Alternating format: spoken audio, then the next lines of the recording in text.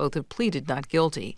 Russian President Vladimir Putin has yet to weigh in on the Trump administration's actions in Venezuela, a nominal ally that has not stopped some Russians from drawing comparisons with the Kremlin's own military operation in Ukraine.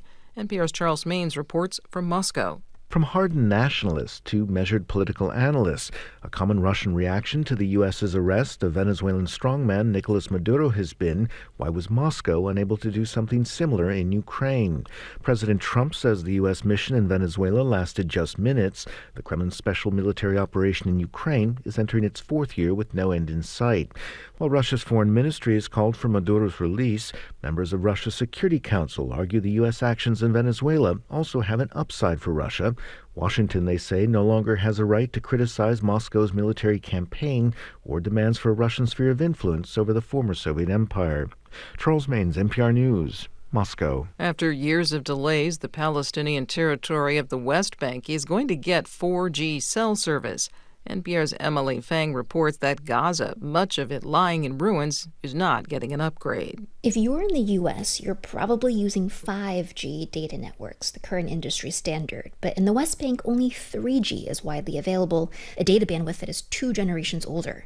Discussions in 2022 to upgrade those 3G networks needed Israel's sign-off, and getting that approval stalled during the political fallout after the Hamas-led attack on Israel on October 7, 2023, followed by Israel's war in Gaza. But this week, Israeli media said the country's communication ministry had approved the upgrade. Still, installation of 4G infrastructure will take months. In Gaza, however, telephone signal and data services are still patchy, and Israel has largely permitted only 2G service, an even slower and older standard. Emily Fang, NPR News, Tel Aviv. And you're listening to NPR News from Washington. And from the GBH Radio Newsroom in Boston, I'm Judy Ewell. Some local Venezuelans are wondering if they can stay in the U.S. in the aftermath of the surprise U.S. attack and capture of Nicolas Maduro.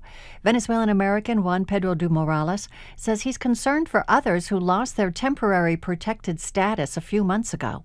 I had mixed feelings, of what really is going to happen. The Department of Homeland Security says those Venezuelans must apply for refugee status outside of the U.S., saying President Trump, quote, is bringing stability to their homeland. Immigration attorney Giselle Rodriguez says judges may now weigh the Trump administration's claims about its goals in Venezuela when they consider requests for asylum. They're eliminating a threat in Venezuela and how that will benefit the citizens and residents of Venezuela, and how then obviously that contradicts an asylum claim. De Morales says he doesn't know when he might be able to return to Venezuela. Brown University staffers returned to campus today for the first time since 2 students were killed in a mass shooting in a classroom.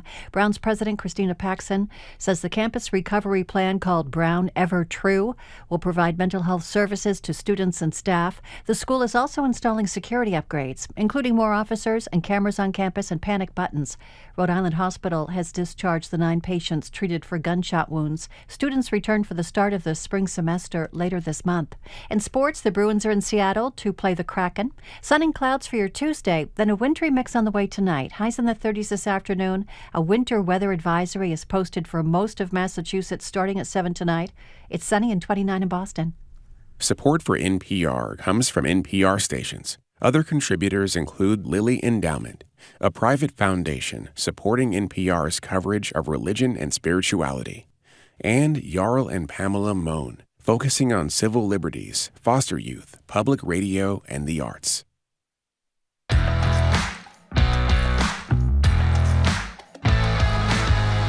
He's Jim Browdy. I am Marjorie Egan. You're listening to BPR and GBH and NEPM. We are broadcasting live from the Boston Public Library and streaming at youtube.com/GBH News. Going to be joined, not joined in person, but Zooming into us at 12:45 today. It's going to be Jake Auchincloss, the Congressman. We're going to ask him about political developments in D.C. and in Venezuela, of course.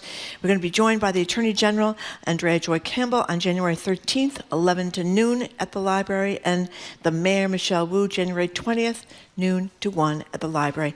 Hello again, Jim. And she was just sworn into her second term yesterday, right? Yesterday is free. So, hi, Marjorie. The holidays are really over, and in case you missed the first 6 days of this glorious new year, let's recap. Over the weekend, the United States invaded a sovereign nation, killing dozens of people, by the way, in the extraction of Maduro. 24 hours after that, the government changed the rules on vaccines for kids, going against scientific consensus, putting kids at risk of preventable illness. Congress did nothing to fix healthcare premiums that are surging for millions of people with disastrous consequences. Affordability not fixed. There are plans to cut FEMA by 50%. The government will probably shut down again, or maybe will shut down by the end of the month. War in Ukraine is still raging. We're threatening to invade or take over Colombia, Cuba, Greenland. Israel has moved beyond the yellow line in the north of Gaza while it bombs the south. Should I keep going, Marjorie? Well, let me go on. Things are swell. This is one of the worst. Today marks 5 years since a violent, traitorous mob stormed the Capitol building at the urging of Trump himself, attempting to overturn a free and fair election. We're going to talk about that off and on throughout the day. So the lines are open for, I guess, what is really a classic BPR-style check-in at 877-301-8970. Why aren't we doing anything about the horrors in front of us? Can anyone who isn't already independently wealthy say they're actually better off today than they were a year ago? And if we should be doing something, what is it? The number is 877-301-8970. And let me tell you what I can't handle today. What? Please don't call, and even though I admire you, and say your group of 9 people is in Newton Center every Friday. I admire that. I wish I was doing it. I'm not dismissing it, but I think we know it's not enough. What do we do in a larger way to stop the march to oblivion that this country is engaged in? 877-301-8970. You know, I'm with the Rupert Murdoch newspapers over in Great Britain, who had a front page of the Daily Mirror saying about Venezuela, tyrant captured by lunatic. That's sort of is that the actual headline? That's my headline. Madmen they had. Yeah, isn't that great? Madmen underneath it. Really... You know, I feel like we are the country's being run, and much of the world, because we are the United States, most powerful nation on earth, by a madman and a lunatic, and we're going down. I mean, I feel like I'm in a movie. You know, like I'm waking up and I'm in a nightmare movie. It just gets worse and worse every single day. I don't know what to do. I wish that there would be more courage from the Republicans in Congress. More courage? How about any some courage? I probably shouldn't hold my breath on that. We'll ask Jake Auchincloss. He's coming at 12:45. We'll ask him what we should do. But things are in a mess, and it's incredible. When we'll talk to John King a little while ago, he talks to people out in the country that thinks everything's great. Everything's fine. I don't understand it, but it's a little disconcerting to me. Not everything's fine. Everything's great. If you read John's most recent All Over the Map, I think it was in South Carolina, I'm not sure, a number, admittedly, probably only a third there or thereabouts, are thrilled with the job this guy's doing. You know, there's just, again, it's flood the zone. Steve Bannon is a genius. And like the vaccine thing yesterday is just unbelievable. Oh, yeah, with the children. Today, January 6th, we're going to talk about it a lot during the show with a lot of guests. It's a 5-year anniversary. There is a plaque that was ordered to be displayed. It is nowhere to be found. In honor of the policemen. In the, 140 of them were injured. We know some of them died in subsequent days. We know what the attack was like. It's a beautiful plaque. We saw pictures of it. Do you know that one of the cops, the Capitol cops, has sued to have this is a radical thing they want done, to have the plaque displayed, paying tribute to the courage of these men and women on January 6th. You know who is fighting against the lawsuit to display the plaque? Department of Justice. The Department of Justice of the United States of America. And the Speaker of the House, Mike Johnson, he says the plaque is, quote, not implementable. Those are the words. And there is a certain irony here, of course. You know, Maduro obviously did steal the election, and he managed to get away with it up until now. Of course, he's in a jail cell. Well, people are still but you know, Donald Trump tried, as we know, and Jack Smith testified to this. That's been buried too. The testimony of Jack Smith, the chief prosecutor. That's a very good point. That's been buried too, and all this other excitement we've been dealing with. You know, I just got a text from somebody saying now the Venezuelans are free. Thank you, President Trump. The Venezuelans are not free. I mean, the same regime that was Maduro's gone, but the same regime is running the show. So, well, what's worse than Maduro? The same regime and Trump You get like the ultimate twofer. By the way, just a little sound to get you hopefully as aggravated as we are.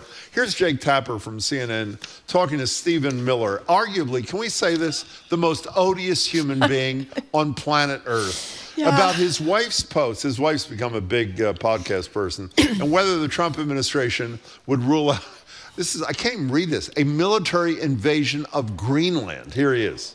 Can you rule out that the U.S. is ever going to try to take Greenland by force? Well, let me go back a step. The president has been clear for months now, so I know you're treating this as breaking news. The president has been clear for months now that the United States should be the nation that has Greenland as part of our overall security apparatus. The United States, but your wife posted that like hours after the Venezuela operation. That's why it's newly relevant. Good for Jake Tapper. How do you know I like with Miller?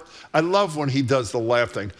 So I know you're treating this like breaking news. He kind of went on in that same interview to say, of course we should have Greenland. And it wasn't like having Greenland, it's running Greenland, it's owning Greenland, that we're going to take over Greenland and run Greenland like the president says we're going to run Venezuela. You know, I mean, it's almost insane, like the lunatic headline. Well, actually, people have called this insane. Seth Moulton called this insane. Mad Men, we just saw it. Mad Men, yeah. And Fareed Zakaria, who's he's on CNN, who's I think, a very, very smart guy about foreign affairs, said the whole thing was nuts. So it's kind of like we're in nut nation right now in the United States of America, and it's not funny, but I sort of have to laugh.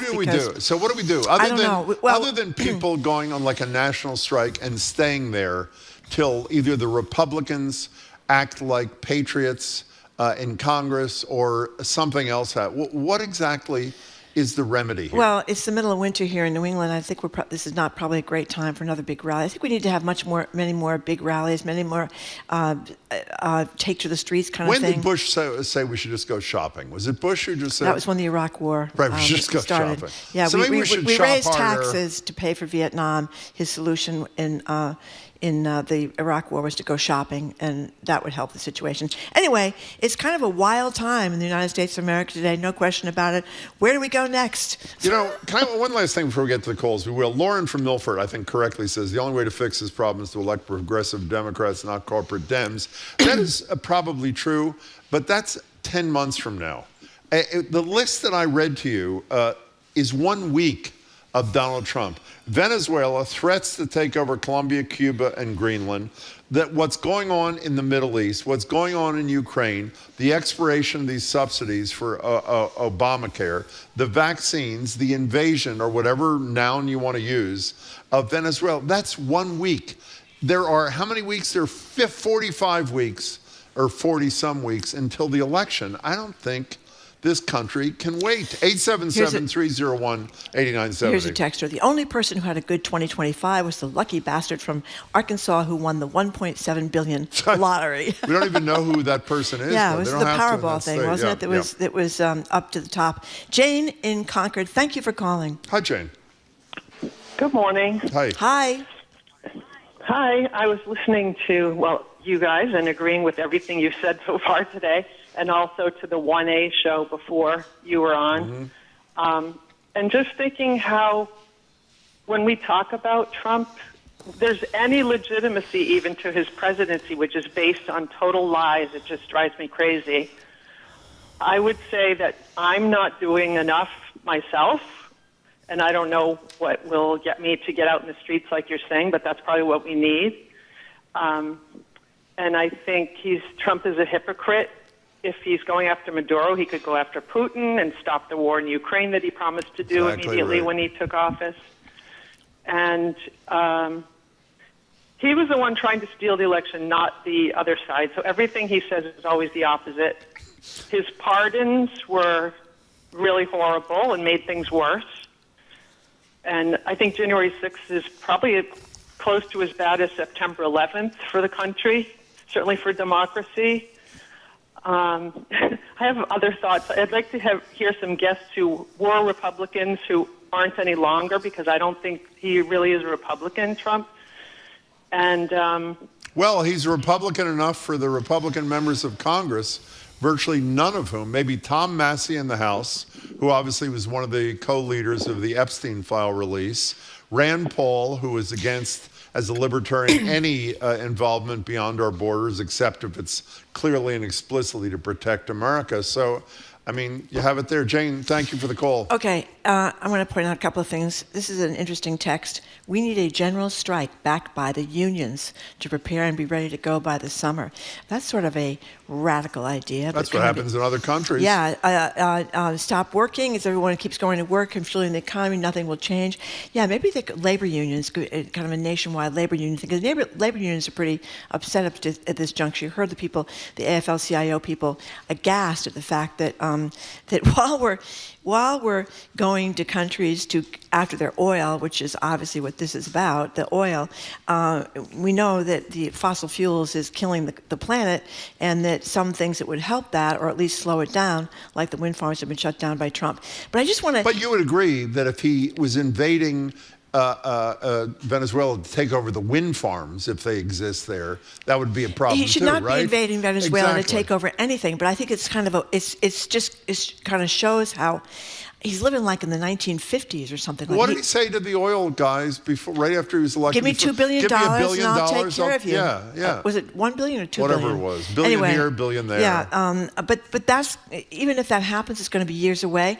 But you know, you making fun of me yesterday. You mocked me, Jim. I did mocked mock me you. viciously. I know what this is. I know when this I is was coming. saying yesterday that what seems to have really turned the tide here is that, you know, Trump is making all these threats against Maduro, and every time he sees Maduro's dancing around down there in Venezuela, and you know, making jokes, and Trump felt that he was being mocked I was wrong. by Maduro. And this last thing, when we went after that pier, where the drugs are coming, where the drugs are coming from, and then Trump had to see Maduro dancing around again about that. Apparently, it was one dance move too many from the Venezuelan president. This is a lead line in the New York Times. Yeah, and it's a whole podcast today. So obviously, the military has been planning this for a long time, but this is what put Trump over the top. One dance that too much. Maduro was making fun of him, and Maduro clearly was a better dancer than Donald Trump. Well, you know, one last thing about this, which is why I shouldn't have made fun of you yesterday. People like Michael Kirk, who we have colossal respect for, who does the brilliant films for Frontline, is one of the leaders of the belief that it was Obama mocking Trump at the White House Press Correspondence Center when Trump's sitting in the audience that caused Trump to decide to run in 2015. Well, I mean, I think what we know is that we have the finest military in the face of the earth, most powerful. Obviously, what they did the other day was very impressive. This is what he wants. He wants to use the military, the United States military, to scare and intimidate and do with whatever he wants with, legal or illegally, because nobody is stopping him. Makes him feel very powerful and very strong and very tough. I think if he was able to handle domestic things, which he is just botching at every turn, I don't think he would have done this. I think he wants victories. He wants winning in his estimation. If he was winning on the economy and his numbers were at 58%. He's sending the military into all these different cities all across the country. He's got a thing about looking like a tough guy, and I think no better way, even though he himself... 5 bone spurs. He's a chicken hawk at this point, right? A guy that sits in Washington saying other people should go in and fight and die. Right. Okay. That's what he is, and I think this makes him feel tough. Tommy in Greenfield, you're next. Hi, welcome. Hi, thanks for asking. Thank you. So, Jim, you had kind of made a question of what should people be doing in this moment. Yep. And that a lot of these actions feel like they're not enough. And I wanted to just read a quick chapter from, it's like a 1-minute section from Nick Estey's book. He's an Indigenous historian. Okay. And from an Indigenous perspective, the moment we're in is not that new, right? Especially in the U.S. Mm-hmm. And so this is Nick Estey's work.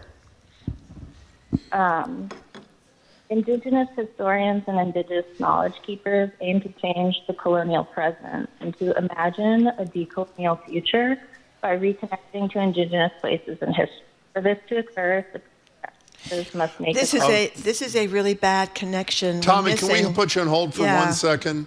Don't go away. We'll take another call and we'll try to see if you have a better connection because we do want to hear that in a second. But if the point is that we took over indigenous lands and we've done horrible things in the United States. And murdered people. Yes, and we have done horrible things in the United States on many occasions. This is at a new level. And it's not even... Well, in terms of its relentlessness, I think you're right. And not trying to hide any of these and say that these things are no problem. I mean, that's what he's saying, that it's no problem that we went in, even though everybody knows that Maduro was a terrible guy and did horrible things. The problem is his vice president is in league with that same regime. We're getting a lot of trolling texts like this anonymous text. By the way, if you're going to troll us, feel free to make up a name and use that. I was listening to you about Trump and needing a general strike, but I think what's missing in your commentary is that the vast majority of Americans think Trump is doing a great job. This is the problem. Well, actually, that's not true, as I hope you know. He's somewhere in the mid 30% approval rate, which, unless you were really bad in math, is not a majority. We're going to try Tommy in Greenfield one more time. Hi, Tommy. Hi. Well, much better now? Much better. Go ahead. Awesome. All right. So this is from Nick Estes. He's an indigenous historian. Right, and I've been finding this super helpful for me to keep going. In his book, he talks about indigenous history and also how Karl Marx explained revolutionary building as similar to how moles work underground. The most dramatic moments come from when a mole breaks the surface, and that's revolution. But revolution is a mere moment within a larger moment in history.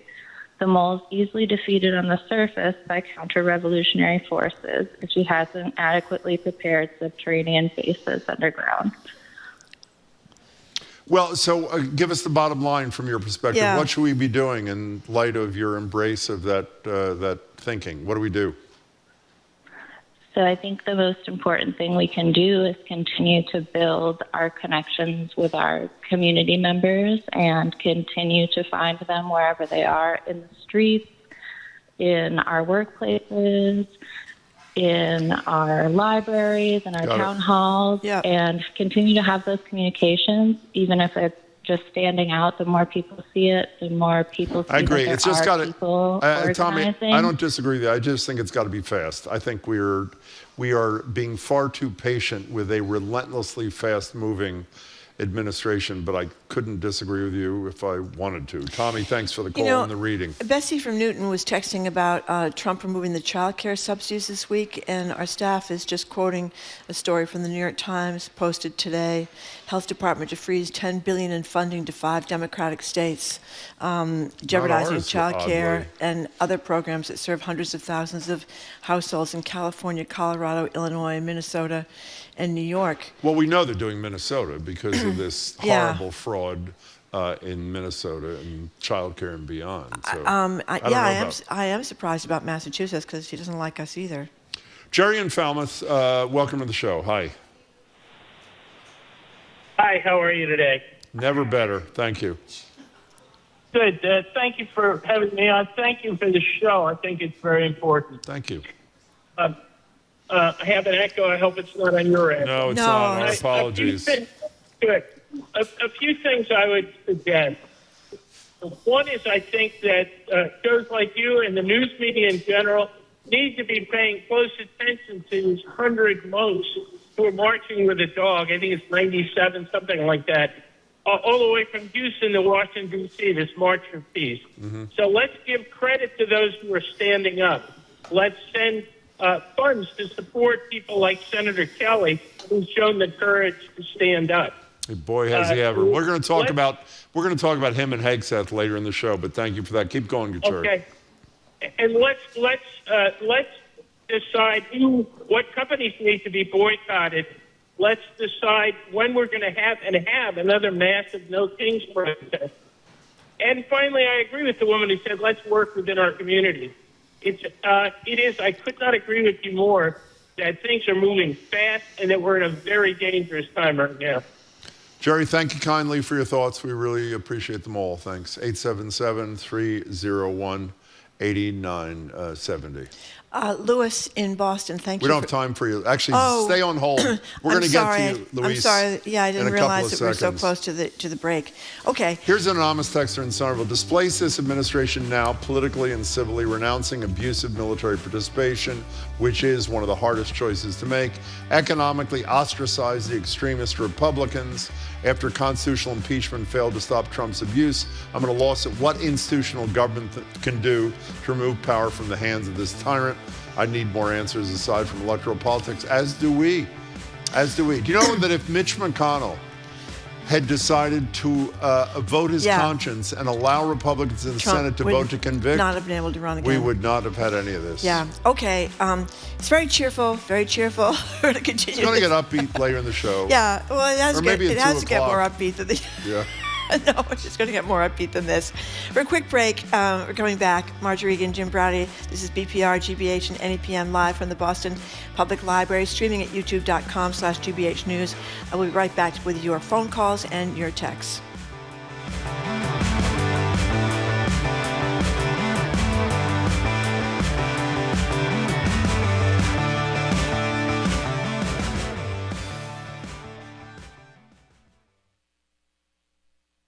I'm Jared Bowen. Today on The Culture Show, we're confronting one of the most consequential days in recent American history. January 6, 2021 has been investigated, litigated, and debated. Now it's being recreated. We'll talk to the brains behind Fight for America, a large-scale simulation that places participants inside the events of that day. It's a stress test for democracy and an exploration of the moral choices we make. That and more on The Culture Show today at 2 on 89.7 GBH. Our programs are made possible thanks to you. And Cambridge School of Culinary Arts in Porter Square, offering private cooking events for your next team-building activity, family reunion, birthday party, or night out. You can learn more at cambridgeculinary.com. And Babson College, where you can advance your career with an MBA or specialized master's at the school ranked number 2 best college in the United States by the Wall Street Journal 2025. Babson.edu/grad programs.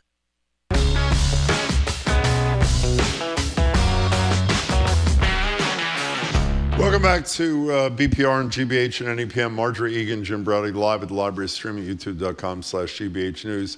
If you're just tuning in, we apologize. I think it's a dark one today. We're getting your reactions to just the past few days in American politics, the invasion of a sovereign nation with no plan, it appears, about what to do now, exploding healthcare premiums, dangerous vaccine recommendations. Numbers 877-301-8970. Anonymous texter, we liberated a country from a dictator. How are you against that? Anonymous texter, Jim and Marjorie's Trump derangement syndrome is out of control today. I repeat, if you feel that way, and I don't really believe you do, call us and have a discussion about why we're off base and why this is derangement syndrome when it's actually 100% fact-based. You know, I mean, you certainly understand Venezuelans whose family members and who themselves had to flee the country, and they're very glad to see this guy that was such a tyrant and dictator gone. Some.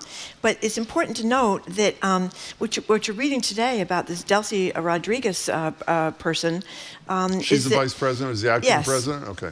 Yes, that she is going to help with the oil production, which seems to be the best thing. She has in the past helped with the oil production there. That seems to be what Trump is interested in, and that the repressions are continuing. The arrests are continuing even now. The New York Times was reporting this morning, and she's in line with elites and big business and big money. So this is, to me, it's all about what it often is with Trump, making more money, and it is not going to impact Americans in any way, because it's going to take years, if they even do it, to get this oil situation up to any kind of way to make money even for the oil companies. Stephen Amesbury, welcome to the show. Thanks for calling. Hi.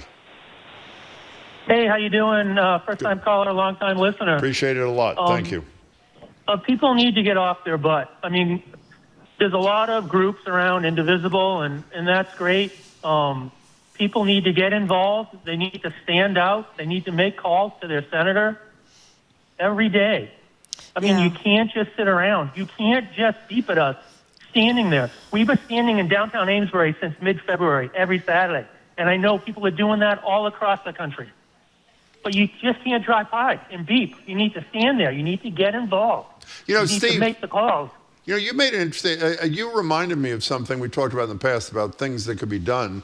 The Democrats could do a little bit more successfully what they did years ago, I think, on guns, when they had that sit-in in the House of Representatives. Remember, they left because it was July 4th, they had to go home.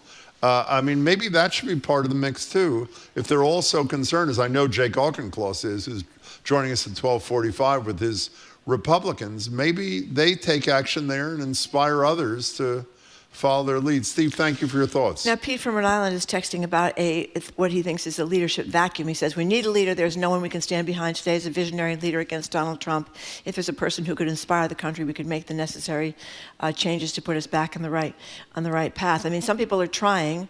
I mean, I think Newsom in California, obviously, Murphy is trying in Connecticut. Christopher Murphy, the more I hear from him, the more impressed I am. Very, very smart guy, very sensible guy, not a crazy person, not a lunatic or a tyrant. He wrote a great book on guns. We had him on a couple of years ago when he wrote it. Obviously, he's from Connecticut, Newtown, that sort of thing. And he's a very sane, and you know, he was probably the most relentless responder early on with those videos he was posting almost every single day. And it took the rest of us, I think, too long to catch on, unfortunately. Okay, let us go to Dan in Newton. Dan, before you, this is a good one. Anonymous texter. I feel bad for all you nuts, that meaning us. What it's like to be so unhappy all the time? Trust me, it's not fun. It is not fun. Well, we get a lot of texts from people that think that everything Trump is doing is great. Get rid of all the deadbeats, this last person said, that are coming into the country. I'm not sure they all believe that. But you know, you say to yourself, is the 19-year-old Babson kid who was in college here from Texas, who had come over to the country at 3 years old and was now swept out of the country to go live in Honduras, is she a deadbeat? And to people... Well, you should ask, you know, John King's going to join us in about 5 minutes. John spoke to some all over the map people who were thrilled with the first 10, 11 months of almost 12 months of Donald Trump. We'll find out what they're thrilled about. Yeah, I'm very curious about what they're thrilled about. It's not the rapists and the murderers that we're getting rid of here. Dan and Newton, I'm sorry we put you on hold there for a second. All right, that's great. Oh, now it's Caroline. Dan, don't go away. I don't know if we'll get it. We'll get to you quickly. Okay, Caroline, you have 1 minute. Quickly, please. Okay, so we the people who have called in have done everything. We've done everything. What we haven't done is seen results. I don't know where you're going. Actually, there have been some results. Democrats who don't buy this crap are winning election after election after election. And even that Tennessee election, which they lost, they narrowed the margin by more than 10 points. So there are some products. Caroline, thank you. Dan and Newton, you were on hold when I started reading a text. Let's try you again. You have 60 seconds, Dan. Take it away. Hi, Jim and Marjorie. Rather than rant against Trump, I'd like to read three quotes. Got to be real quick. We're not going to have time. We're not going to have much time, Dan, so make it real fast. Go ahead. Short quotes. Abraham Lincoln, we the people are the rightful masters of both Congress and the courts, not to overthrow the Constitution, but to overthrow the men who pervert the Constitution. Amen. Next. And Jefferson, experience has shown that even under the best forms of government, those entrusted with power have, in time and by slow operations, perverted it into tyranny. And it is believed that the most effectual means of preventing this would be to illuminate, as far as practicable, the minds of the people at large. Now, Dan, we're out of time. All I can say is we're trying to do that, and you're doing it too by contributing to this. You know, and we got to go. And I think Thank obviously you. Abraham Lincoln was a man of great character, and that is not what we have in the White House right now. Okay, coming up after this quick break, CNN Chief National Correspondent John King. He's zooming into the BPL. We're going to talk to him about Venezuela, about what else has been backburnered by this attack on Venezuela, and the scandal out in Minnesota involving billions of dollars stolen, allegedly by members of the Somali community. I'm Marjorie Regan. He's Jim Browder. You're listening to BPR and GBH NEPM live from the Boston Public Library, streaming at youtube.com/GBH News.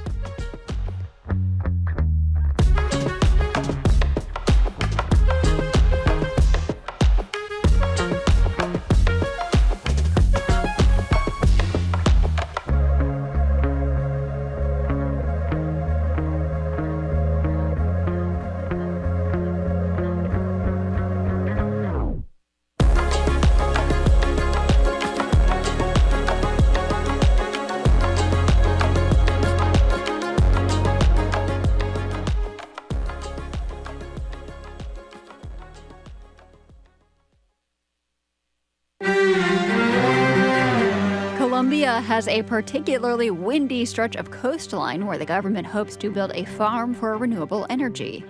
Como apenas estamos iniciando. We're just at the beginning, but we're hoping things go well, this woman says. Indigenous groups in Colombia want to make sure they do not get left behind. That's next time on The World. This afternoon at 3, here on GBH News 89.7. Support for GBH comes from you. And the Massachusetts Health Connector for Business. Premium value plans can help small business owners find and offer accessible employee health benefits. Learn more at mahealthconnector.org/business. And Atlantic Design Center by Eldridge Lumber and Hardware, committed to helping you achieve your vision for a new kitchen or bathroom and guiding you from design to completion with showrooms in York and Portland, Maine. AtlanticDesignCTR.com.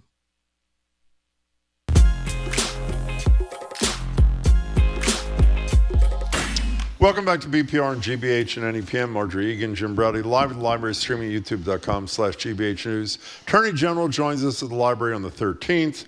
Mayor Wu, just sworn in yesterday for a second term, joins us at the library on the 20th. We're joined now on Zoom by CNN's chief national correspondent, John King, man behind the great reporting project all over the map. Hello, John. Welcome. Happy New Year. Happy New Year. Yes. Thank you very much. Another eventful Tuesday. Oh, my God. It is unbelievable. It's like a nonstop nervous breakdown. But anyway, John, what do we hear about what's next in Venezuela? That actually is the best question, Marjorie. We could talk a lot about what happened and should it have happened and all of that.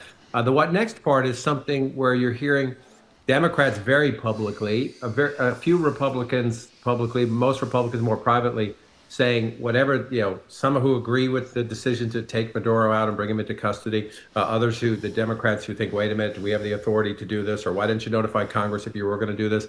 But a lot of them have come out of these meetings, which they say are late, by the way, they weren't briefed up front enough, saying they don't see a plan. And even like John Thune, the Senate Majority Leader, who's trying to be patient with the White House, has said, let's give him a few days. This just happened, let's give him a few days. But the what next part is fascinating. In the sense that, the criminal proceedings apparently will be on track anyway, at least for now. But what happens next in Venezuela? The Nobel Peace Prize winner wants to go back, wishes Trump would recognize her. He won't do that right now. There's lots of back and forth and lots of, who do you trust about, even though the acting president is being harshly critical of the Trump administration, is she secretly, back channeling and doing some work on the side? There's much more we don't know than we do know about what comes next. I want to put this in some context, too. Your colleague, Caitlin Collins, I think it was last night on her show, The Source, had back-to-back cuts comparing in Trump's own voice his comments now about this kind of regime change thing versus when he was simply a candidate. Here is Trump then and now. Colombia is very sick, too, run by a sick man who likes making cocaine and selling it to the United States, and he's not going to be doing it very long, let me tell you. We believe that the job of the United States military is not to wage endless regime change wars. If they start killing people like they have in the past, I think they're going to get hit very hard by the United States. Regime change in Iraq, regime change in Libya, regime change in Syria, and every other globalist disaster for half a century. John, when you do all over the map, I know you did a Christmas wish thing with a lot of people, some of whom are not just accepting of 11 months of Trump's, but thrilled about it. When they hear something like that, assuming that some do, and they realize the man they voted for has done a 180 on arguably one of the most important responsibilities of a president, does that matter, or it doesn't matter because they just love the man? To most of them, it matters. When you talk to Trump supporters, mostly what you get, there is a core group that Trump is always right. They just say Trump is always right, even when they admit, that's not what he said he was going to do, but Trump is always right. I don't like the tone or the harshness or the meanness of the deportation roundups, but Trump is always right. There's another group that says, well, wait a minute, that's not what he promised, and I'm worried about that. And they then tend to get into their partisan blinder saying, but the Democrats are worse. No matter what, the Democrats are worse. And, I think he's going to eventually bring the economy back. And so they fall more into the partisan reflex. I'm heading out to Iowa tomorrow to do a piece on the 1 year, Trump in office 1 year, and what that means for the midterm election year coming up ahead. And, that would be my first time to talk to a lot of these people face to face post what happened in Venezuela. So we'll talk next week about that. But I will say this. There are some publicly people who voted for Trump, especially people who voted for Trump 3 times, are very reluctant to criticize him, especially on camera in public. You do start to hear a little bit of the Now, what does that mean for Trump? He's not on the ballot again. For me, the big question is he now doing something else? Epstein files one example. We could go on. The list gets longer. Something else that fractures his base, demoralizes a piece of his base, makes people wonder, what did I vote for? This isn't what I voted for. Heading into a year where the Democrats have the wind at their back at the moment, and the Republicans need, unity, and they don't have it at the moment. So, John, Marjorie mentioned in passing things that have gotten backburnered because of Venezuela. Some people think that was intentional. I think there was a second Epstein deadline where the Attorney General Bondi was supposed to report to Congress about compliance. That passed. She did nothing. We know the health care subsidies for the premiums expired on January 1st, a disaster for 20-some million people. I think there's a House vote scheduled on that. There's a government shutdown possible at the end of the month, which we never talk about. Take any or all of them. Don't forget Jack Smith. Oh, and Jack Smith's testimony. The testimony of Jack Smith, the prosecutor, on the documents taken to Mar-a-Lago, and also, of course, the attempt to overthrow the election and what happened on January 6th, and it's the anniversary of that today. Pretty devastating testimony has been kind of lost in the shuffle. So tell us where any of those things are going or not going, John. The Epstein files, look, if Congress says you have to report to us by date X, the one consistency in the Trump administration is it ignores the Congress, even if it's a Republican saying, we need to hear from you on this deadline. The relationship there when it comes to oversight and just transparency is very frayed. However, the Justice Department does say they have found millions more. I think 5 million was the last time I saw it, Epstein documents, and it's going to take more time. Let's give them some grace. Let's also make clear that they missed the first deadline, and they have not met their responsibilities yet. Let's give them some grace. On those other issues, look, sadly, a Republican member of the House from California died yesterday or early this morning. You mentioned the government shutdown. The Speaker has 1 vote to lose now. 1 vote to lose. So I think what's going to happen is they're going to figure out some sort of a short-term plan, essentially status quo, to keep the government open. That's all the Congress is going to do this year, and everyone's going to go home and campaign. Now, does that mean there won't be more oversight hearings if the Trump administration continues to disappoint even Republicans on the Epstein files? We could see that come up. But I will say this from my travels, and I may be proven wrong, but I think we're going to spend more time in the Tuesdays between now and the first week of November talking about health care, the economy, inflation, affordability, cost of life issues than we are about Venezuela. That does not mean Venezuela is not critically important, both as a singular issue and as a what is Trump doing? Are we going to Greenland next? And what message does it send to China? And what message does it send to Iran? And what message does it send to Putin? Those are hugely critical conversations. But most Americans vote their lives. And their lives are, do I have health care? Can I afford groceries? Can I take the kids on vacation? And so we may be distracted this week. I don't know if that's the right word. We're legitimately covering a big news story this week. But over the course of an election year, the gravity is people's lives. Can they afford their lives? And did something happen to them in this year because they lost those premiums, or because they couldn't afford those premiums, or because they took all their money to pay for those premiums? What was the domino effect elsewhere in their family budget? That, I am convinced beyond any doubt, will be the big issue come November. The reason I was laughing in the middle of what you said is not obviously because of the content, but when you said, you sounded like Bill Belichick when you said, on to Greenland, which is essentially, we're talking to John, what's that? Jim, Dorchester has every right to take Quincy, at least the good part. We're talking to John King from CNN. Okay, let's talk about something else, which just, I can't even believe this is happening either, but it is. Defense Secretary Pete Hegseth has announced that the Pentagon is going to go after Mark Kelly's retirement because Mark Kelly said something that's true. Mark Kelly, of course, is a retired Navy captain, fighter pilot in the recent Middle Eastern wars. His wife is Gabby Giffords, who was shot in the head by a constituent many years ago. I think most people would consider him kind of a war hero. But but Hegseth is pursuing this, even though, from my understanding, Kelly did nothing wrong.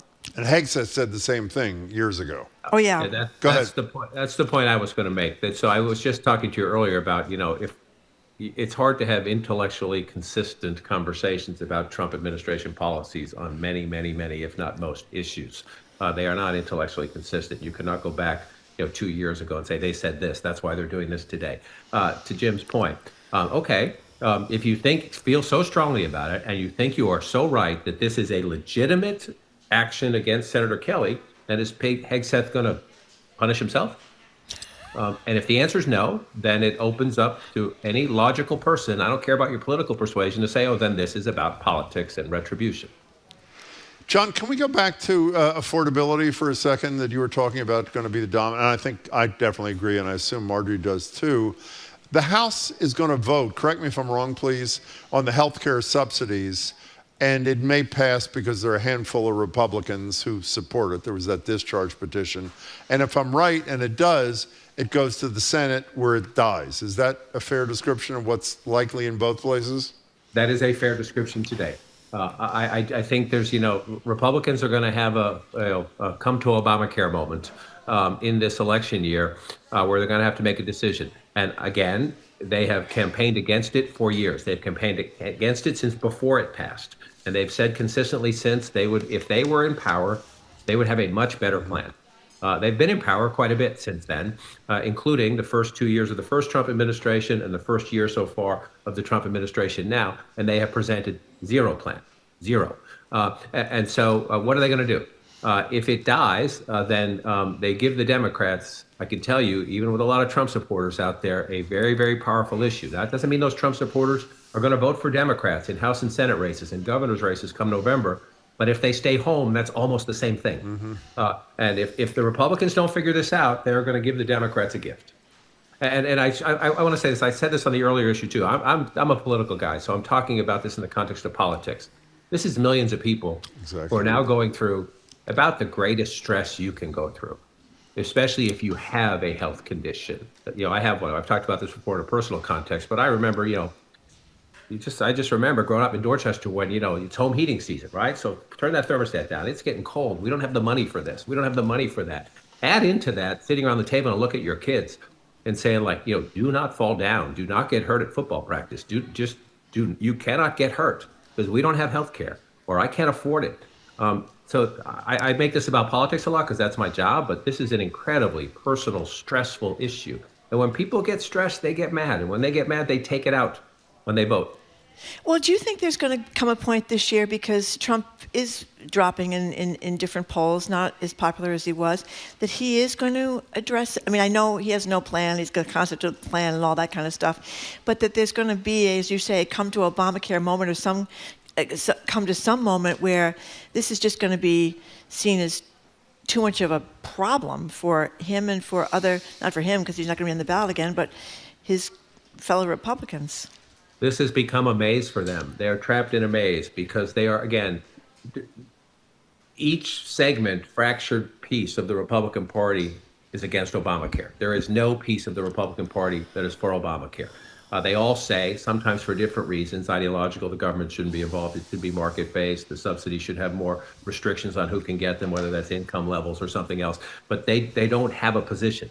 So is Trump going to say, at some point, the only person who could do it would be Trump, who could say, since we don't have the votes, since we don't have a plan, concepts of a plan, we can go down that path if you wish, but since we don't even have a plan, let alone having the votes, we don't talk about Republicans don't have the votes, they don't have a plan.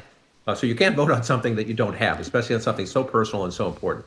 Will Trump say, I'm asking you Republicans to extend this for 2 years? Well, there was talk about that, wasn't there? There was talk about that. Yeah. But again, Marjorie, from a policy perspective, that might be the humane thing to do, right? And then we're going to run another election on healthcare, right? Since 2010 and 2012, definitely in 2010, the Obamacare issue hurt the Democrats. In 2012, Obama was reelected.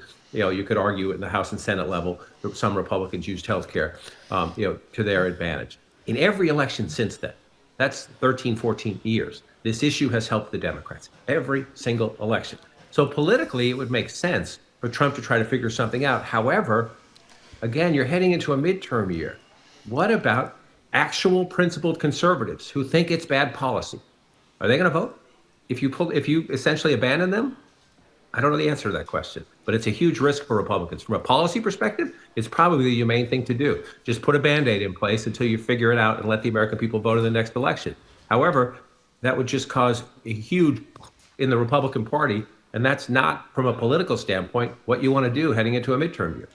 We're talking to John King from CNN. John, one of the many things I admire most about you is I don't know anybody on the show with whom we speak who talks more eloquently and warmly about ordinary people who do important things in government, whether it's people counting ballots, whether it's local school committee people, or in this case, the men and women who had the courage to try to defend democracy 5 years ago today. 140 people in law enforcement were injured. We know some lost their lives, died in subsequent days. We know many continue to be injured. And Marjorie, I think we mentioned at the top of the show this unbelievably disgraceful thing where this, forget the pardons of all of them, but this small recognition with this plaque that apparently is not to be found. Mike Johnson doesn't want to put it up. The Department of Justice is defending a lawsuit to ensure it doesn't come up. What's your reaction to this? As a human, we know the politics of it. What's your reaction to this with these people who've dedicated their lives to protecting others? Well, my dad was a janitor and then a jail guard, right? He wore a badge, and he served briefly in the Army, and we were just raised to respect, the military and the flag and a badge. And if you got in trouble with the police, as some kids from Dorchester, including this one, occasionally did, you said, yes, sir, yes, sir, yes, sir. What else, sir? That's the way you were supposed to do it. So that's how I was raised in Dorchester by great parents. As someone who has made I am far from perfect. I am so far down the path from perfect, I need a map to get back. But who has been in the business of trying to do facts and truth for my entire life, this effort to rewrite what happened 5 years ago is sickening. And the refusal to honor the heroes is reprehensible. What happened 5 years ago, whatever your politics, if you got to a place where you could still vote for Donald Trump or vote for the people who deny it, that's your right. I'm not here to have a fight with you about that. But what happened on that day was a public assault on American democracy. A public assault on American democracy, an effort to stop the free transfer of power, the process that makes this country so wonderful and unique in the world. And you can't call it anything else. And so for the people who honored their oath and defended that building, for them not to get some honor is just reprehensible. Yeah, and you see these police officers who suffered serious injuries, many of them, and are not in any way back to where they were. And you see them in tears on television talking about this. For the Speaker of the House to say the plaque, the statute authorizing the plaque is, quote, not implementable, unquote. I mean, I don't know. I mean, I say this over and over again. I don't know how people sleep at night, And as we know, Mike Johnson is a very holy man. What did you tell me about the porn watching and his son? No, it's a woman we both know quite well who does things for both of us, a Boston handy woman. Yeah.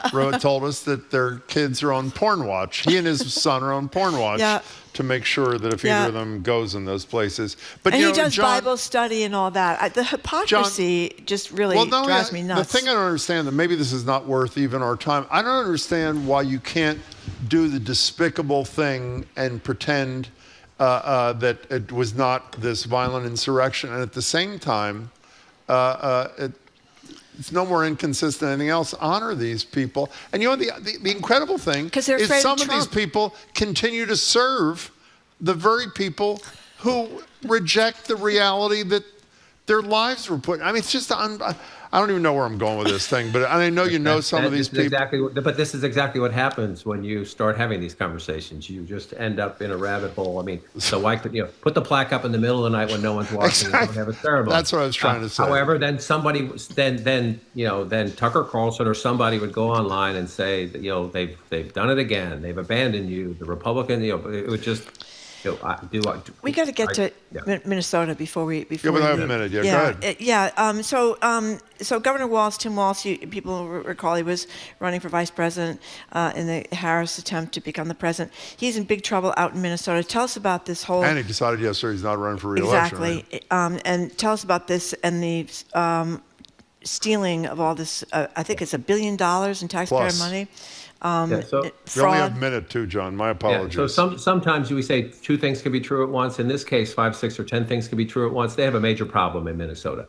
And I think it is fair to say that the governor has not been, at least publicly, as proactive in being transparent about the state of the administrations. And now he's made the political decision that he can't be governor anymore. That does not mean what you see in these mega videos is exactly fair and accurate. I'm not saying it's all wrong, but some of it is overhyped and so on. This is a huge problem, and the political ramifications obviously have taken a toll on the governor, and we'll see how it plays out. There are legitimate investigations underway, and there's a lot of political yakking about it that probably is not contextual. We'll return to it maybe in a little more depth the next week. Good luck Sunday night, John. I feel I have to do that for you. Yeah, you don't know what I'm talking good about, news. Google it. Patriots are doing very well. Thank you very much, John King. John, Happy New Year. It's great to see you. Speaking with CNN's chief national correspondent, John King, the man behind the great reporting project All Over the Map. You should check it out because he talks to real people with their political opinions. We say goodbye to those of you listening on NEPM. Thank you so much for tuning in. You can tune into the fabulous 413 starting at 3 o'clock this afternoon. Our show continues in Boston. Coming up after the new news, 89.7 GBH, Carol Rose, leader of the Massachusetts American Civil Liberties Union. We have some great news, actually, about NIH grants that were canceled. Many of them are going to be reinstated, we hope. I'm Marjorie Egan. He's Jim Browder. You're listening to BPR and GBH and NEPM live from the Boston Public Library, streaming at youtube.com/GBH News.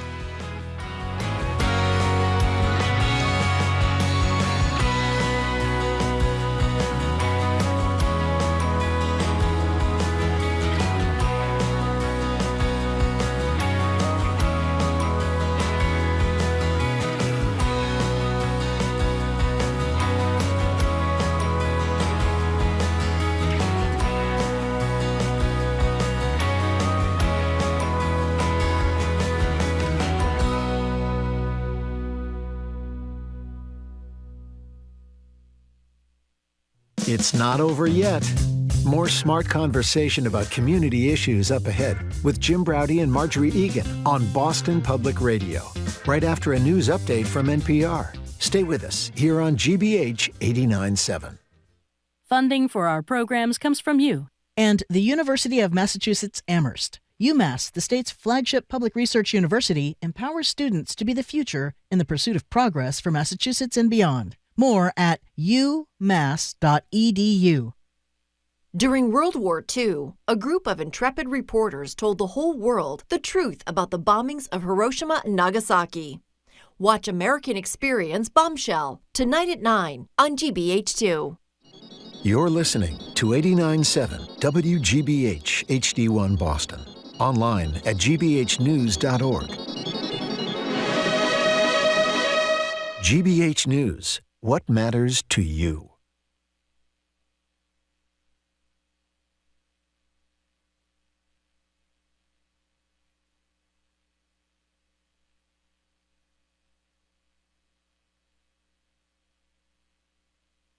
Welcome back to BPR on GBH and NEPM. Jim Browder and Mark. I'm Jim Browder, head on Hour 2 of BPR live from the Boston Public Library. It's the 5th anniversary of January 6th, and history seems to have forgotten or purposely been rewritten. We'll talk to Carol Rose, head of the Civil Liberties Union of Massachusetts, about why the myth that it was just a rally persists, plus a big win for the ACLU and Attorney General Campbell on those Trump-withheld NIH grants. I'm Marjorie Egan. Then we'll hear from the Boston Foundation's Lee Pelton on why Massachusetts cannot seem to fix our housing affordability problem. And then Congressman Auchincloss zooms in to talk about Democrats' response to Trump's action in Venezuela, the looming government shutdown, and more. It's all next on the second hour of BPR, 89.7 GBH, live from the Boston Public Library.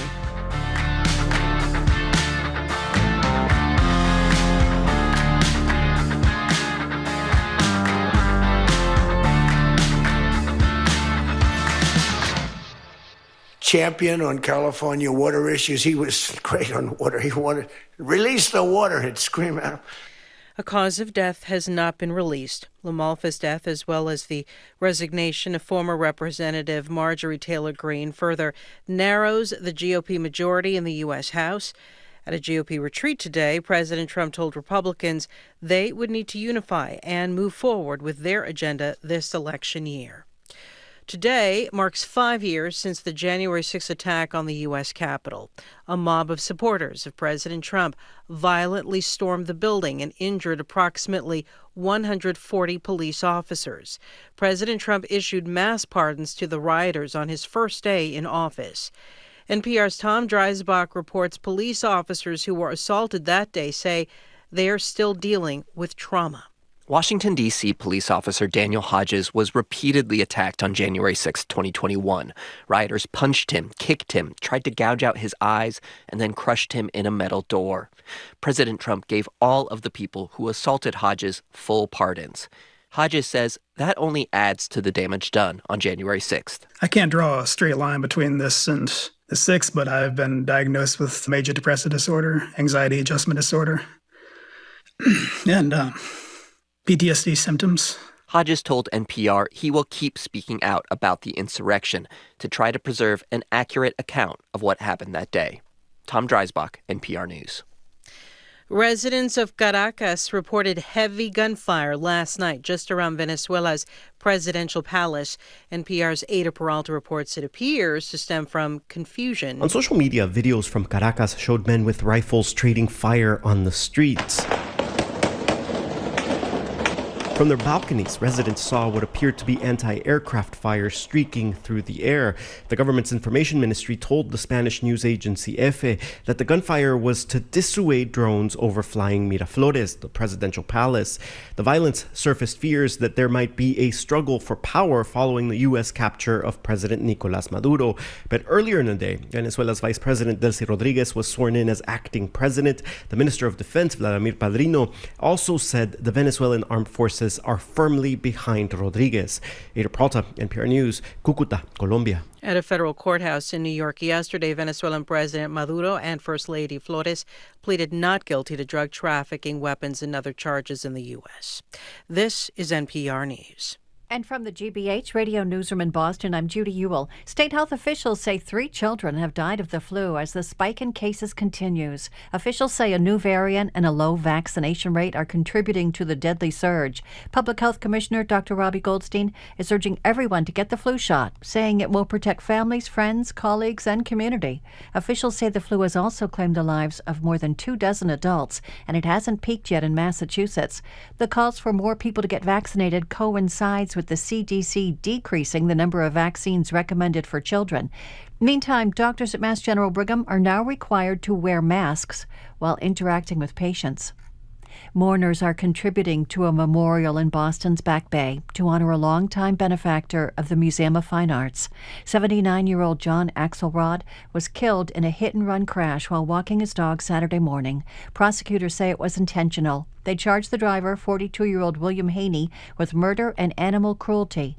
Mildred Gonzalez was close friends with Axelrod. It's huge. It's the biggest loss, not just for our family, but a lot of Boston and just people who really do appreciate the arts. Axelrod donated hundreds of works to the Museum of Fine Arts. The museum said he was a generous supporter and a passionate advocate for underrepresented artists. Haney is being held without bail. He's undergoing evaluation at Bridgewater State Hospital. His attorney says he's mentally ill. In sports, the Bruins are in Seattle to play the Kraken. Sun and clouds for your Tuesday with a wintry mix on the way tonight. A winter weather advisory is posted overnight for most of Massachusetts. Overnight lows in the 20s. Right now it's sunny and 30 in Boston. This is GBH. Support for NPR comes from NPR stations. Other contributors include Lilly Endowment, a private foundation supporting NPR's coverage of religion and spirituality, and Jarl and Pamela Mohn, focusing on civil liberties, foster youth, public radio, and the arts.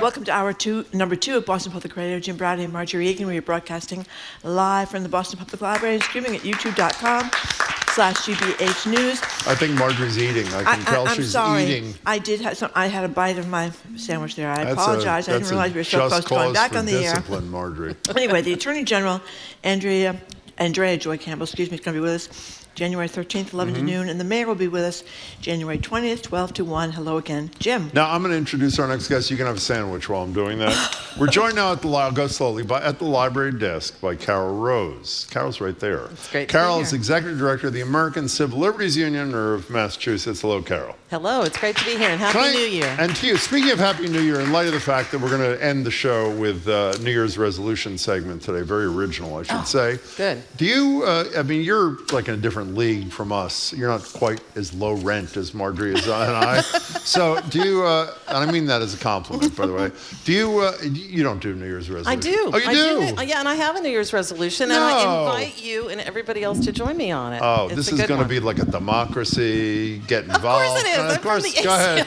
Go ahead. What is it? My resolution is to show up and to keep showing up because you know what? I It love makes this a difference. So that is my resolution, to keep showing up for my neighbors, to keep showing up for my town, my city, my state, and for democracy. Good for you. I'll endorse that too. And you need to, and everybody can join me. Have you violated your resolution yet? It's 6 days. You made it just I have 6 days? been. I've been showing up. We've been crazed. You got. Speaking of that, take it away, Marjorie. Did you see what NBC News was saying about the president's latest words about how excited he is about the military, and the United States is going to start producing weapons much faster? So my theory about his adoration of the military might, I think, is pushed further ahead. Anyway, Hegseth loves that stuff too. Well, Hegseth loves that stuff too. There's something going on there that causes them to have that problem, but we won't go into that. Yes, it is. Anyway, Carol Rose. Don't really. I am not. Carol Rose, some good news here about some NIH, National Institute of Health grants, and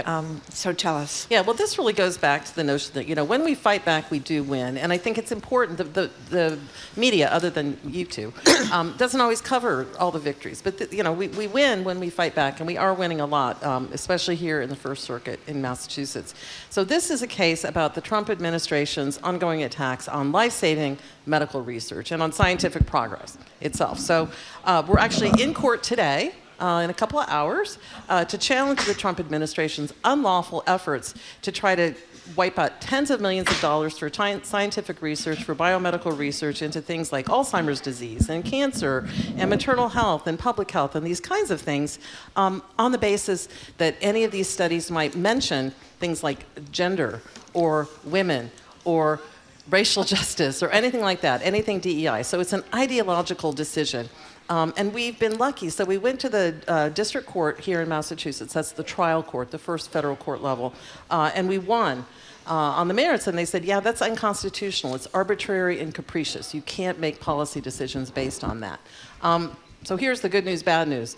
The bad news is that in August, the Supreme Court, using their shadow docket, came forward and said, okay, well, we're not sure you're in the right court. We're not sure you're in the right jurisdiction. But they didn't put a stay. They didn't halt the lower court decision. So today we're going to be back in court, both to say the jurisdiction is correct and we should proceed and uphold the lower court ruling to say this is unconstitutional. And the really good news that you might have read about in the meantime is just last week, we reached a stipulation or an agreement with the government that the hundreds of grants that are pending that haven't been decided would be decided using the old criteria. And so far of those grants, those applications, 92% of them have been approved. So that's the really good news. Yeah. That when we fight back, we can win and we can uphold science and fairness. Can I ask, do you have something first on the merits of this thing? Just really quickly, I mentioned this yesterday.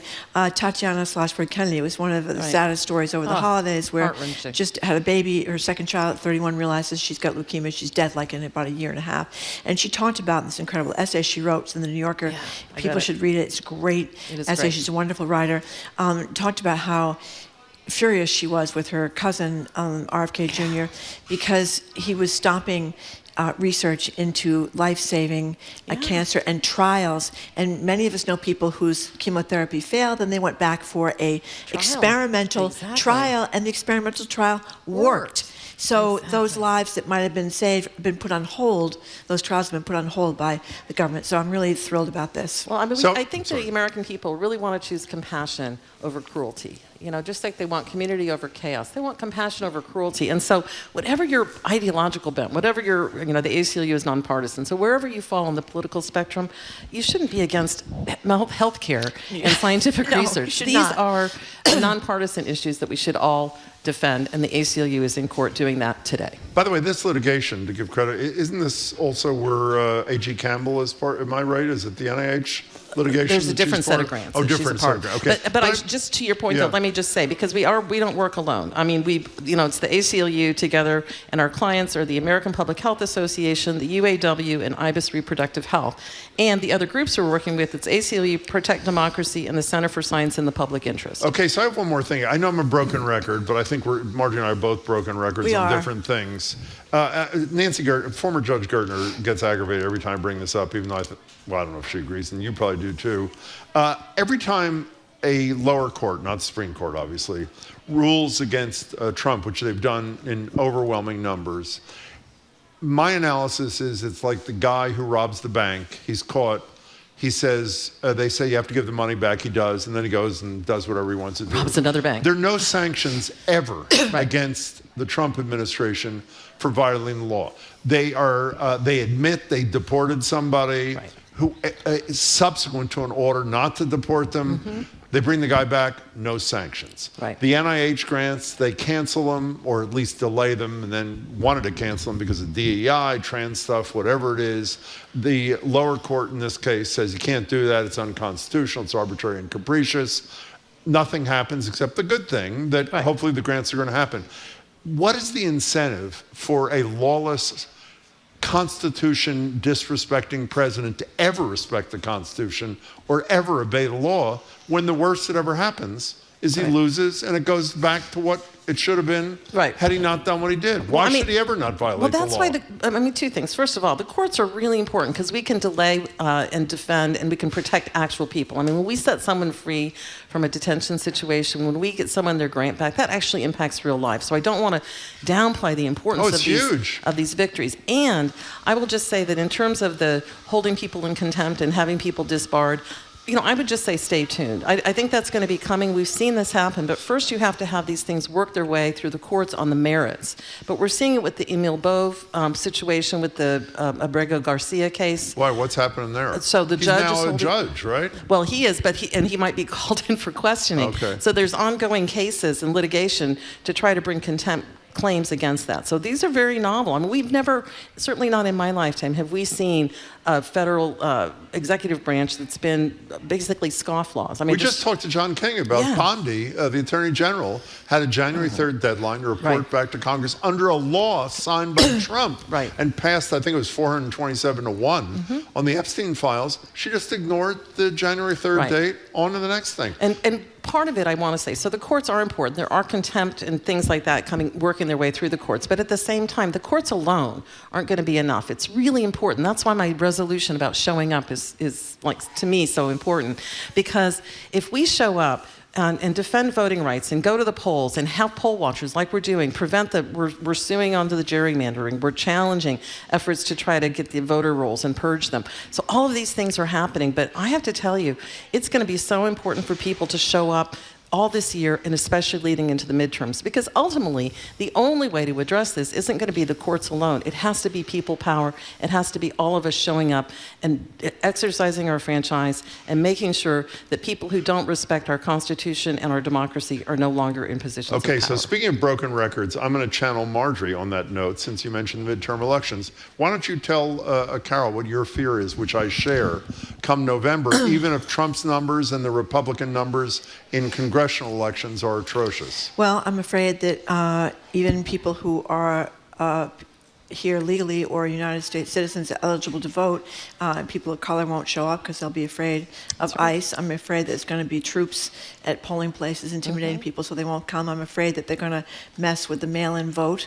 I'm afraid of what you just talked about, purging voter rolls. I'm afraid of all these things. I'm afraid that they're going to rig the 2026 elections. Right, and I think your fears are really well placed, which is why it's so important that groups like the ACLU, together with other voting rights groups, together with other civil rights groups, and together with just ordinary people who know right from wrong, that we're showing up and we're challenging this, and we're going to have election monitoring. We have an office in all 50 states, and we're going to be out there on election day and in the days leading up to and after to try to make sure we can do that. Now, if that fails, we as a country are going to have to come to a reckoning point. But let's not seed it before we try.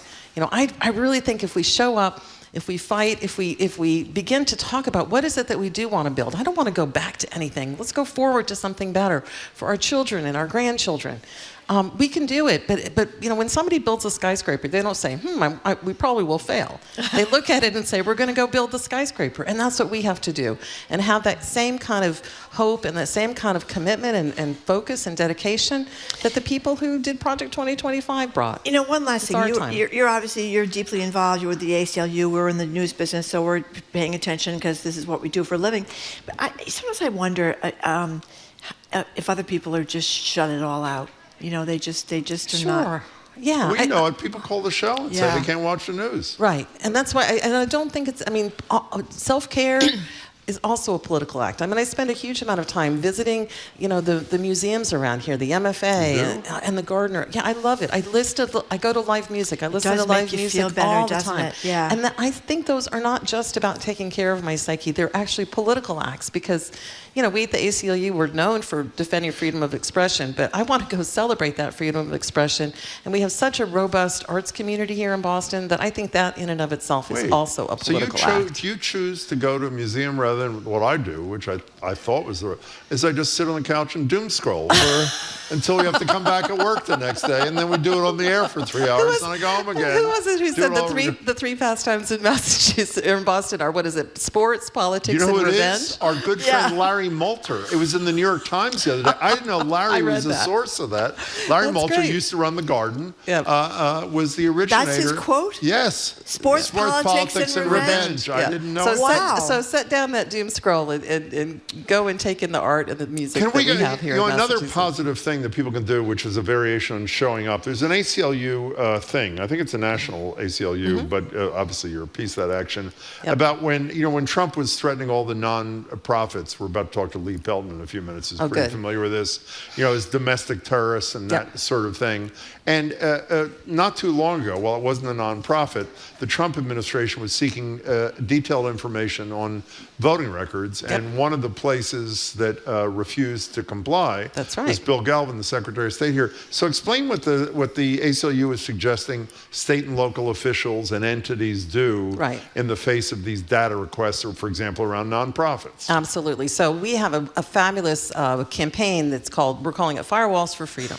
And that's things that we can do at the state level, through the state legislature and the governor, and also at the municipal level to protect ourselves, to protect the people of Massachusetts from some of these worst onslaughts. And a good example of that is the data privacy bill that's moving its way through the legislature that would say we don't turn over information about our location and our health care and other kinds of things to the government unless there's a warrant, like with a criminal predicate.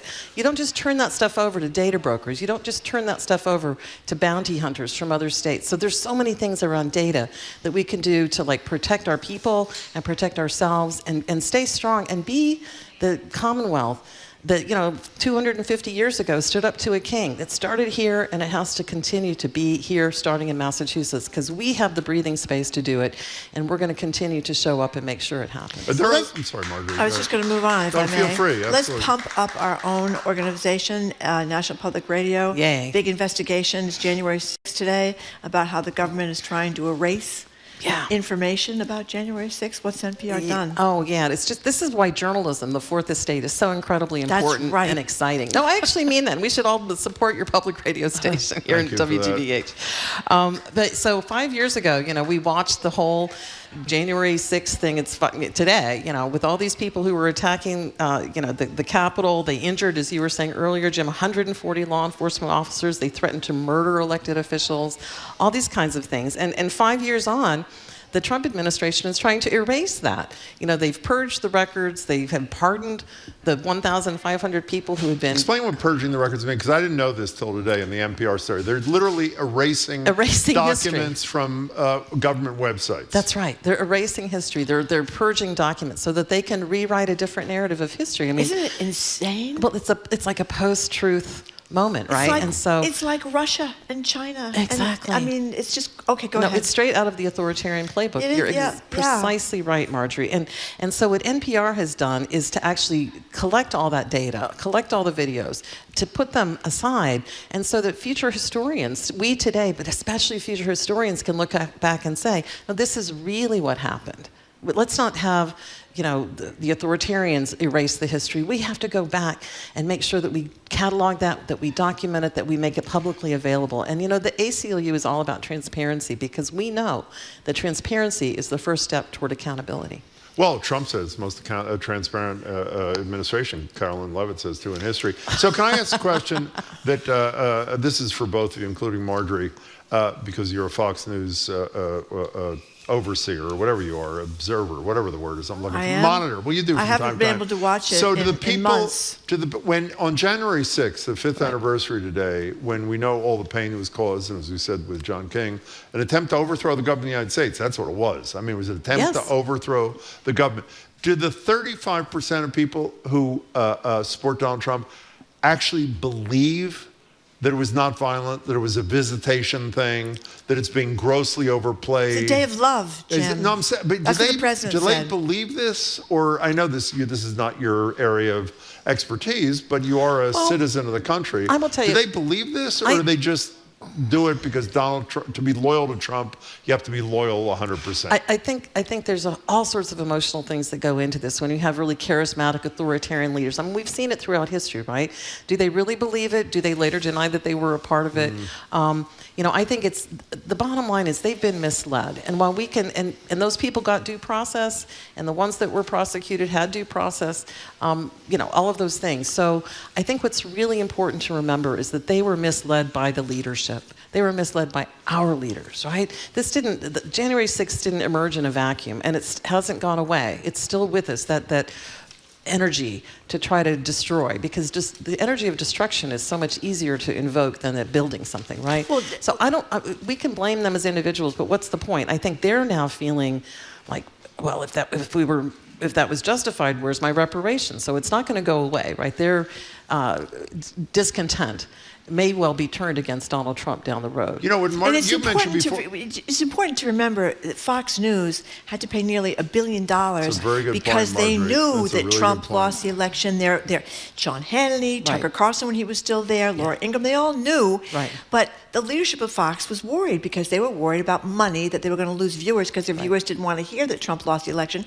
So they knowingly lied about it and had to pay nearly $1 billion. Dominion voting system. Yeah, so it wasn't just Trump that was lying. That's it was a good point. his puppet television station, which is very powerful. And can I just say what else is, I think, really powerful today, and I hope that at least your listeners take this away, is the fact that we're talking about it freely on this public radio so station. Far. That we're talking about it freely, that we're able to still name truth and facts in this world. And we need to continue to exercise that right, because I've lived and I was a reporter in places where you didn't have those rights. People say, does it matter if I show up for a rally? I was like, try living in a place where you can't. Yeah. And so I just think it's so important that we continue to show up, we continue to speak out, we continue to exercise the Fourth Estate and the power that you all bring to our community. I am so grateful to you on this New Year. Can I tell you something? My second New Year's resolution, I have one already, is to grow up to be just like you. Don't ever grow up. Why do I not have an attitude like that? Hopeful. Carol Rose, Happy New Year. Happy New Year. It's great to be here. Thank you so much. Thank you very much, Carol Rose. We have been speaking with Carol Rose. She is the Executive Director of the American Civil Liberties Union of Massachusetts, and reminds us that when people started building skyscrapers, they didn't say, gee, I don't think it's going to make it. It's going to fall down. We have to have that attitude. You're right, Jim. Coming up for this quick break, the Boston Foundation's Lee Pelton is here. I'm Marjorie Egan. He's Jim Browdy. Listen to BPR on 89.7 GBH. We are broadcasting live from the Boston Public Library and streaming at youtube.com/GBH News.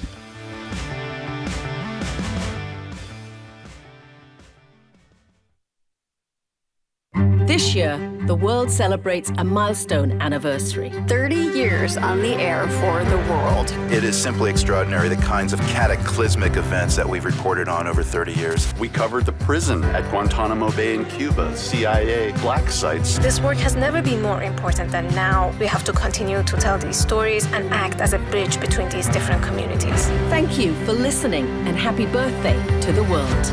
Listen weekdays at 3 on GBH 89.7.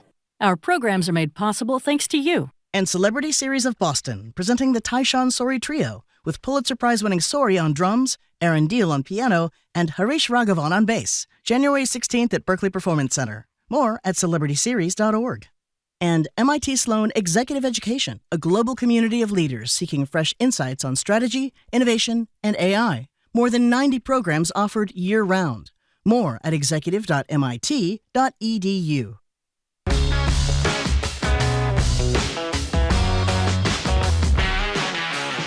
Welcome back to BPR. Marjorie Egan, Jim Browdy, live at the library and streaming at youtube.com/GBH. Is joined now at the library desk by Lee Pelton. Lee is the president and CEO of the Boston Foundation, a member of GBH's Board of Trustees, previously served as the 12th president of Emerson College. Happy New Year. Good to see you, Lee Pelton. Hello. Happy New Year's. Good to see you. Pelton. Lee Pelton, I know you were at the Mayor Wu's inaugural. I wanted to play a little bit of sound from her. We're speaking about being hopeful with Carol Rose. Okay. Well, this is certainly a stand-up sort of section of her inaugural address on hope. Here it is. This federal administration has plundered our economy, ravaged our reputation, torched our institutions, and destroyed the lives of our people. But when, in the course of human events, it becomes necessary for a city to stand as a beacon for freedom and proof of what's possible, a testament to the endurance of American ingenuity and civic success, Boston will be that beacon. A little bit of Abraham Lincoln in there, which was very inspirational. What did you think? I thought it was great. I didn't think that particular part of her speech was about hope. It was about defiance. And that is to say, despite all of you talked about it earlier, that sort of having this authoritarian president who is reckless and lawless in many ways, that when in the course of human history, et cetera, et cetera. So that was defiance, and I thought that was really quite brilliant. Yeah, we talked about this before with our listeners, that I think so many of us are so upset by what's going on. It's one thing after another. It's like you're getting hit with a tennis ball over the head every morning. Do you have any brilliant insights of what we should be doing, Lee Pelton? About what? About not letting us sink below the waves here. Let's listen. We listed at the top of the show you just mentioned. Yeah. In 1 week, Lee Pelton, Venezuela, dangerous new rules on vaccines. FEMA plans to be cut 50%. Ukraine continues, talking about invading Colombia, Cuba, Greenland, not to mention their behavior on January 6th, the 5th anniversary. Ignoring healthcare premiums. Right, the healthcare premium things expired on the 1st. What we were trying to come up with, what do you do other than, not you, what do we all do as a society to deal with this relentless assault on our country? Well, a lot of this, of course, is going to depend on the upcoming elections.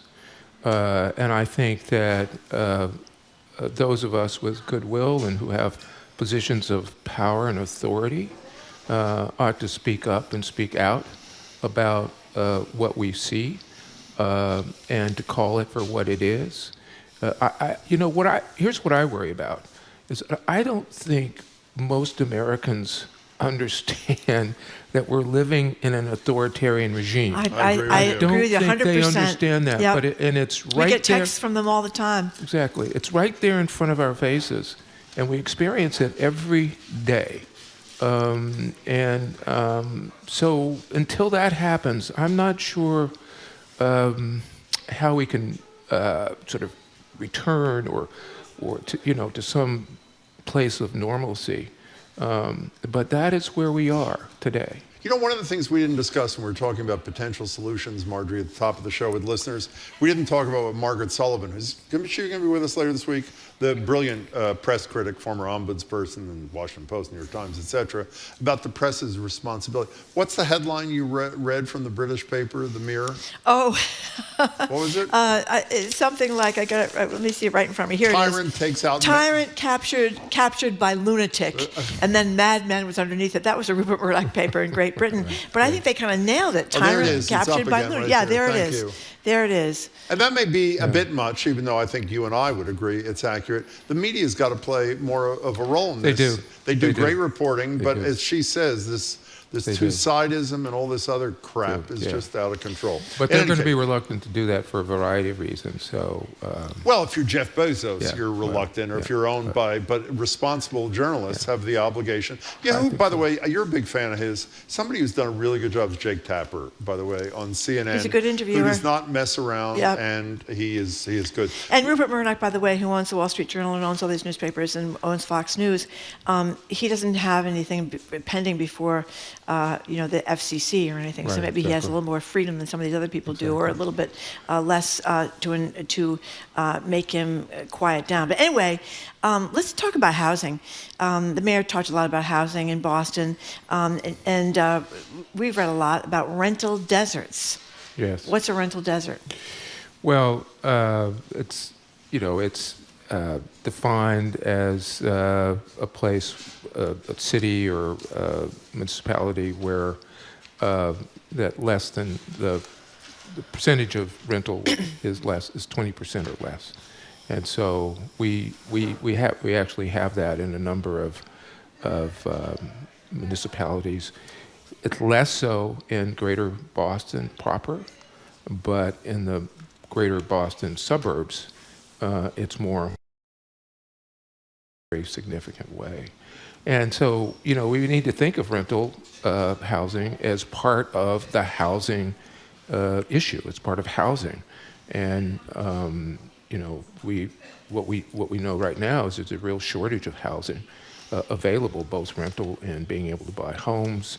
The governor has said that we need to have 220,000 units in the near future to meet our housing needs, and we're far from that. And there are a lot of factors that make that difficult. Some of us can remember, say, 5 years ago, when mortgage interest rates was around 2%. Yeah, it was great. Yes, and the housing costs were a lot less than they are today. Well, that 2% has increased by 300% or more in a 5-year period, and so that has made the entry into for a new homeowner has made it very, very difficult. So there are a lot of factors that are making this crisis, and it's the future doesn't look very bright for us in terms of building new housing, for one reason, because permits are down significantly, and they telescope obviously the housing supply in the future, but the permits are really very low, and it suggests that people are not very sanguine about. Well, by the way, I want to stay on this for a second. This rental desert, again, as you said, we're less than 20% of housing units are rentals. By the way, this is another brilliant reporting by Boston Indicators, which is your research arm over there at the Boston Foundation. It seemed we started the show by saying we don't know what the solution is to the nightmare we're all living through, writ large. I think I do know the solution, or at least a solution. The legislature, which, as I've said many times, is generally the place where good ideas go to die, actually did a courageous thing with the accessory dwelling units, the granny flats, as they're called, where they basically said, statewide, You can't do, I'm paraphrasing, obviously, oversimplifying. Individual 351 cities and towns can't mess around with this. You're required, if the certain requirements are met, to allow, I think it's up to 900 square feet and whatever it is, as opposed to individual places that don't want those kind of things. Right. The state's got to grow a you-know-what and have more, and that was in Healy's housing bond thing or whatever it's called. Exactly. They need to basically, because cities and towns have failed, they need to dictate what some zoning and permitting and other rules and regulations are so that we can fast track this kind of thing, don't you think? Well, I would agree with you, but I'm not sure the degree which you can legally dictate. Why can't you? Well, because they did accessory dwelling units. What can't they? What's not legal? Well, I'm not sure, but it seems to be able to dictate to individual citizens that they have to create ADUs. That seems to me No. I'm not saying I'm not saying. Obviously, you can't force. I think we don't want to dictate to my children that they should create. No. I meant dwellings. that the zoning rules statewide, and as a result of this legislation, say that you have to permit the development of those units. You can't force the development kind of thing. And dictate other rules that streamline permitting without giving short shrift to environmental concerns, because it's a crisis. I agree with that. And I want to repeat one thing that I didn't know, I was embarrassed to say, from a great Globe report, from maybe you guys had something to do with it too, a year or so ago. The MBTA Communities Act, which we celebrated when Charlie Baker first proposed it, finally became law that was promising 300,000 new units in 2 decades. They're now talking about maybe 30,000 units, if that, which is better than nothing. Right. But it's obviously only 1 cent, so the state's got to get involved. Is the bottom line. So I agree with that. The Globe, one of the Globe's editorial talking about maybe we need to, in the age of fire alarms and so forth, some of the regulations that were about fire prevention, we need to update some of our regulations to make it easier for people to build things, so that there's let the state do that. Yeah, the state can do it. I think I'm not a lawyer, but I think the cities can do some of this too. Yeah, but that means some cities will do it and some cities won't do it. Right. I mean, that's why the MBTA Communities Act, even though it's not living up quite to expectations, was done because they needed. Well, we were just talking with Carol Rose about people not really, a lot of people not paying attention. You were talking about a lot of people not paying attention to authoritarianism. I think many people in Massachusetts really don't understand how crucial the legislature is to changing a lot of these situations in terms of housing and rent control and rents and all that kind of stuff. And we don't put enough pressure on them, I don't think. You do, Jim. Probably true. Yeah. What do you think of I don't even know where you are on this issue, but there's a ballot question that people will, in all likelihood, they only have to collect, I think, like 10,000 more signatures. There's a ballot question that would re-implement a rather stringent version of rent control statewide, not a local option thing. We asked Mayor Wu about it, who's a big rent control fan, and she said, as of the moment, I'd probably sit it out. And the governor told us about a week or so ago, in fact, she was praised in a Wall Street Journal editorial, saying, I'm a no on this proposal. And while even as a rent control advocate, which I am, I agree it's imperfect. It is pretty stringent. What do you think about this? Is it all hands on deck, and even if you don't let the perfect be the enemy of the good kind of thing? Well, I think there's some, still issues around that. And I think we should actually just wait. And try to find a solution that will work for the long term. Why, here's one of the things. When I used to do ballot campaigns many, many years ago, we often use them as leverage. And by the way, a lot of people have done great things around that. Can I have a paper towel, Jamie, if you don't mind, just spill the seltzer? Oh, Jim. To basically use leverage to get the legislature to do things they otherwise wouldn't do. Why don't people like you and Healy and, what are you, the third most influential in Boston Magazine? I think you are, third or fourth. I'm serious. Why don't you go to Beacon Hill and say, bring in the rent control advocates on the ballot with people like you and people who may support the concept but don't like all the details, and say the way to avoid the ballot question is to pass a law that does what these people are looking for in a positive sort of way without the downside. Why don't you lead that charge? Thank you. Well, what a mess Jim has created over there. He spilled his coffee all over the place. Seltzer. Oh, seltzer. Luckily not coffee. Luckily not I'm coffee. sorry, Lee. Go ahead. No, I think that we try at the Boston Foundation to be very judicial in terms of our, intervention into electoral politics. And so But that's a policy issue. I know. I understand. I hear you. Okay. I hear you. I'll thinking about take it? that. I'll think about it. Let me know next month what you think. Yeah, I will. I will. Okay, we're talking to Lee Pelton, head of the Boston Foundation. So we've heard a lot about Harvard. You know, they've been in the crosshairs of the president. He's not a fan of Harvard.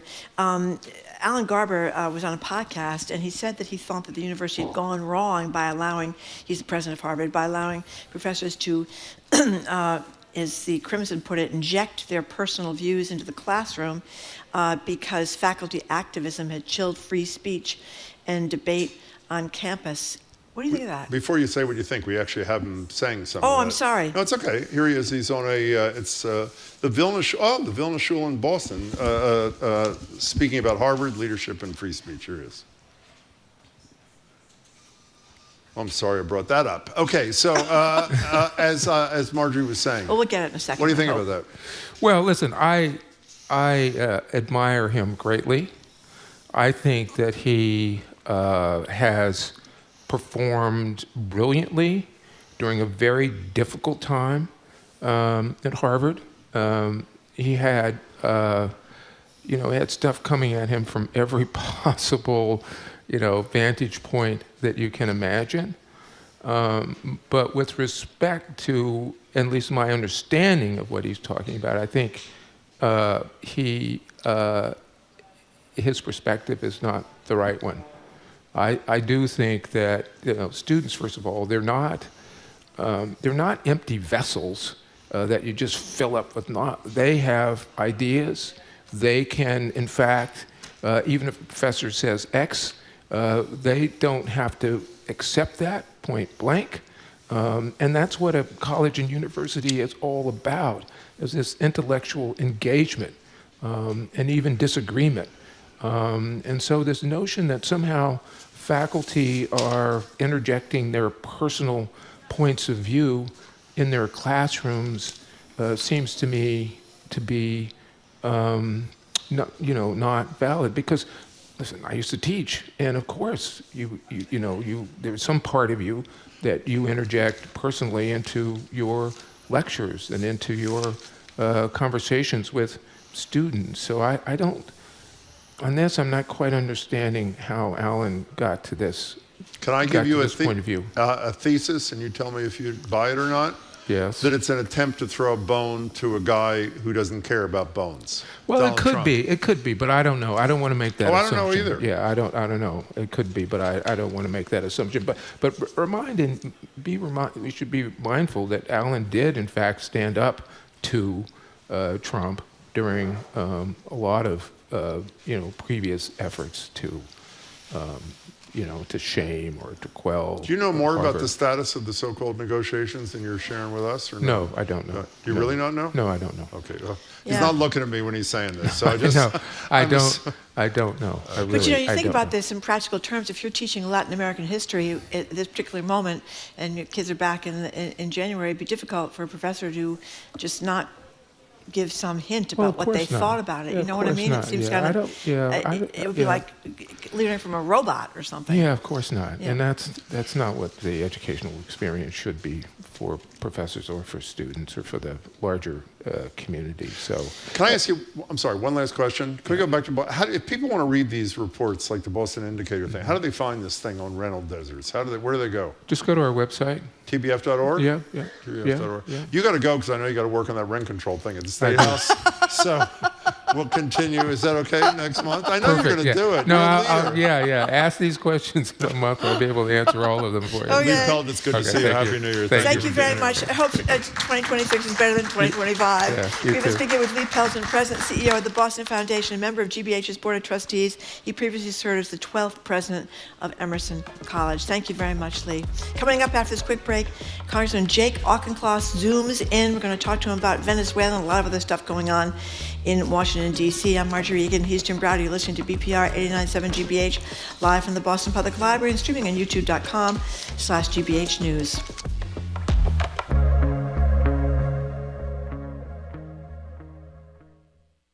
Five years ago, Trump supporters stormed the U.S. Capitol and assaulted police. The president later pardoned nearly all of them. For some cops, the damage has lingered. I've got a president that pardoned all the people that assaulted me.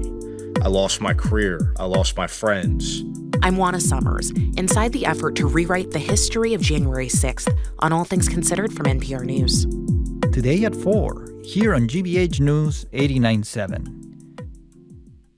Support for our programs comes from you. And the Cambridge Homes, a nonprofit, independent, and assisted living residence with a tradition of service, working with Cambridge area seniors for more than 130 years. You can learn more at thecambridgehomes.org/tradition. And Babson College, where you can advance your career with an MBA or specialized master's at the school ranked number 2 best college in the United States by the Wall Street Journal 2025. babson.edu/grad programs.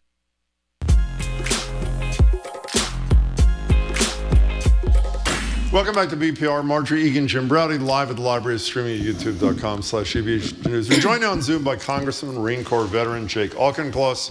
He represents the Mass 4th District, including Newton, Attleboro, Milford, and the South Coast, even Fall River, where, by the way, Marjorie spoke at the inauguration of the man with whom she shared her first kiss in a cemetery many years ago. That's right. Mayor Paul Coogan. Yep. Congressman Auchincloss, good to see you. Welcome. Thank you. Thank you very much for joining us, Congressman. So I've said this about 10 times today, but why not once more? I saw the Daily Mirror headline today about Venezuela, and it said, it's a Murdoch paper, by the way, and the headline was, tyrant captured by lunatic, and then the big words, madmen. And that's sort of how I feel about this whole situation. I'm a nervous wreck. So tell us what you think is going to happen in Venezuela. Well, what the president has done is illegal, corrupt, and dangerous. So where do you want to begin? Which of those three should we? Well, illegal doesn't seem to matter to him, right? I mean, he's done so many things that are illegal and unconstitutional. It takes the courts months, if ever, to catch up. The courts do catch up, but the problem is, on issues of armed conflict, it's really Congress that needs to act, not the courts. And I was in a debate with a Republican senator over this weekend where I was really pressing him on the precedent being set here for this type of lawless action is one that you will come to regret. His claim is that the president's actions in Venezuela are the military acting as basically armed guards for a law enforcement provision, which is risible. When you think of that Vladimir Putin, who is a war criminal, came to Alaska, and this president had U.S. troops literally on their knees rolling out a red carpet for this war criminal, that we're supposed to expect that he's so punctilious about law enforcement that he's going to tightly scope military action towards it. Please, this is blood for oil, nothing to do with law enforcement. It's armed conflict, and Congress needs to authorize it. By the way, was that Tom Cotton, the senator you're talking about? Just curious, was it? It was a private correspondent, so I'm not going to name names, but it was somebody, put it this way, it would be really helpful if this Republican senator would speak up, because we actually do know that when Republican senators push back on the president on national security issues, as we're seeing them do modestly on Greenland, for example, it actually matter. You know, speaking of Republicans, the grotesque part of this to me is the silence of your colleagues. And in the years we've been doing this, every time we talk to a military veteran who's a member of Congress, they're about the only people we speak to, at least in the last 12 years, who talk about constant communication with their colleagues across the aisle who are fellow veterans. And I looked up this morning, I may get the number slightly off, somewhere in the neighborhood of 60 to 70 members of Congress who are Republicans are veterans like you are, Jake Auchincloss. When you talk to them about what's going on in Venezuela and what could go on in Cuba, Colombia, Greenland, are they okay with this, or they're just petrified of standing up to Donald Trump? Venezuela, they're okay with. I think a red line, I shouldn't say red line. I think discomfort may grow if he actually puts boots on the ground in service of oil extraction, because that absolutely puts you in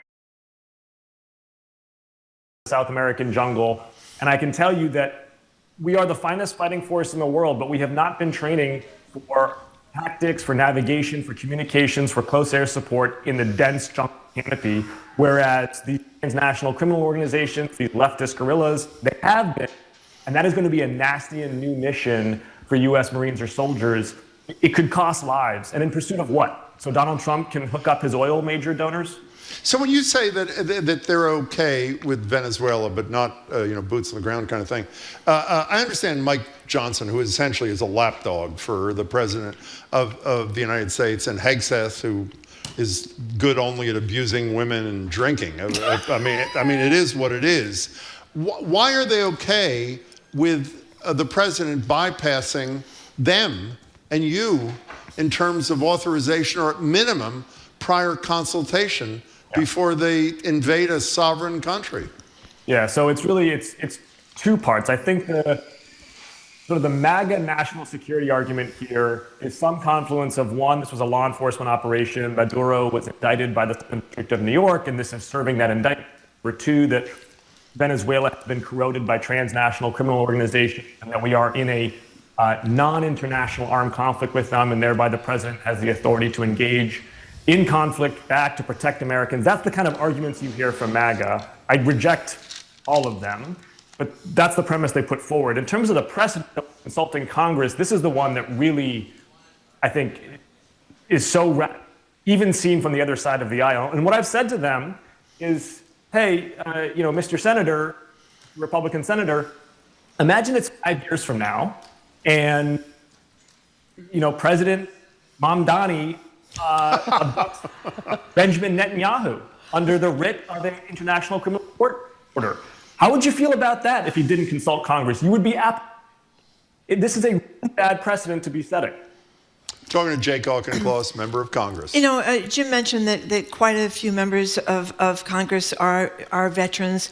It has really surprised me that there's been not much screaming about Secretary of Defense Pete Hegseth's effort to take away some of the pension of Mark Kelly, going after Mark Kelly for something that we know Mark Kelly, not Mark Kelly, that Hegseth said himself. Actually, we have the sound here from Hegseth in 2016 during these speeches and Fox News appearances, basically saying the same things about Trump that Mark Kelly did. Here it is. The military's not going to follow illegal orders. And so the Trump campaign was forced to change their position and say, we're going to try to change the law so that the military can operate within the law.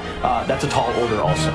If you're doing something that is just completely unlawful and ruthless, then there is a consequence for that. That's why the military said it won't follow unlawful orders from their commander-in-chief. There's a standard, there's an ethos, there's a belief that we are above what so many things that our enemies or others would do. And most people listening know that Mark Kelly said in the video with some other of his colleagues that the military should not be following illegal orders. How do they square this one?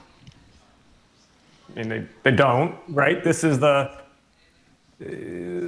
party that was so radically in favor of free speech until Jimmy Kimmel made fun of the president, until a U.S. senator supported the Constitution publicly, right? They're clearly not a free speech party. They are a party meant to protect the ego of one man, and they're in service of that narcissist. So we talked a lot about this today, and I know you're a congressman and you're not a rally organizer, but I'm not sure for people that are really, really upset by this, everything from the vaccines, the Epstein files, to the healthcare, to Venezuela, to what the president's doing. Can we make it till the 2026 elections and we don't even know if they'll be free and fair? What are we supposed to do? Yes, we can make it to those 2026 elections, and we should not learn or adopt a sense of apathy or helplessness. We absolutely can take back the House of Representatives, and we absolutely can turn him into a lame duck. And we actually have a pretty strong strategy to do so. The first 4 months of 2025 were pretty rocky. I think the Democratic Party was really roiled by that wipeout. But what has crystallized in the last few months, I actually think it's a strategy. And the strategy is two parts. It's a divide and deliver strategy.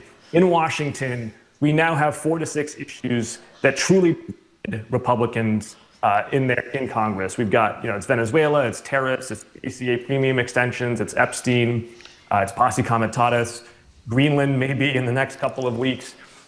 You think so?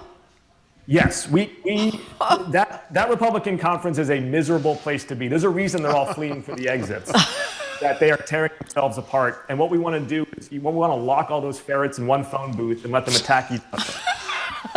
But then meanwhile, at the state level, at the local level, where Democrats do have power, we have to deliver. We got to deliver in New Jersey and Virginia, where Mikey Sherrill and Abigail Spanberger are taking the helm. We got to deliver. I was just at Michelle Wu's inauguration yesterday. She delivered a wonderful speech talking about Boston as the beacon of democracy and government that works for the people. We got to demonstrate to Americans that where Democrats do have the levers of power, we will stand for the rule of law and lower prices. Divide and deliver. You know, one last thing, which we've also discussed with virtually every guest we've had today and our listeners.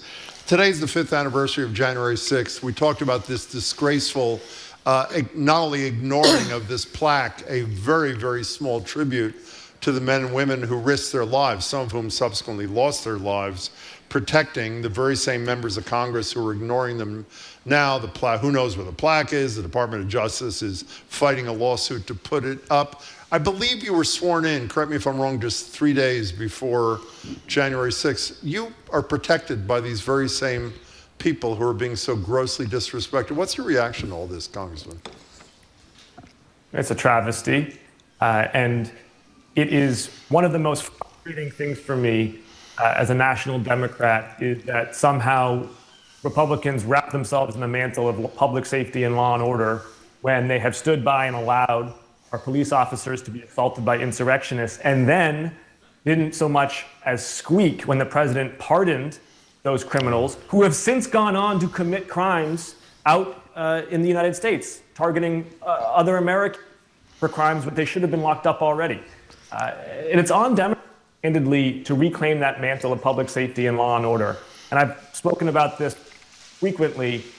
We have to build back trust, not just that we will be defenders of constitutional rule of law, but also that we can take care of the quality of issues, the shoplifting, open-air drug use. Those issues, I think, make tangible our support for the rule of law. If we can do both, then I think we can be the party that can claim that mantle. You go ahead. Well, you know, Congressman, I don't want to put you on the spot, but I will. You know, one of the things, in my opinion, to be successful in politics is really know your constituents. When I mentioned at the top of the show that Marjorie's first kiss, and I believe the mayor of Fall River's first kiss as well with Paul Coogan, was in a cemetery in Fall River. Jim keeps mentioning this. Were you aware of that, or is this the first time you've heard of that? I'm talking to the Congressman. Tell the truth, Congressman. Did you know that before? I didn't know that. You know Paul extremely well, though, and Marjorie, you could have done much worse. Thank you. Thank you very much, Congressman. And thank you for joining us. Thanks for your time. We really appreciate it. Yeah, we really appreciate it. We have been speaking with Congressman and veteran Jake Auchincloss, represents the Massachusetts 4th District, including Newton, Attleboro, Milford, and the South Coast, which includes, of course, Fall River. Did you see, one of the things we didn't mention, have you seen Senator Kelly's response to Hegseth's behavior here, this pension cut and possible demotion? He did a video in which, I love this, he talks about his right to speak because of what he's done, and then talks about 5 deferments for Bone Spurs. Oh, yeah. For President Bone Spur. I know. And it's really great. Well, that's why they call them chicken hawks. That's Isn't exactly that why they call them right. chicken hawks? That's what the president is now. Anyway, coming up at the 1 o'clock news, NBC Sports Boston's Trenni Casey, the Patriots, of course, we're going to talk about them, and their off-field criminal activities involving a couple of Patriots. Alleged. I'm Marjorie Egan. He's Jim Browder. You're listening to BPR 89.7 live from the Boston Public Library, streaming at youtube.com/GBH News.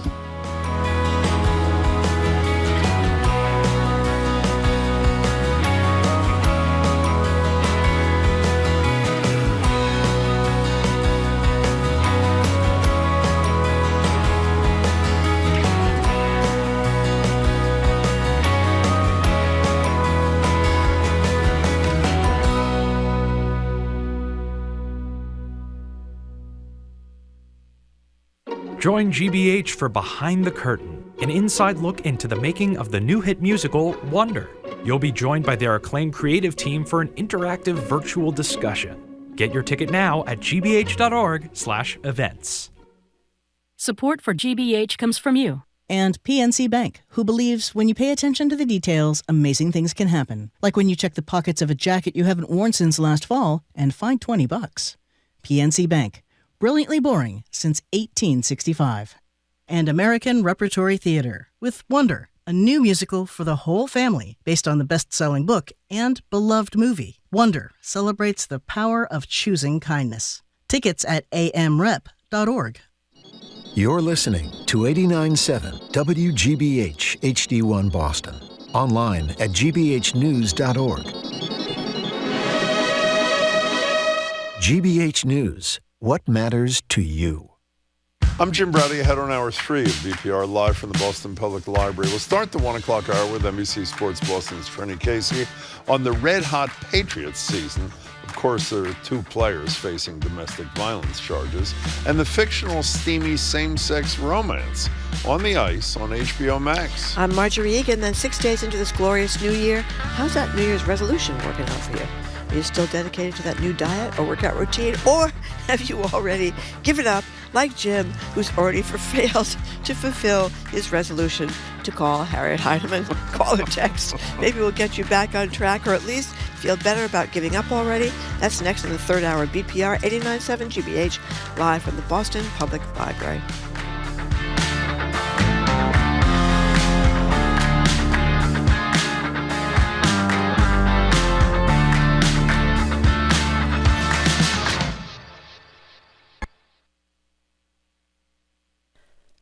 Live from NPR News, I'm Lakshmi Singh. Days after the U.S. military raid and ouster of Venezuelan President Nicolás Maduro, European leaders are worried about the Trump administration's renewed threats to seize Greenland to bolster U.S. national security. European leaders are warning that doing so would threaten the existence of NATO. Here's NPR's Rob Schmitz. In a joint statement, the heads of state of countries such as France, Germany, the UK, and Denmark reaffirmed support for Arctic security, reminding the Trump administration that Greenland, as a territory of Denmark, is part of NATO, and that it is only for Denmark and Greenland to decide on matters concerning Greenland.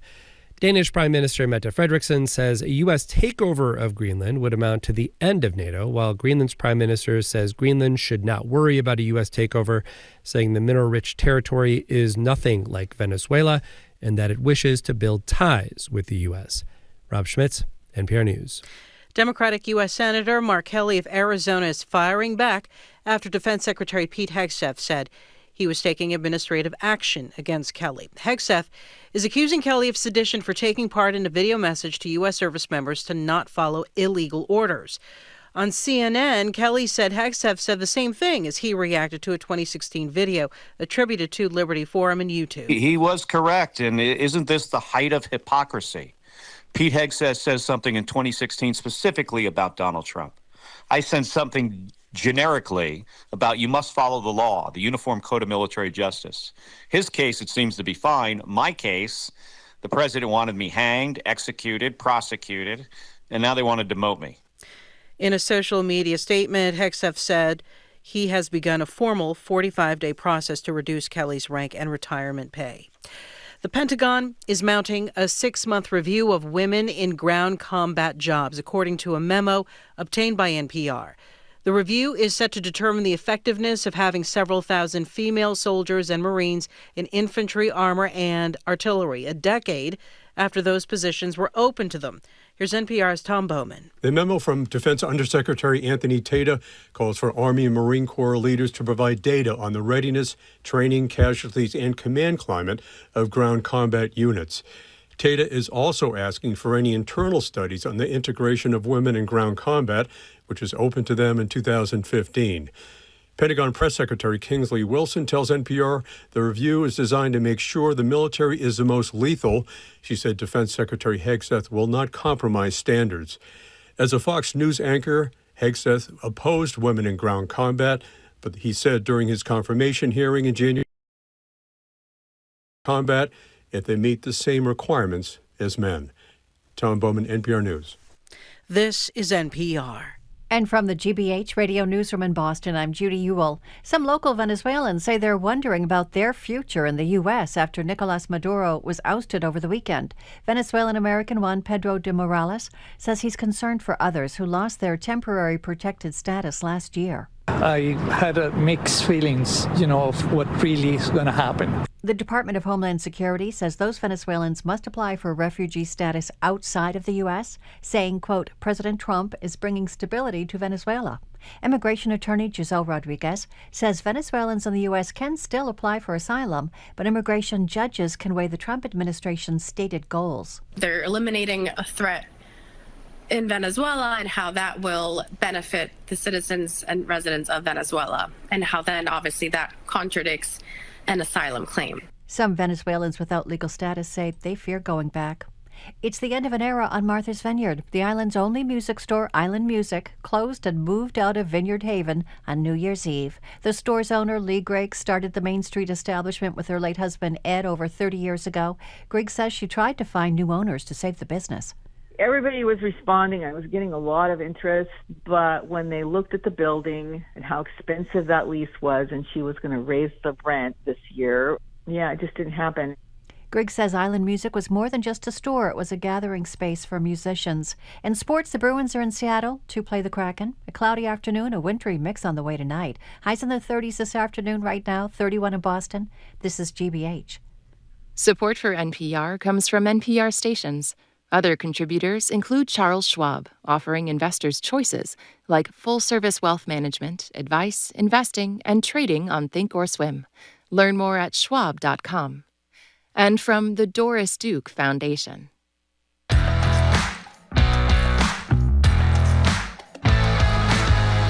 He's Jim Browdy. I am Marjorie Egan. Welcome to hour number 3 of Boston Public Radio.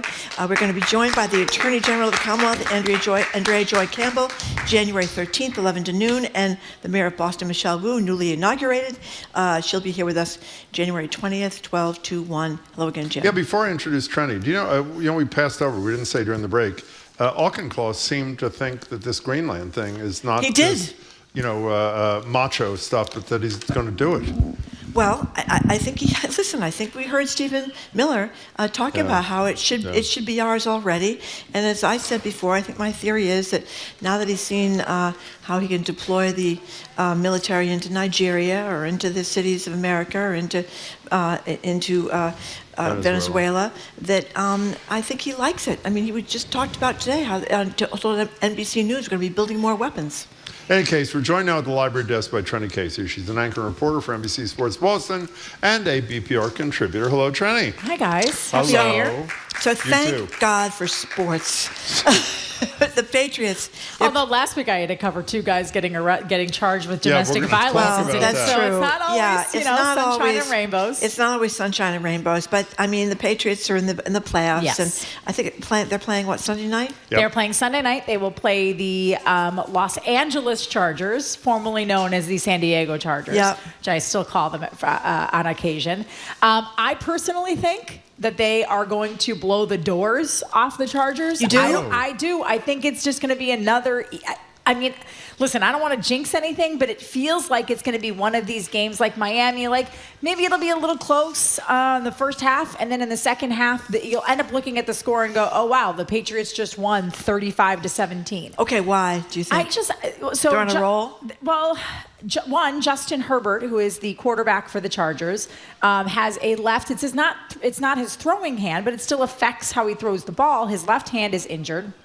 And since that injury, he has not been as efficient with the ball. He has not thrown as many touchdowns or thrown for as many yards. His 2 best offensive linemen were both lost for the season. About midway through the year. I think they were both lost around November. So they don't have great pass blocking. Now the Patriots, in fairness, don't have a great, their defense is okay. They get big plays when they need to. They're not great. But I think this is the type of offensive line and offense that they can probably limit.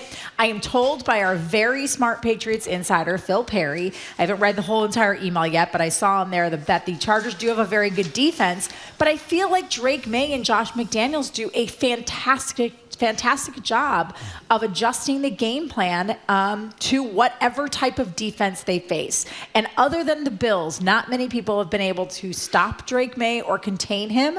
And so it's like, I don't know why it would be this week either. So I have to say, beyond this play on the field, the second-year quarterback for the Patriots, who is either going to be number 1 or number 2 in the MVP voting, which is incredible, I should say, appears to be a humble, decent, human being. And do your friends, your colleagues who cover the Pats every day say this is the real deal? Or Yeah, I mean, he seems like just a nice kid. Listen, he's the youngest of 4 boys. That's what a lot of people say. I kind of feel like he's one of these kids who was always, he certainly isn't the runt of the litter, but all of his brothers are really good athletes. They're really talented. They rib each other all the time. So I think he's just a good-natured guy, and he understands what it takes to be a leader, but what it also takes to be a teammate. Because I think when you're the youngest of 4 boys, and I was the oldest of 3 kids, I think you do have to sort of like be deferential sometimes to the people ahead of you in the birth order. And so I think that probably makes him a good teammate. Like my youngest brother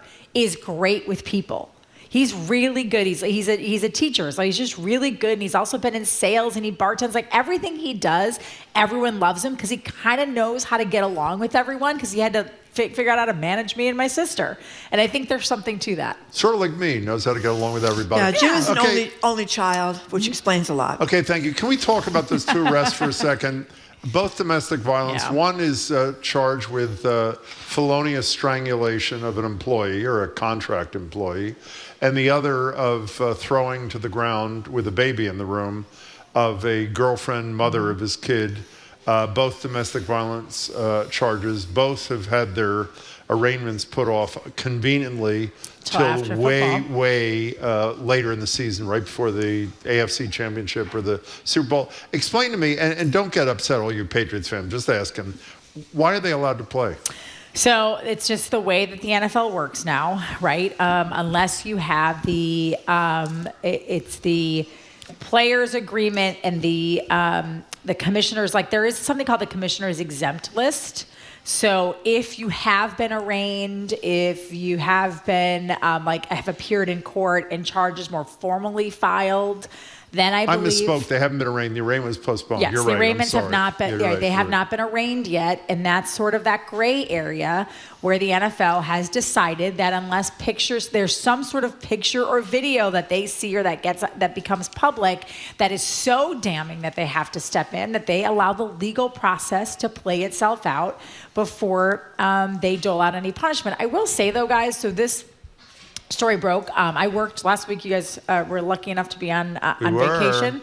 I said on my show, on our Bella Early Edition with Trenni, that I was frustrated that it didn't feel like the Patriots did anything or said anything until they had to. And I know these are allegations. I know that, both are a he said, she said. We don't know exactly what took place. The second woman has, the second woman has some pictures have of photos. Bruises, yeah. But what frustrates me is that it just feels like, and I know Mike Vrabel supports his players. He's a players coach.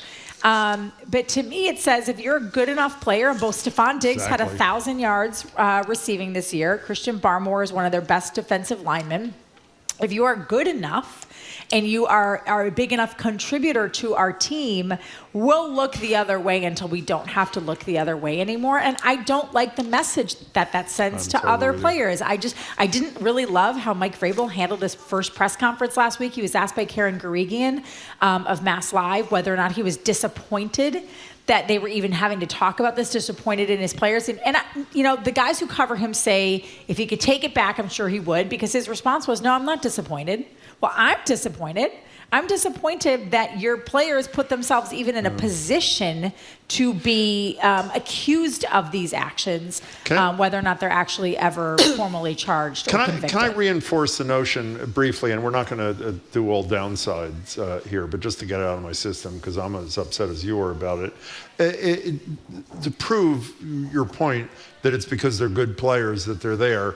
While in a criminal proceeding, nobody can be forced to testify against themselves. We all know about the Fifth Amendment. In an investigation internally in a business like the NFL could call them in today. They can't assert Fifth Amendment rights in an employment situation. They'd have to answer questions. And if they didn't answer questions, I assume that would be actionable. If the NFL really wanted to get to the bottom of this situation, they'd call them both in this afternoon or on a Zoom call and ask them about these incidents and make a determination. But again, it's because they're good players, and it really sends a and there's nothing to embarrass the NFL, right?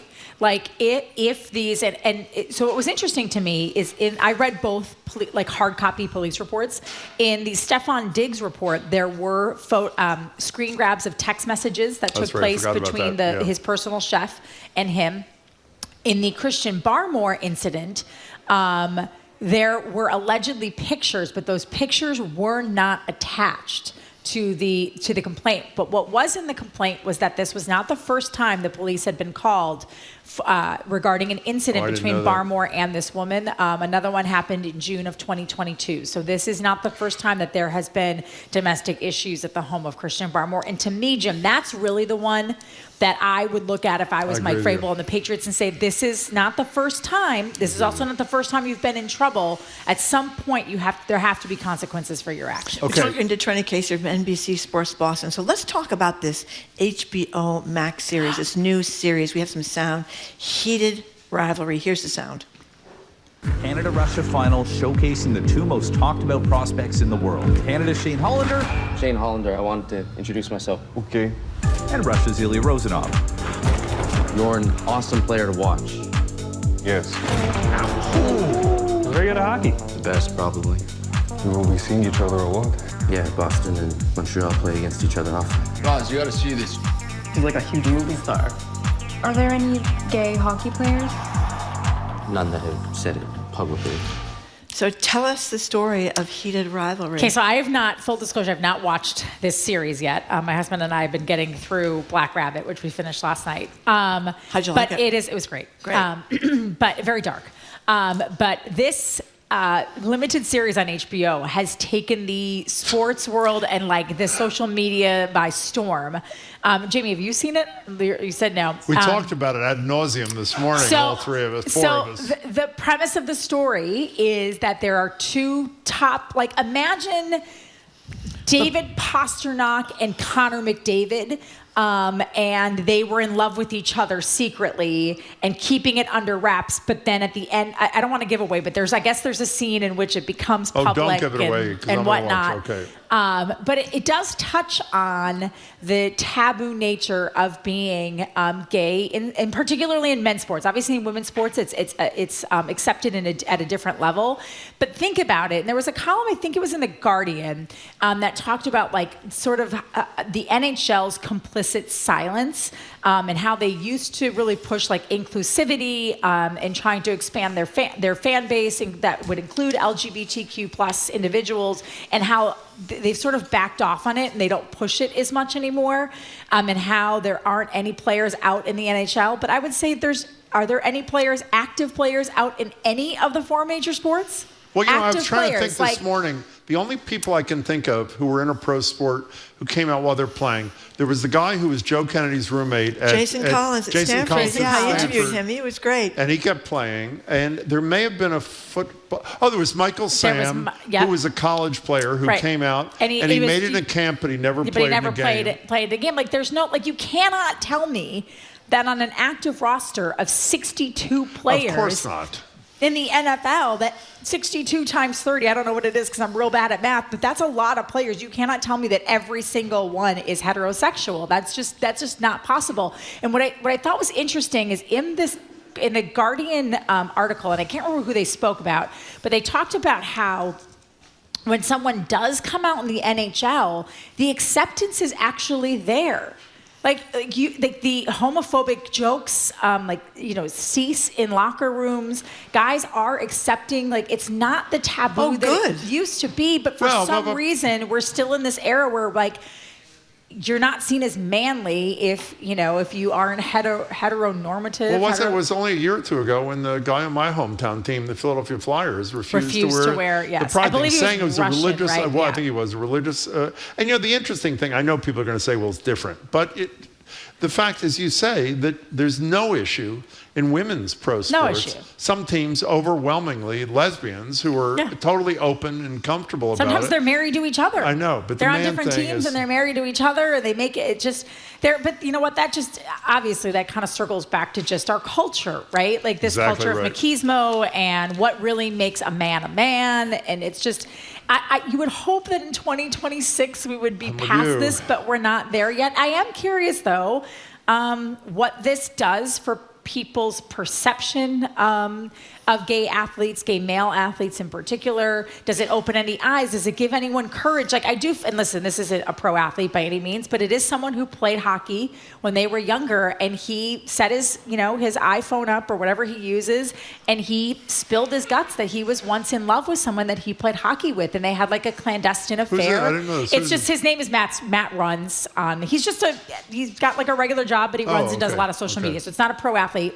But like he said, he was so touched by this that he wanted to share his own story. And I wonder sometimes if when people are given, I don't want to say permission, but maybe feel comfortable in an environment because of how something is received, that more people open up. Like maybe that's what this does. This at least opens up the dialogue and makes someone feel comfortable enough to be the first one to sort of open up about, I think it'd be great. who they really are. It would combat so many stereotypes. I mean, obviously, people think, these big, tough football players, super macho and all that.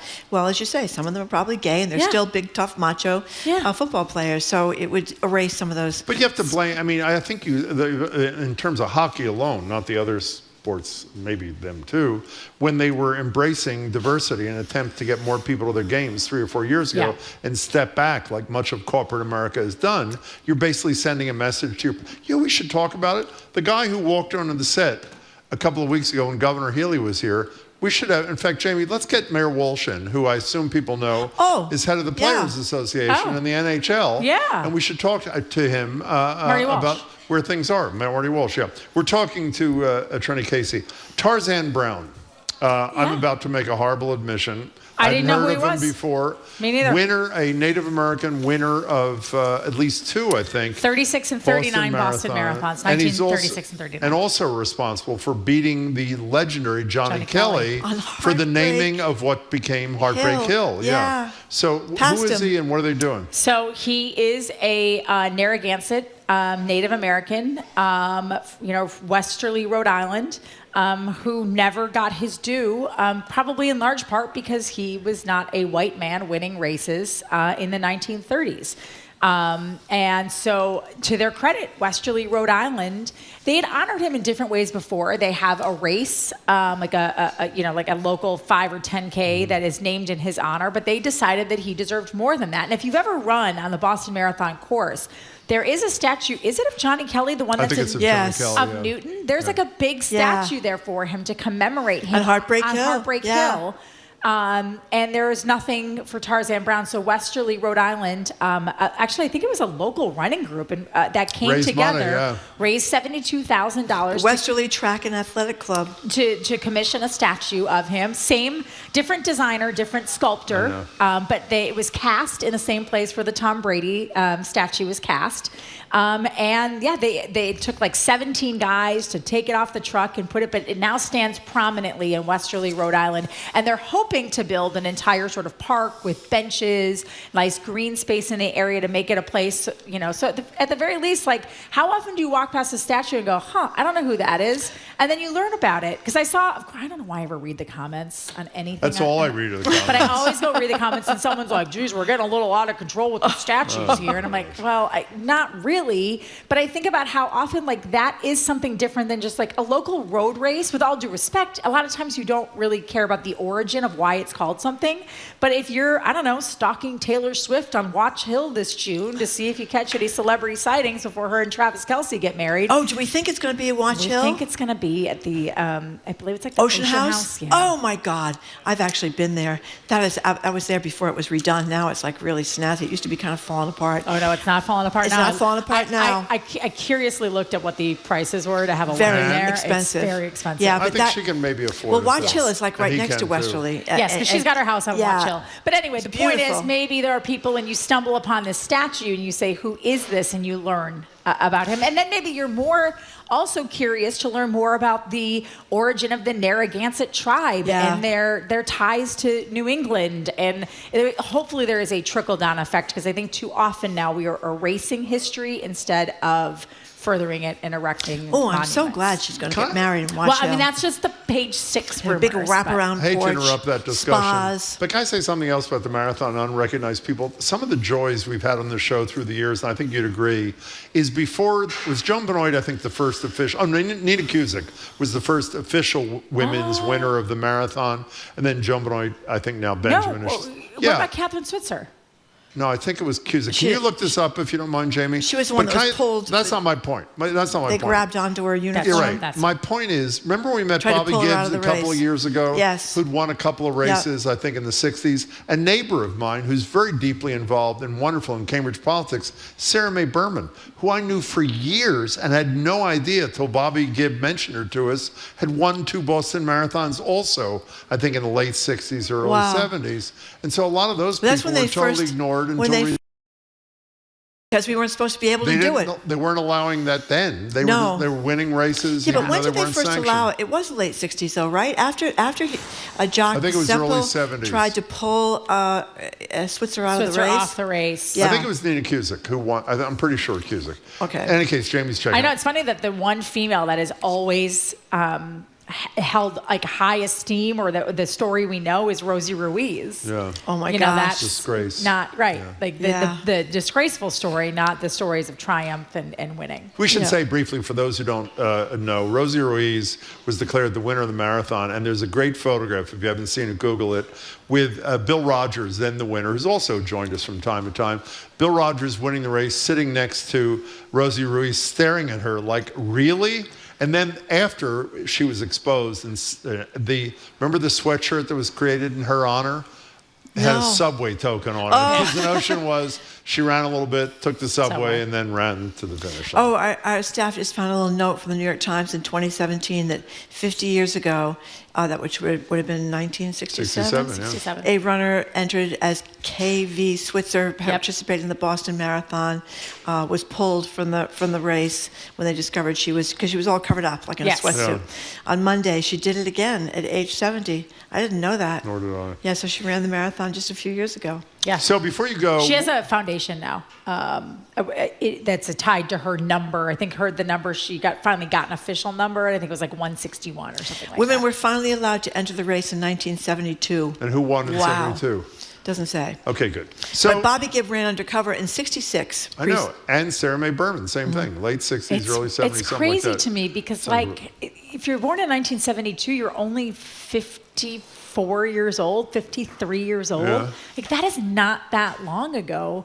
That, I was 5 years away from being born, and I could not have ran in the Boston Marathon. I always make jokes about the fact, because I used to run in the late 70s, and there would be no women in the races. It was great. You could do really well, and we have looked up my time, and it did beat Jim's. He says it didn't. No, but it did. no, that Nicole, who likes you more than she likes Nicole, me, allegedly found documentation Marine Corps marathon. that your Marine Corps marathon time was faster than mine in the New York City Marathon. That has not been accepted by authorities, by the way. Can we only so have a minute weird. left. We have Subway video of Marjorie jumping up. That's Just right. kidding. Before you go, World Cup is like the biggest thing in the world, thus the name. We're not going to discuss the FIFA Peace Prize. Of all the cities in North America, in Mexico, Canada, and the United States, one of the very few that has nothing planned yet, despite the rhetoric, for the Fan Fest, which is a huge part of it, because most people can't get tickets or can't afford tickets. What's going on? I have no idea. The article they sent, or the article that talks about it in the Boston Globe, the Boston government says they are still, a city government says they're waiting for a grant. The committee is waiting for a grant from the state of $20 million to put it on. Most likely it'll be at City Hall Plaza, but they're not entirely sure. Meanwhile, Kansas City has this sizzle reel ready to go, and and it's a big soccer community there, but it is still far away. Apparently they said that the date they have to have it done is by the end of January, but it's all coming down to funding. And I said this before, Robert Kraft, kick in some funding. You're the one you're going to make gazillions of dollars at your stadium hosting it here. So why are we once again asking the city and the state, where they're raising taxes and trying to find ways to do things, why doesn't the billionaire owner who wanted it here pay for some of it? Got all that money. That is a great point. I'm just tired of us asking cities and states to constantly prop When up people things have when billionaires have yeah. tons of money and could do it themselves, and they're going to make. It's not like he's not going to make money on this. It is going to be a cash cow. Amen. Okay. Why didn't we think of that, Jim? What? Why didn't we think of that? That's why we have Trenni here. That's why I'm here. Wouldn't need her otherwise. Thank you, Trenni. Hey, Trenni, Happy New Year, Bye, that guys. kind of thing. Thank Bye. you very much, Trenni Casey, anchor reporter for NBC Sports Boston and BPR contributor. Thank you very much, Trenni. Coming up after this quick break, the official quitting day for New Year's resolutions is Friday. That's great. I love that.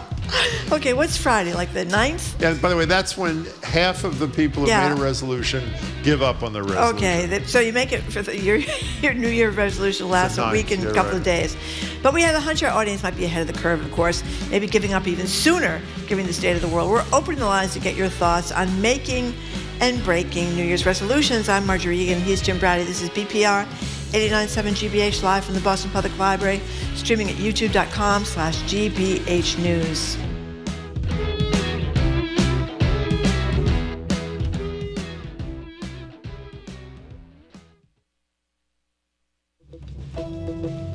Five years ago, Trump supporters stormed the Capitol and assaulted police. President Trump later pardoned nearly all of them. I'm Arun Roth. Today on GBH's All Things Considered, we'll examine the effort to rewrite the history of January 6. Also on the show, local Venezuelans react to the U.S. takeover of their home country. Those stories and all the day's news starting at 4 on GBH 89.7. Our programs are made possible thanks to you. And MIT Sloan Executive Education, fueled by cutting-edge research and aided by the latest technology, professionals can choose from more than 90 in-person and online courses offered throughout the year. Executive.mit.edu. And American Repertory Theater, with Wonder, a new musical for the whole family based on the best-selling book and beloved movie. Wonder celebrates the power of choosing kindness. Tickets at amrep.org.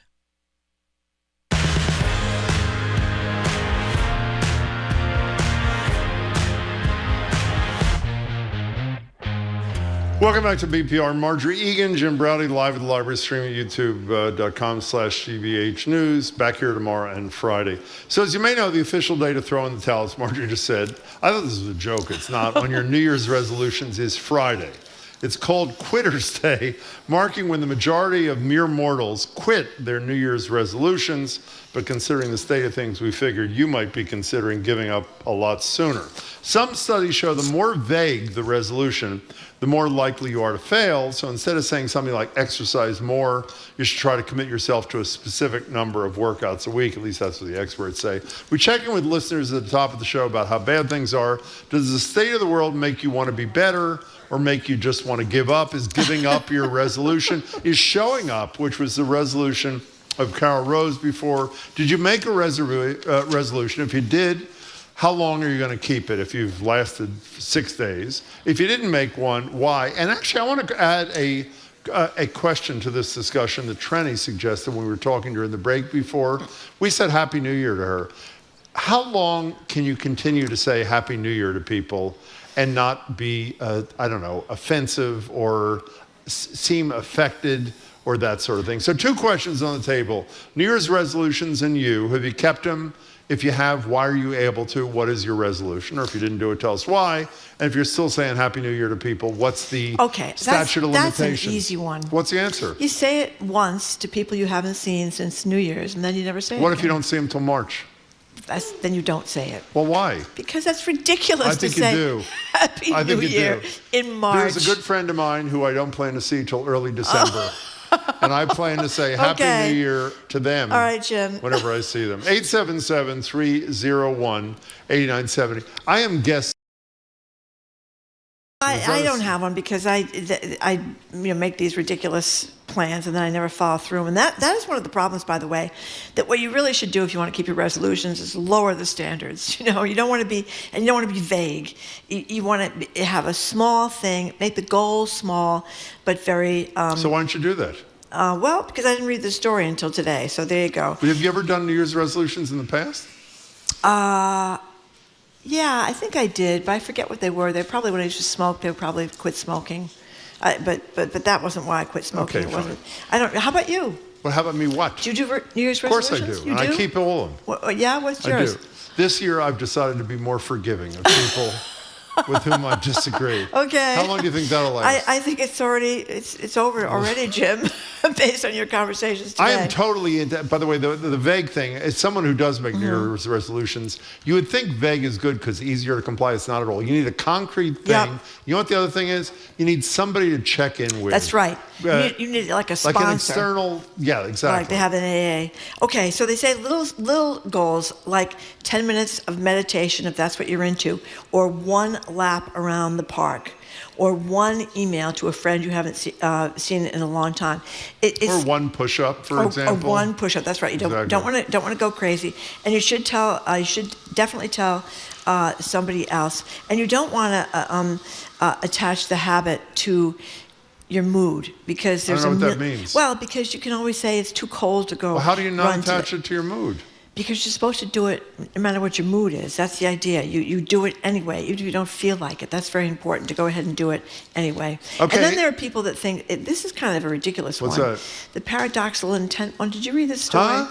Paradoxical intent. I don't even know what that means. Well, I think this sounds crazy, but this is in the Atlantic, and that's a reputable publication. What does it say? Well, it says, say you want to lose, a lot of people want to lose weight, right? So their theory is that if you want to lose weight, that you should just stuff yourself to the gills so you'll feel so disgusted that you'll want to lose weight. Well, can I tell you, for whatever it's worth, works. I have some experience there. Yeah. I do want to lose weight, and I've done half of that, actually. And I've done half of that very successfully. I don't know Beth about in that one. Warwick, Rhode Island says, the only resolution I have for 2026 is to just keep going. No silly gym or sobriety promises, just survive this chaos, keep going. Let me tell you one thing I did do in New York City when I lived there for 15 or 16 years, which everybody, this is the most embarrassing one. I would join the 92nd Street Y, maybe no, it wasn't another Y in New York City, every January 1st. And I would go every single day, and I usually lasted like a week or 10 days. You pay like a 6-month or a 12-month subscription, and they know you're not going to continue. Well, with this thing. that is so funny, because I love to do Baptiste yoga, the hot yoga. You do the hot yoga. And you go January 2nd, man, the place is packed. You can't get in. You have to sign up online, because otherwise you won't get in. And it is funny to see. How long does it take to thin out? Maybe a week. It's really, or they give you a deal where you get X number of classes for like $30 or something. So maybe people will try to stay, but it's always the New Year's bump, where you see tons of people come in, and then tons of people, you never see them again. 877-301-8970. So New Year's resolutions, did you make them? Are you planning on keeping them? Have you even kept, what they say, 6? Have you lasted 6 through almost 6 days? Let's start with Aaron in a car. You were first on Boston Public Radio. Hey there. Hi. So I don't know if you remember this, but we talked around, I don't know, probably 4th of July about hot dogs. And my New Year's resolution last year was to eat as many hot dogs as I could. And how'd you do? Or to keep track of them. 86. Since July or the whole year? No, the whole year, all of 2025. Wow. By the way, I will say. Yeah. I was hit by a car in August, and it took away some of my adventure. Oh, I'm sorry. How are you? How you doing from the car thing? I'm fine. Just a broken ankle. I'm okay. Just a broken ankle. Well, let me tell you, I have some good news for you, Aaron. But it took away from all of my hot dog adventures at the end of the summer. Now, Aaron, here's the good news. Were you listening yesterday when Dr. Ezekiel Emanuel was on the show, who wrote a book about, I don't remember what the name of the book. What's the name of the book? Does anybody remember? Oh, Eat Your Ice Cream. Eat Your Ice Cream, yeah. We were talking about hot dogs. He loves hot dogs as much as you and I do, Aaron. He's got like 0% body fat. But he said, I'm paraphrasing, since the most important thing to well-being and longevity in a good way, not just living long, but longevity with wellness, is having social interactions and friends, a hot dog can be forgiven or two if you're doing it with other people and enjoying the experience. So as long as you take somebody with you, Aaron, you're A-okay, and I'm glad you recovered. Gotcha. We appreciate it. Aaron, thank you for your call. Yeah. By the way, one of our colleagues, I think it was Jamie, said an alternative title for the book rather than Eat Your Ice Cream could have been Eat Your Hot Dogs, which would have been Eat Your Hot Dogs. Perfectly yeah, fine. it would have worked out very well. Peter from Mystic, Connecticut says you're allowed to say Happy New Year only until January 2nd. After that, the GD season of joy is over. Make a note of it. Can I tell you something? It is only January 6th, and I actually feel a little weird when I said Happy New Year to every one of our guests today. Do you have that feeling or not? No, because we just got back. I understand It's that. our second day of work. I We know haven't what seen it them. is. Okay, So fine. I think that's why you can say it, because you haven't seen them. Okay, fine. A lot of people are talking about my resolution is to move to a different country on my way back to my home country, which is Great Britain. My daughter and I set our first New Year's resolutions together. We've decided by the end of January to have applied for our passport so we can get the heck out of Dodge, if need be. Wow. Did I tell you that I had dinner, I don't want to go into the details, so don't ask, about 2 months ago. I don't think I did tell you this. With table, sort of like a salon kind of dinner thing, was a lawyer in town who I believe was he was a big lawyer, and I believe was a big real estate lawyer, and that was his primary practice. Do you know what his 100% of his practice is now? 100%. What? Citizenship in, I'm not going to name the country because it may be obvious because he's the top guy in this thing, dual citizenship with another country. That's all he does for his practice. That's how great the Well, demand I think is. a lot of people are looking into it. I looked into it too, but For Ireland? Well, because my grandparents, you can And get. you qualify? Well, it's expensive. It's very expensive, and it takes a long time. What does that mean, expensive? I got numbers of like many thousands of dollars. Really? Yeah. So you're not doing it? Well, I thought to myself, am I really going to move to Ireland? I don't think so. You know, my whole family's here. I'm not going to move to Ireland. What if you got deported to Ireland if you ever I heard may. our show? I think about that sometimes. If anybody tunes into our show, we might be on the list, Jim. We could be. I could be broadcasting from Dublin. Our number is 877-301-8970. We're talking about New Year's resolutions. And Joanne in Dorchester, you would be next. Hello there. Hey, you two. Hi, you so two. now that I heard this about the hot dogs, now I'm doing good, thanks. Now that I heard this about the hot dogs and socializing, I think I'm going to change my resolution, and it's going to be to have an ice cream party with friends twice a week. But I don't know if he would But go that far, seriously- Dr. Emanuel, but he was forgiving more than you'd think. Go ahead, Joanne. well, I want to take his advice to the nth degree. But That's fair. Seriously, I decided that my goal is by the end of 2026 to have a well-established routine of aerobic exercise 3 days a week. And the reason, though, is more important than that, which is that I really want to live long enough to see Donald Trump and all of the people enabling him become disgraced in one way or another. Well, I And think that means I'm going to have to live another 10 years anyway. I think they're pretty disgraced already. I hope you live a long life, but I don't think you need to wait. But I Well- hope it comes for your sake, Joanne, and for other people's Thank you, Jim. Yeah. Joanne, yeah. thanks I meant disgrace sort of more generally. I know what you mean. I do know what you mean. Joanne, thank you much for the call. 877-301-8970. We knew it wouldn't be long before we got a text from, of course, Harriet. What'd she say? Every year, I make the same resolution to get over my first love, Jim Browdy. I have failed yet again. That is from Harriet Heineman. And then It's from Jamie or Zoe Heineman. That's who it's from. somebody else. No, it's right here. It's not right. from Harriet Yes, it is. Look at the emails, She Jim, the doesn't text. listen to the show. 137. We don't even know if she exists. 137, it's right there. Okay. And then this next texter says, this year, I really am going to quit sniffing glue. Do we have that sound, by the way? Let's pull that up in a second because it's like I picked the wrong week to quit smoking. It's like I picked the wrong week to quit drinking. It's like I picked the wrong week to quit amphetamines. It's like I picked the wrong week to quit sniffing glue. So the question is, if they played that every day on the show I'd be a very for the happy next 100 woman. years, would we both laugh? And I the love answer that. is yes. I love that. I love That's that. Airplane, by the way, for those Yeah, who it is. don't And know. if people have not seen that movie, it is a riot. And by the way, it holds up. You know, a lot of old comedy does not. Kim in Hanover, we're talking about New Year's resolutions with you at this particular moment. Hi, Kim. Hello. Hi there. Hi. Thanks for taking my call. Of course. Yeah. It's the wrong week for a lot of things. Yeah. But I try to do an intention for the new year rather than a resolution. What's that mean? What's that mean? So rather than try to fix something and, I'm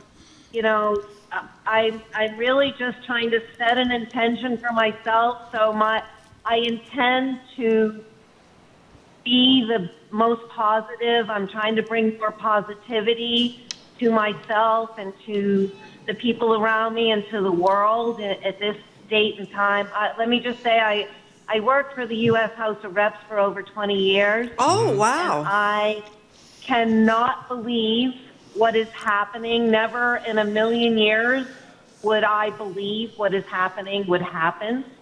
And I recognize that right now we really lack positivity, kindness, generosity, love. And so it's my intention to try to be the best human being I can be and to bring that into the world right now. Well, by the way, you should just, that- all you have to do is listen to the podcast and listen to Carol Rose, the head of the Civil Liberties Union. You're there. But how do you know, I would like to do that in part. But how do you do that? You can't just wish yourself into positivity. What's your game? I mean this sincerely. What's your game plan? My game plan is, and I'm sorry, I keep hearing an echo and I'm not sure what to do. I know, guess we're never going to fix that. So yeah, we're not going to fix it. It's horrible, but we are never, ever, ever going to fix it. Trust me. I'm sorry, Kim. No, we're not. We're just not. I apologize for that. No, it's us, not you. Go ahead. My game plan is just to, any interaction I have with other humans, to try to always look at them Oh my God. and believe that they have the best intentions. Wow. And try to support and be kind and be generous in any way that I can, and to be helpful to others. Gosh, Kim, this is very impressive. Kim, can you, in a couple of months, send us an email or call us and tell us how you're doing. That was great. Well, she's up your alley, Jim. You're trying to be more forgiving. I am. And it's not worked out already. No, I know. didn't say I am. I said I was on January 1st. You've changed your mind? I'm not anymore. Okay. Kim, thank you very much for that lovely call. Okay, here's a texter who says, last year and this year, my resolutions have been dry January. Now, lots of people do that. That's the idea that if you give up drinking for the month. And we talked about that. I think we talked about, did we talk about it yesterday? We were doing the ice cream book. We thought about it. I don't know if we actually did it. I mean, Rahm Emanuel's his brother. Yeah. Ezekiel Emanuel. Close enough, yeah. Rahm Emanuel may be running for president, I'm right? aware of that, which has nothing to do with this but I think it's supposed to be very good for you to give it up for the month. But this person who said that, they're also... By the way, his other brother is Ari. You want to talk about him? He's not running for president, as far as I know. Okay, this person also says they're an artist, and for 10 plus years, my running resolution has been to make something every day. Do something creative every day. That's kind of cool. Well, you know why that's, by the way, very appealing to us? One of the things, as much as we love doing what we do, and I think I speak for you here, you don't have a tangible product of your work. And people who do things with their hands or create things like that person says they want to do, you have something you can look at. Like if you've written a book or you create a pot, or what do you call it? You throw a pot or whatever the hell you do on one of those wheel kind of things. What's the verb for that? Throw a pot? It's pottery. I know, but that's a noun. Oh, what's the verb for what you do? Throw a pot. Why is Jamie laughing at me? Rather, I think you throw a pot. I don't know, Jim. Well, I'm telling you right now. I want to throw a pot. With the wheel. It's on the wheel, and you have your hands around the wheel as the clay goes around. When my older daughter was in 8th grade, and you could take a 9th grade, and she went to Cambridge Rindge in Latin, and she was talking about taking one of those courses that are not mandatory. She came home and said she wanted to take ceramics. And we said, that's great. That's now, you don't crank a pot or mold it. You throw a pot. Somebody look this up. I think you throw a pot. By the way, thank you, Hannah. You got to throw it, is what you do. You throw the pot, You throw a pot. Hannah, thank you for that. I appreciate it. Okay.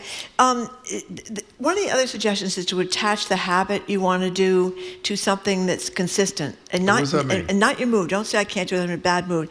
So you say to yourself, okay, you have a routine. You're going to have a cup of coffee every morning. So after I have the cup of coffee, I will do 5 squats. I like that. After I sit at my desk, I will write 1 sentence.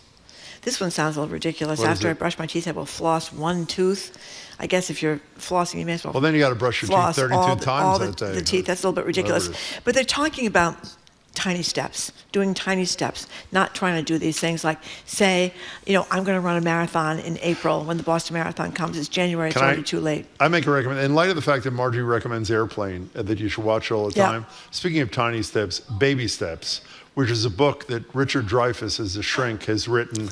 in one of the funniest movies ever made called What About Bob, which I saw about a year ago. You think it still holds up? Still holds up. Okay. With, what's his name from Saturday Night Live? What's the guy's name? Bill Murray. Bill Murray. Thank you very much, all of you in my ear. Appreciate that. Jane and Millis, you would be next on Boston Public Radio. Thank you for calling. Hi. Oh, listen, hello to you both. And hello to you. And I've felt several times I used to rub the skate hat girls. Mm-hmm. So I met you at the conference down the Cape a few weeks ago. Oh, I do. Oh, I totally remember that. Jane, nice to talk to you again. What's the resolution deal with you? So I have several that were good. You know, exercise not a problem. I'm doing dry January. That's all good. I said I was going to give up using the F-bomb, and that lasted 2 days. That's hard. So I can either give up drinking or give up swearing. I cannot do those two. We have a horrible connection, Jane. We got to let you go. Thank you very much for the call. Well, somebody's telling me I'm wrong about Irish citizenship, that it's not thousands, it's only $300. Maybe I was looking in the wrong place. Anyway, it took this person about 12 months to get it. And somebody else... By the way, it's dual citizenship. You don't have to... You don't have to. Your dual citizenship. It's like George Clooney. He's a dual citizen of France and the United States of America. This one is a good one. I wanted to share, I agree that the more specific the resolution, the better, but also I found you pick a silly resolution, it's more likely to work out. This year's resolution is, for me, to learn the lyrics of REM's It's the End of the World as We Know It. That's a good one. How do you like that? By the way, sing that in the car. Anonymous texter says, I heard Marjorie is giving up throwing pot for January. That's the difference between us. Yeah, I was talking about a pot. That's a good one. 877-301-8970 is the number. Why do people? What is the? You know what we didn't look up? What's the motivate? What's the genesis of this? Do you have any idea? Because it's a new beginning. Oh, you know, and that's the other thing. For some people, the new beginning is January 1st. For some people, the new beginning is September, after Labor Day. That's when school starts again, you know, and that seems like a new beginning kind of thing. And people, lots of people don't have date books anymore. They keep all their information on their phone. Mm-hmm. But if you went out, and I still do it because I kind of like it, having it in the paper and the pen. If you go out and buy a new date book, you sort of feel like you're going to do everything this year. Did you buy a new date book? Of course. And you lose it yet? No, it's in my pocketbook. It really is? Yes. Do you have anything in it? I have a lot of it. I have Hold all it my. up. Here it is. It's right here. I want to hear what's in it. It's bright orange, so I can't lose it. There it is. Well, you could lose it. Yeah, you could lose it. What does it say in it? Well, not too many things yet, but it's just you're feeling that you're going to. Well, wait a second. It's day 5. Let's stay with this for a I second. don't have any resolutions. So you don't need a resolution. What do you have in there for the first 5 days of the year? Anything? Nothing. Nothing well, exciting. Then it really doesn't nothing achieve. Exciting. No, nothing What exciting. What is non-exciting? I'm sorry. I'm not giving up on this for a second. What's in there? Like go to CVS? Well, I'm going to the dentist on Friday. Oh, you think are? That's exciting. Yeah. What time? Just so everybody knows. As soon as I leave here, 2:20. Yeah, go to the dentist, get my teeth cleaned. That's very exciting. I did it yesterday, by the way. It was spectacular before the show. And don't you feel great if you slip it in before the show, like from 8 to 9, and you're rushed to work? Yeah. And even though it's stressful because you don't have as much time to prepare, you feel like you really accomplished something. Your teeth feel really clean. When you rub your tongue against your teeth. Hello. Thank you. That's exactly my point. Why don't we make that as our resolution? Get your teeth cleaned every 3 months instead of every 6 months. You know what How I did, about which that, Jim? is really hopeful? As I left, I not only made an appointment for 6 months from now, I made an appointment for a year from now. That is bold, isn't it? God. I know. You're supposed to get your teeth cleaned. A lot cleaned. of people are betting against that one. I think it's supposed to be twice a year. Isn't it supposed to get your teeth cleaned twice a year? Well, if I make it in July and in January, that would be called twice a year. All right, just checking. Danny in the car. I'm worried about your dental hygiene. Thank you. Danny in the car. She said my gums are really good. I've been flossing a lot. Let's go to Danny in the car. How are you, Danny? What's up? I'm doing good, and I've called a couple times, and actually we have met also, not to up the other caller, at the Fetish Fair flea market years ago. Oh, well, then you met Marjorie at the Fetish Fair. Now, did you meet me too, or no? I don't remember. I can't recall if you were there. I'm sorry. She's cuter than you. But wait a second. What were you dressed as at the Fetish Fair? I would have been in my booth. I make and sell products. So I would have been dressed all in black and showing my fancy grip cuffs. But Are you talking about the one at the Holiday Inn? That was in Marshfield or something, or wherever it was? It was, someplace Where in the was South it, Shore. Danny? Let's stay on this for a minute. I cannot remember where it was because it bounced around to a bunch of different locations. Danny, before you tell us before you tell us why you're calling, you have of course heard the story that Marjorie goes to the fetish fair allegedly to cover it for the Boston Herald. I wrote a piece about it for the Herald. What happens when you go to the dentist? She met her dentist. Right. What do you do when you go to your dentist? Well, he I didn't see him there, but he emailed me and asked me why I didn't interview him for the piece. So that was kind of a wild situation. But the funniest thing, Danny, is I went with a photographer who actually was a real producer, John, who became Who's now a cop. Yeah, and I think he felt he had this huge placard, like a foot by 8 inches, all across his chest. Press. So everybody would know he was there in a professional capacity. I think I remember that. Yeah. Okay, so Danny, why are you calling? What's up? So when you're talking earlier about like flossing one tooth, I want to give credit. There's an author, I believe his name is B.J. Fogg.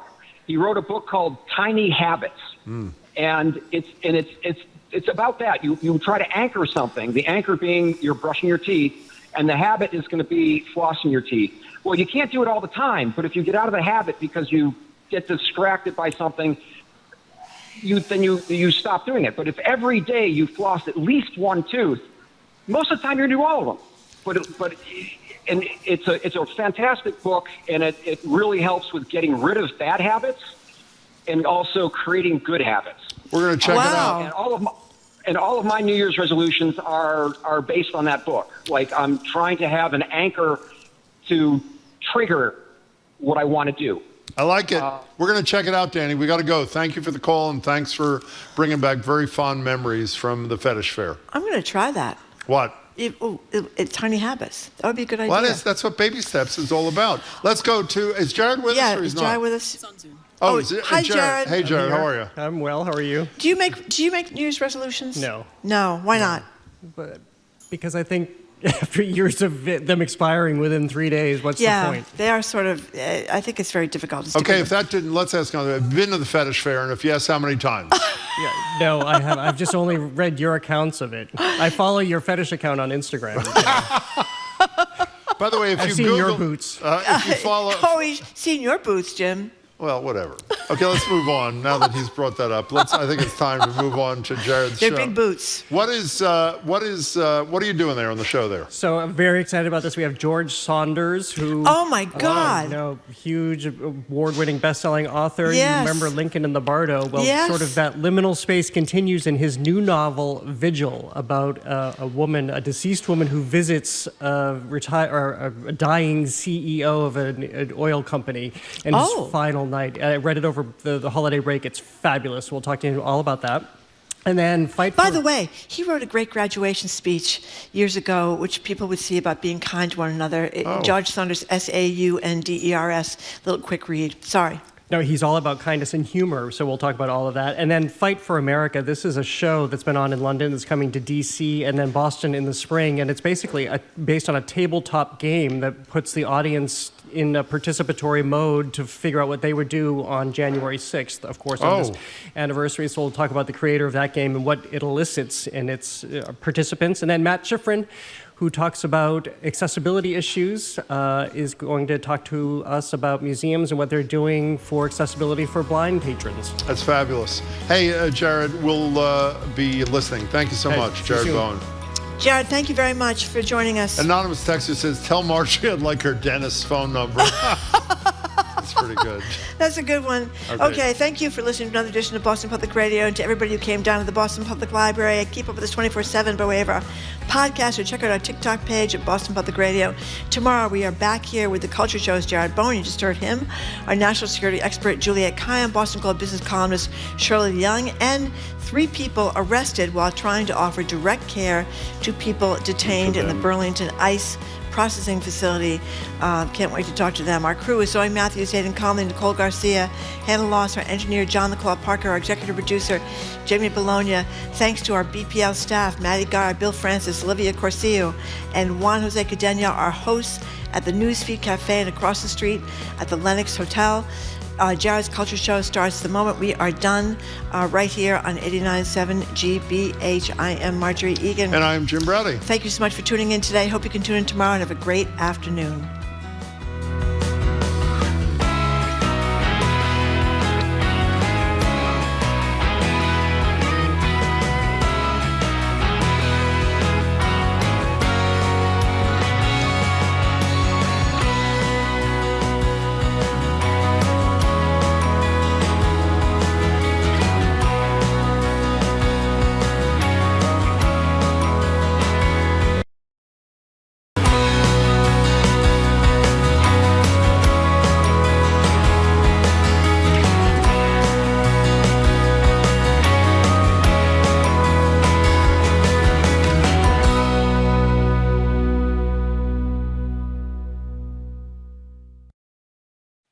What's trending? What's interesting? What's going on around town? We're talking all things arts and culture on The Culture Show, next on GBH 89.7. Funding for our programs comes from you. And Mass Humanities, presenting Voices and Votes, Democracy in America, a Smithsonian exhibition in East Sandwich now through January 30th, in collaboration with Massachusetts 250. MassHumanities.org.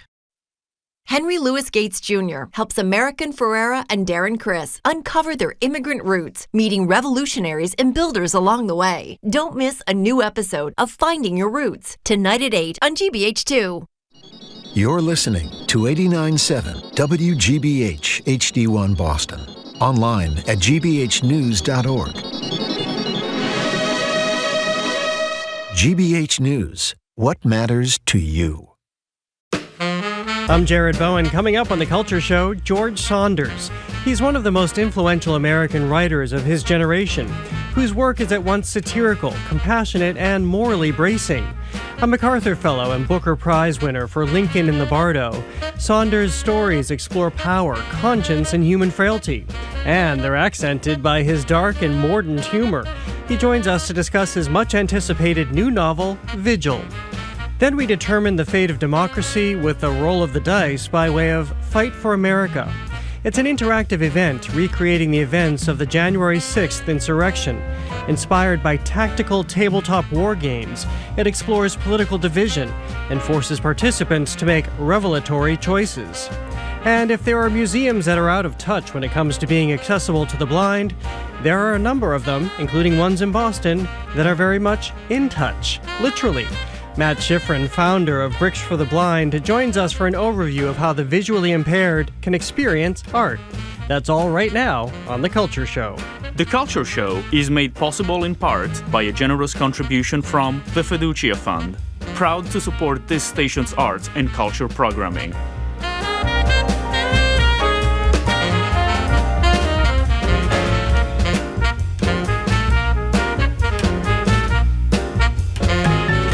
I'm Jared Bowen. This is The Culture Show, live on 89.7 and streaming on the GBH News YouTube channel.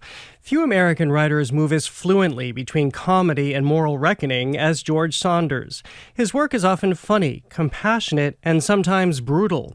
It's also frequently driven by an uneasy question: how do we remain decent inside systems that reward exploitation and cruelty? In his new novel, Vigil, George Saunders returns to the liminal spaces that have long fascinated him. The novel unfolds during a single night and centers around the task before Jill Dahl Blaine. She's a woman long deceased who served as a kind of guardian angel and witness and is keeping vigil over K.J. Boone, a powerful oil executive breathing his last on his deathbed. Returning to terrain familiar in his Booker Prize-winning novel Lincoln in the Bardo, Saunders blends dark humor with metaphysical inquiry, using this final watch to probe the consequences of a single life and to explore what moral reckoning looks like when time has nearly run out. Vigil is in bookstores on January 27th. On January 29th, you can catch George Saunders at Harvard Bookstores event at the Back Bay Events Center. George Saunders is a best-selling author, and the National Book Foundation recently awarded him the 2025 Medal for Distinguished Contribution to American Letters. George Saunders, welcome to The Culture Show. Congratulations on the new book, the award. It's a privilege to have you here. It's a privilege to be here, Jared. Thank you for having me. Well, I I'll admit I had the fortune of reading your book over the holiday break, and I have so many questions about this novel that takes place over this very wild night. But it occurred to me that you're addressing, I'm going to make an assumption here, that most of us think about the end of our life and what that's going to be like. But you double up on that, not only what the end of our life is like, but maybe what happens to us after our lives. So I'm wondering the genesis of all of this. I think it was being a Catholic kid in Chicago in the 60s. There was a lot of talk about, death, but also death as it relates to life. So what are you doing right now, given that you're temporary, that kind of thing. It was kind of almost like a Buddhist Catholicism. So I was just, since I was little, I was just kind of flummoxed by the fact that me, permanent George, could someday come to an end. And it's always felt scary, but also kind of fascinating. And then, of course, aesthetically, it's a great way to take on bigger questions because you don't have that sort of limitation of realism. You can take somebody from a different time and place. You can superimpose people with wildly divergent belief systems, and it's all under the guise of, it's the spirit realm, so anything goes. Well, how much is this a lifetime of thinking about this, essentially, that's coming to the fore in this novel, and maybe Lincoln in the Bardo to a degree before that? Yeah, I think so. I mean, I would say, in the practical space, it's just kind of amounts to, walking through your day, realizing that the places that you're occupying have been occupied before by people now gone. And if you wanted to have, I was always a real moralistic little kid, thank you to the nuns. But if, you want to have a truly long view morally, you kind of do have to think both out of your own life, both in the past and the future. So I'm just this one little fragment in this world, but what happened before to produce me? What am I doing that would produce something else? And so I think I've been thinking this way, and I'm just only lately found a way to literalize it and put it into art, to just say, okay, well, there happen to be ghosts present, and that sort of blows the roof off the thing. Well, and of course, you're thinking one way, I'm thinking one way, but then you take us into what KJ Boone, this very wealthy oil executive who's had presidents on speed dial and who has had every manner of luxurious living on this planet, what he's thinking in those final moments. How did you get into his brain? Well, it's I think when you do that in fiction, you're always doing it on the assumption that everybody is everybody. In other words, could you imagine somebody very different from yourself? The whole game of fiction is staked on the idea that, yeah, you could. Now, it might not be perfect, but you could do sort of a magician's version. It might look like you're sawing the assistant in half. So I think part of it is to find aspects of yourself that have some resonance with that person. So for me, I when I was young, I was in the oil business. I was kind of a field grunt, but knew a lot of people higher up the chain in the oil business, both in Texas and overseas. So you bring, you sort of turn that switch on a little bit. Okay. Also, I remember as a student at the School of Mines in Colorado in the 80s, there was a lot of real pro-oil political sentiment, which I was all about that. I thought, oh yeah, we're a special breed. We're a special tribe set apart. So you kind of turn that up, even though it's long been renounced. So I think, and then also, the pride I've taken in being a writer, that's, I think, very similar to the pride that an executive would have in his or her career. So in a way, you're sort of saying, like Whitman, we are large, we contain multitudes. And then you're doing that kind of sometimes dangerous or risky work of saying, all right, let me turn up this valence that I usually suppress. If I was 20% less this and 80% more this, what would I sound like? And the kind of fun / frightening thing is you can, or at least you can do it well enough to make a simulation on the page, I think. I hope so anyway. Well, by frightening, do you in part mean by what his thinking is? Because his thinking may not, I don't want to give too much away, but it might not necessarily be what people think, as he's forced to confront climate change and the realities of that and his impact on the planet as somebody who has led this industry, and the actuality of his thinking in those final moments and maybe what he can't reconcile. Yes, exactly right. And thank you for being such a terrific reader of that book, too. One of the things that I found a little unnerving, let's say, is that when you do this kind of work, it rules out the idea of a simple binary good and bad. I mean, of course, in terms of effects, yes, that was a really evil movement, that climate change denial. It is still. But then when you get inside a person, and in this book, because of the way it played out, the point of view of the book doesn't let me directly channel my politics, unfortunately. I think most of us, even those of us who are really negative people, do bad things. You wake up in the morning basically thinking you're on the right side of history, basically having an agenda that puts you in the center as a hero, never wrong. So the fictional game is to get inside a person like that, and then not flinch.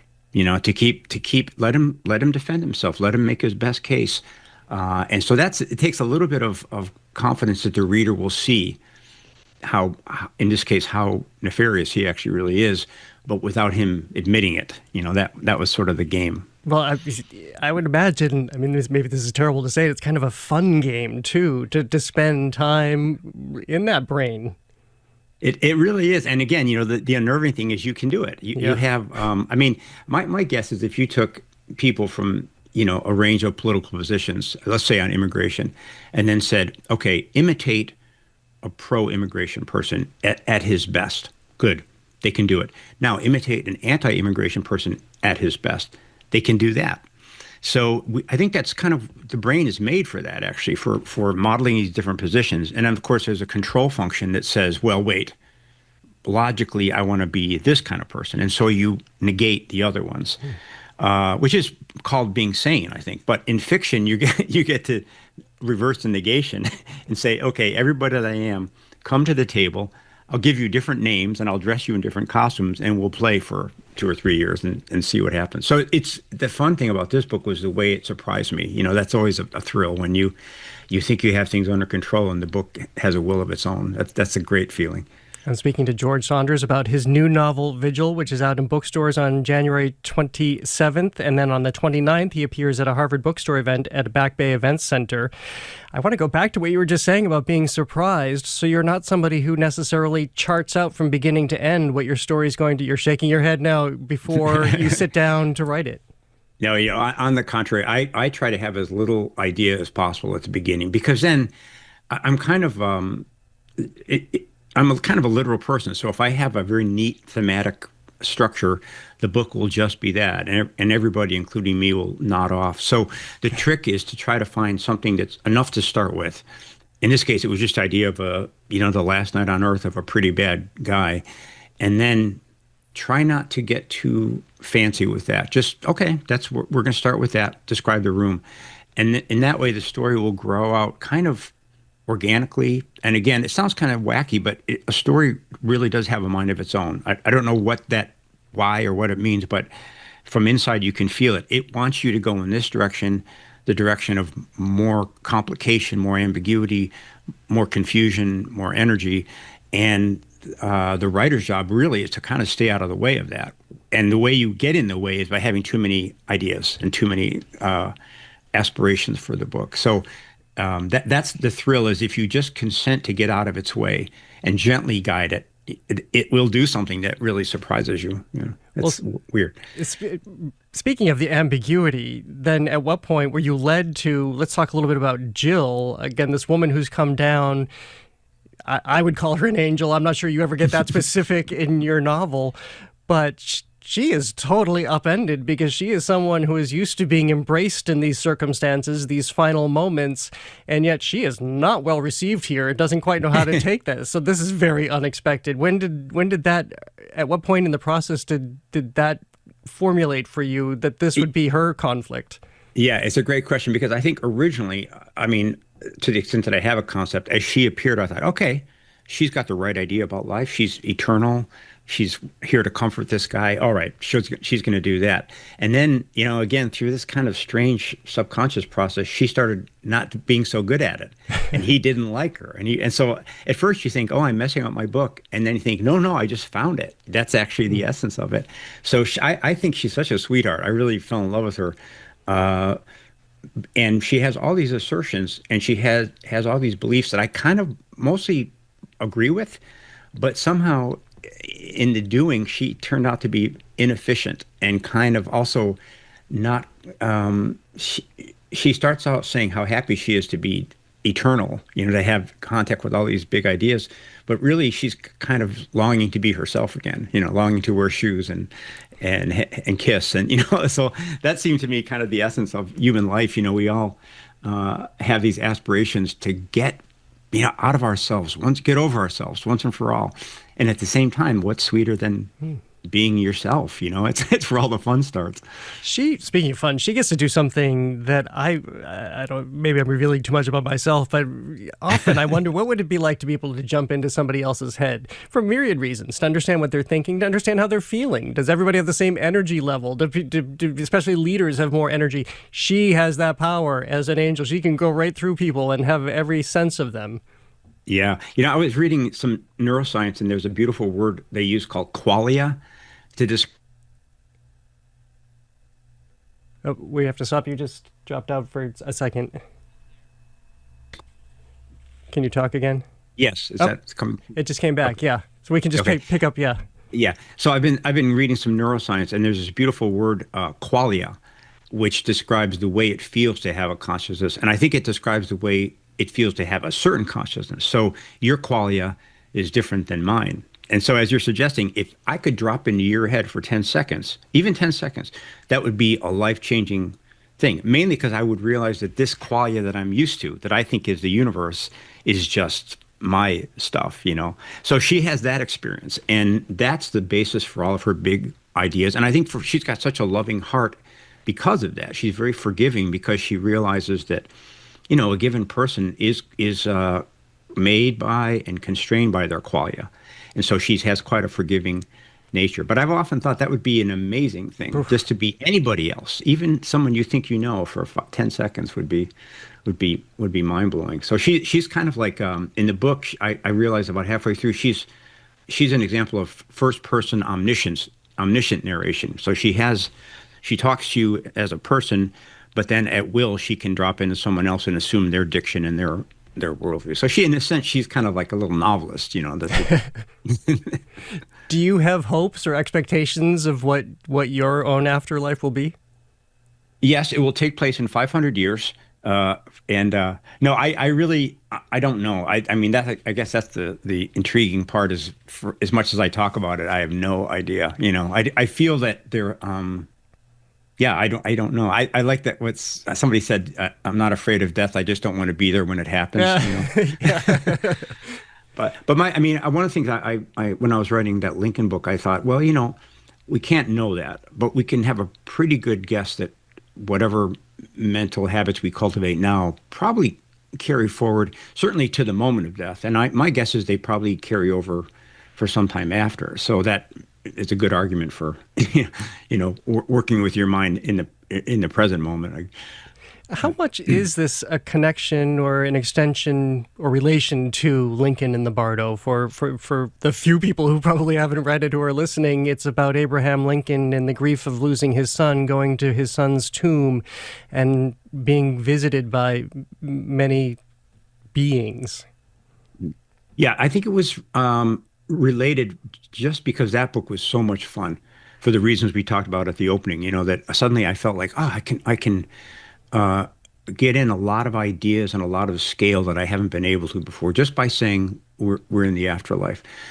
What surprised me was it's a different afterlife. And I think this one is a little more brutal, actually. In Lincoln and the Bardo, there was the idea that kind of the running joke of the book is these people are here because they don't realize they're dead. Yeah. And that was an idea I found in research that a lot of parapsychologists say as soon as you let a dead person, a ghost, know what year it is, they go, oh, sorry, and then they go on. So that was kind of the controlling idea of Lincoln and the Bardo, and that makes a kind of orderly universe, basically. Just this one is something else, and it's a little, again, it revealed itself to me, but it's a little scarier because I don't think there's necessarily a rule of law in this afterlife. There's a lot of contradictory things, and we're not sure who's calling the shots, and so that got out of hand, and it was kind of frightening in a way. But I think what in this world, it's your energy. Your energy at the time of death is really hard to get rid of. So these beings are kind of careening around in reaction to their life, but in a less straightforward way than in the Lincoln book, I think. Well, going back to the brutality of this one, as you say, what's happening in this moment, how much of this is a reflection on what you think the state of the world is, that we have this figure that even at the moment of death has not very much regret about his role and what he's done to the planet? Yeah. Well, I that's a scary thought. I mean, I love the idea that there's a judge, and at the end they say, here's exactly what you reap what you sow. I just don't know. I wonder, because it seems to me that if someone has developed over the course of their life a mental habit of denial and self-reification, it could certainly persist up until the moment of death. I mean, it kind of would in a certain way, in the same way that if a person is frightened, they double down on their habits. Now, as far as afterwards, there's a Buddhist story that says that the mind, when you're alive, is like a wild horse roped to a fence. So we have our crazy minds, our neurotic, monkey-minded phenomenon, but because we've got a body, that's all kind of tamped down. And this thing says, well, when you die, the rope gets cut. So the mind is totally powerful and out of control, but it's the mind that you made during life. So it could be quite wonderful and beautiful, or it could be quite a torment. So I think in this book, I mean, again, not to give too much away, but the punishment, I think, is there, if you kind of imagine what the rest of his eternity looks like. But I also, in real life, I kind of think, people are punished in every instant, actually. If you're a bully, if you're someone who doesn't listen, someone who's power hungry, you're actually being punished every second because you're missing the essence of what life can be. Now, that sounds nice. I don't know if that's good enough. Like Hitler had a bad life because he didn't enjoy, but I do think there's that's what the genesis of that phrase, instant karma. If you're a miserable person who's not connected to anyone, you're literally living in hell, Now, what most people want is for the person to say, yes, "Oh my God, I'm in hell," but maybe we don't get that. It's not so black and white. Well, let me just end on a lighter note, which is the humor that is please. We don't want to end in hell. With the humor that is so pervasive throughout your books, especially this one. I found myself laughing out loud, again, for all the dark material that we're talking about. Is that something that just comes naturally? Are you laughing as you're writing these scenarios? Yeah, I mean, I grew up in Chicago, and it was a very close connection between sincerity and humor. That was always, if somebody was really trying to tell you something, they often cloaked it in a joke or something. So for me, the moments when I'm really present in the work is when it's funny. That's if I get preachy, that's not so good. But to make somebody laugh, I think is the greatest, and mainly because it's kind of an acknowledgement that you and I are on the same page. If I was just reading Alice in Wonderland, and there's a riff where one of the knights is the knight who can't stay on his own horse. He's always falling off, and it's so funny. And Carol just stays ahead of you, and it gives you a little release of that joke every few paragraphs. And apart from being a lot of fun, it's also evidence that we're in connection, And so I'm a real believer in humor when I can get it, for sure. Well, it certainly comes through here. Thank you so much for this conversation. By the way, I love the timing. Brilliant timing to publish this book at the new year when we're all taking stock of our lives and ourselves. It's brilliant. Thank you so much for being with us. Jared, thank you for having me. It was really a pleasure. George Saunders' latest novel is Vigil. It's in bookstores on January 27th, and on the 29th, he appears at a Harvard bookstore event at Back Bay Events Center. To learn more, go to harvard.com and check out their events page. Thank you again. Coming up, the provocative show asking audiences to confront the realities and decision-making that unfolded at the Capitol on January 6th. That's next on The Culture Show. Stay with us. Taxpayer support and student fees are paying off. Why is all the money going to the football team spending when we should have more seating in the dining halls? We shouldn't be wasting all the money on the football team. It's just another clear symptom of a broken financial model in big revenue football. I'm Kirk Carapezza. You can find the rest of that story online at gbhnews.org. Funding for our programs comes from you. And Celebrity Series of Boston, presenting the Tyshawn Sori Trio, with Pulitzer Prize-winning Sori on drums, Aaron Deal on piano, and Harish Raghavan on bass, January 16th at Berkeley Performance Center. More at celebrityseries.org. And Boston Ski and Tennis, helping families stay active and outdoors this winter, offering a range of winter sport products and services, with locations in Newton and Westboro, or online at bostonskiandtennis.com. And PNC Bank, who believes when you pay attention to the details, amazing things can happen. Like when you check the pockets of a jacket you haven't worn since last fall and find $20. PNC Bank, brilliantly boring since 1865. It's because of listener support that we're able to bring you trusted news from NPR. Your gift can also be doubled thanks to our matching gifts program. To find out more, go online to gbh.org/matchinggifts.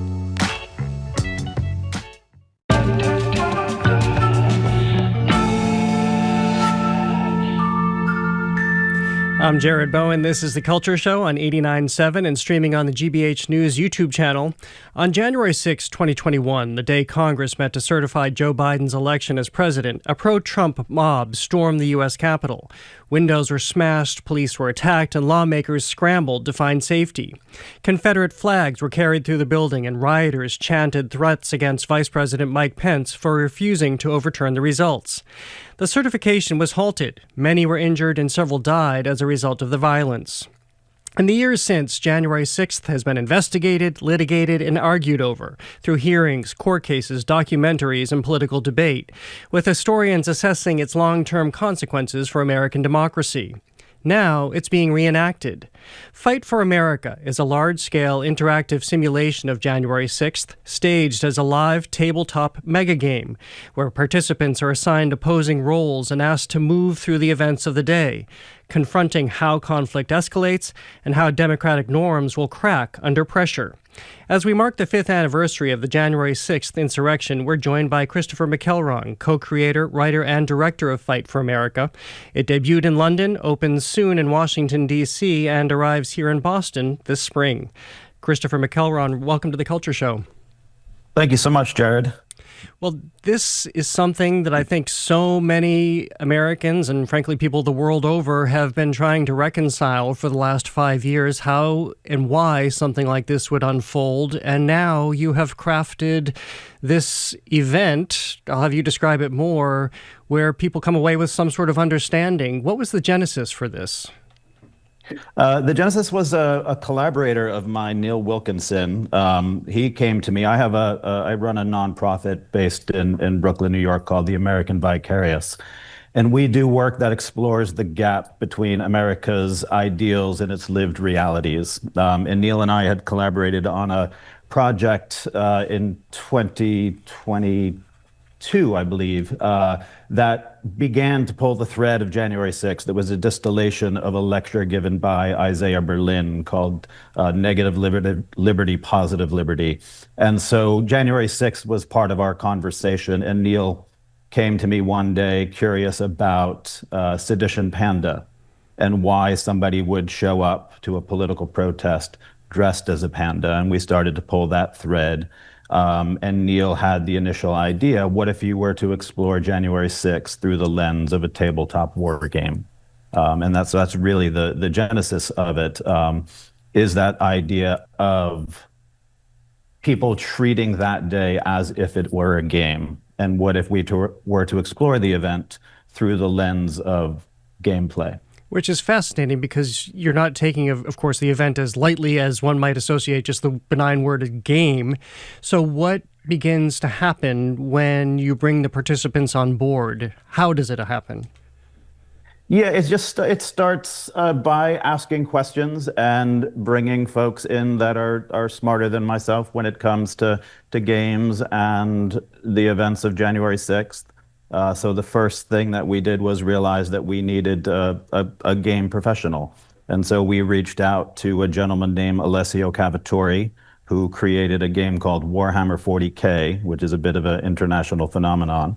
And Alessio rightfully kept us at arm's length and told us no 2 or 3 times before he ultimately saw the sincerity of what we were trying to do, which was to have a dialogue about the events of that day and the things that divide us, and how through gameplay we might be able to build bridges. Well, what happens as people enter into the game? How are they divided, and what begins to unfold? What are their prompts? So the first thing that happens when you arrive, you are asked a question. What about America is worth fighting for? We ask you to answer that question on camera. We then assign you to play on either Team Red or Team Blue, and you are given a historical character that was there that day. Team Red, your objective is to get inside the Capitol to find Mike Pence, and your condition for victory is to hang Mike Pence. If you're playing on Team Blue, you're trying to prevent that from happening. Before the game starts, there is an introduction by our game master who is dressed as Uncle Sam. There's a series of events that take place just to kind of initiate everybody into the game itself.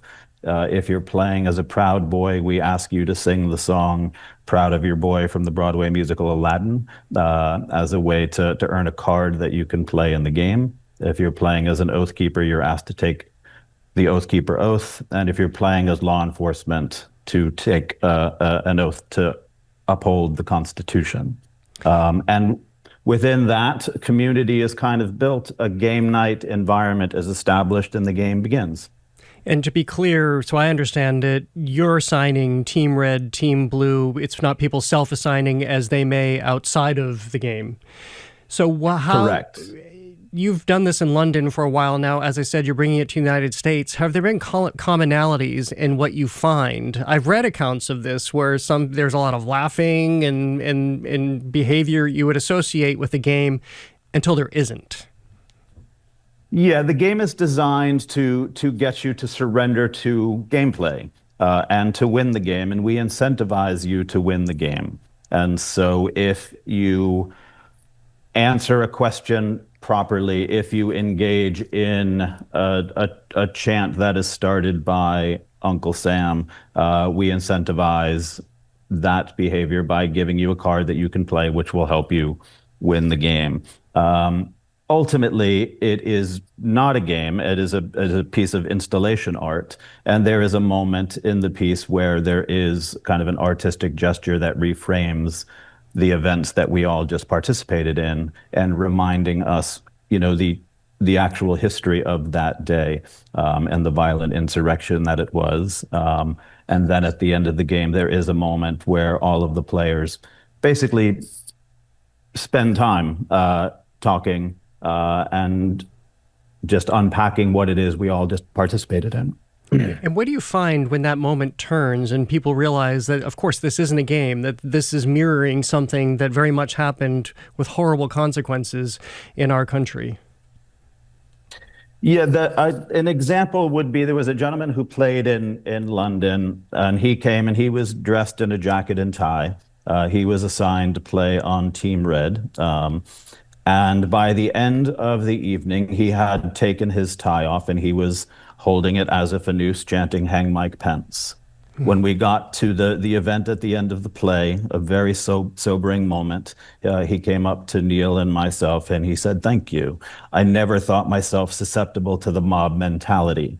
I now know that I'm wrong." And so again, the game is designed to get you to surrender to the idea of winning at all costs. And then that realization of what you just participated in to win a game. Well, this is really striking to me that people can be so susceptible to that mob mentality. Well, I guess just as they were that day, although this was something that had been deeply planned, so people had to make their arrangements. They planned to go there to Washington. They knew what they were doing. But for the example you just cited, somebody's discovering this about themselves within a matter of hours. Yeah, I think people have been surprised at how easily they surrender to the idea of winning. And how far that they're willing to go to win the game. And I think that is representative of that day. that there is a mob mentality that absolutely takes over, whether you are there for nefarious purposes or you actually showed up that day because you believed you were the good guy, trying to save a stolen election.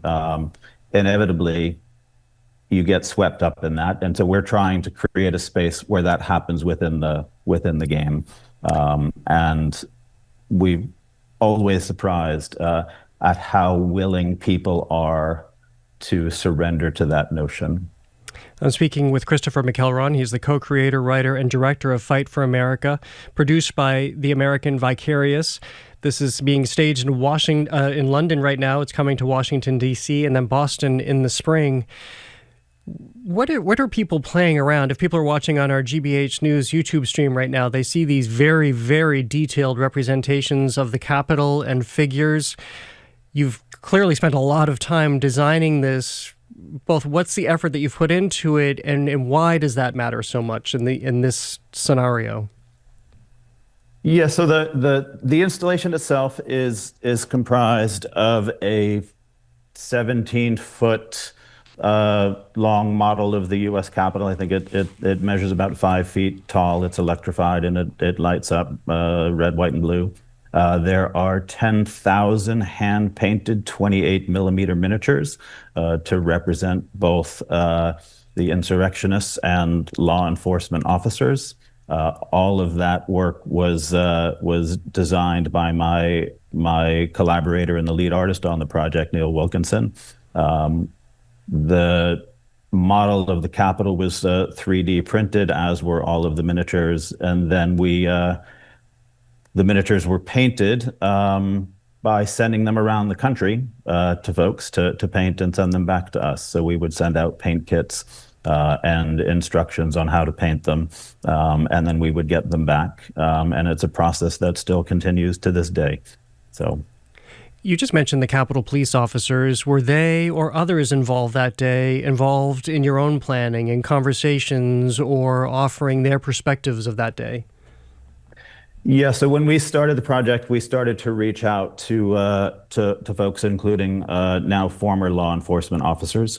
When we played the game in Brooklyn, we had former U.S. Capitol police officers in attendance who did not play but observed and engaged. And so it was important for us to get their permission to tell this story because it is their story. And folks held us at arm's length, rightfully so, from jump. Somebody reaches out to you and says, hey, we want to create an art piece in a game about January 6th. It's natural for folks to say, well, that's absolutely not. But through our conversations, again, they saw the sincerity of what we were trying to do, which is an accurate portrayal of what that day was, and using the events of that day through gameplay to try and better understand the gamification of American democracy. America is supposed to be an infinite game. An infinite game has no ending, but we've turned it into a finite game, a sporting event where there has to be a winner and a loser. And so we were very interested in exploring that idea. So all of the conversations we had with former Capitol police officers and Alessio, again, who designed the game mechanics, kind of started with that conversation about the desire to explore an infinite game versus a finite game. And the idea that America is a finite game, it should be driven by a set of values and the pursuit of higher ideals. If you and I were to play a game in an infinite game, you win the game, I acknowledge your victory, and you acknowledge that I have a chance to win the next time we play the game. Those rules changed on January 6th. I am very fascinated about this particular moment because, as I've mentioned, you've been doing this in London. I'm sure that you've had Americans play the game, participate there, but probably a lot of English, European people playing. As you now move this to the United States, starting in Washington, D.C., how dramatically do you suspect this will change? Well, it's interesting. We were supposed to be in Washington, D.C. this week, but unfortunately that production is not happening.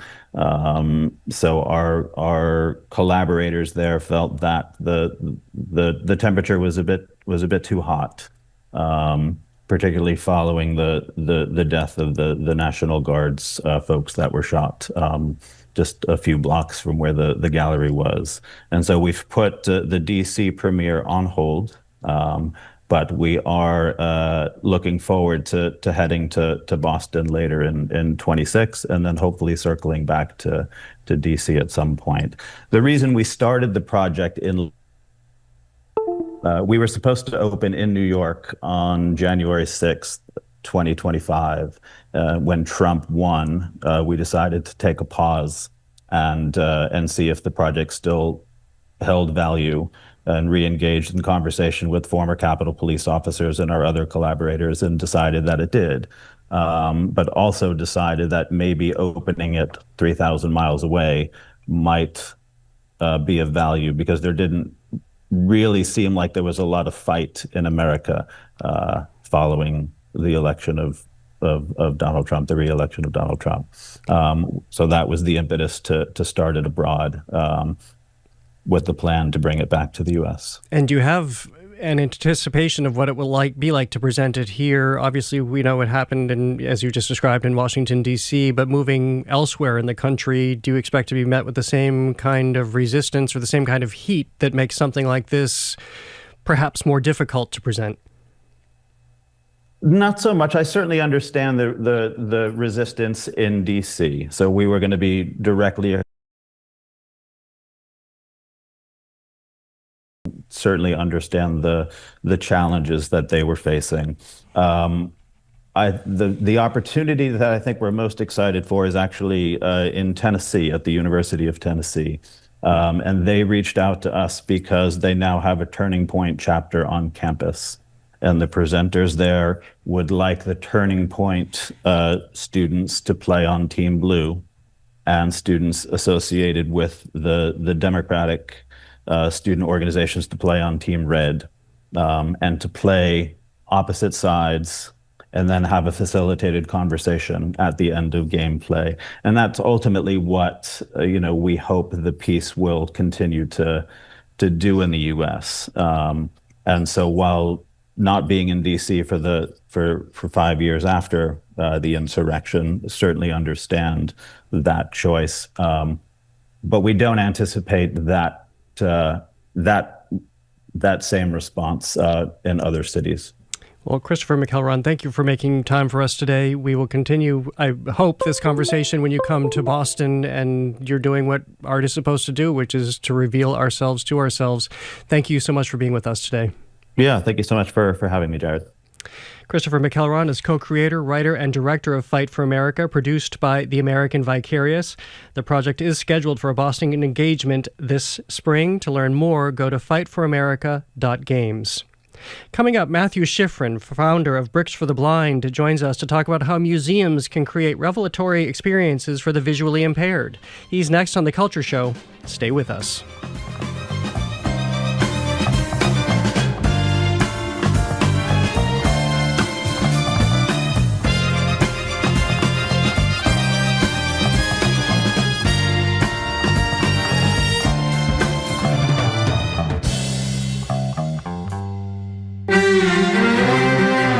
Colombia has a particularly windy stretch of coastline where the government hopes to build a farm for renewable energy.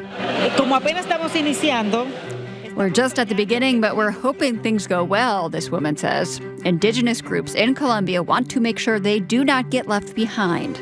That's next time on The World. This afternoon at 3, here on GBH News 89.7.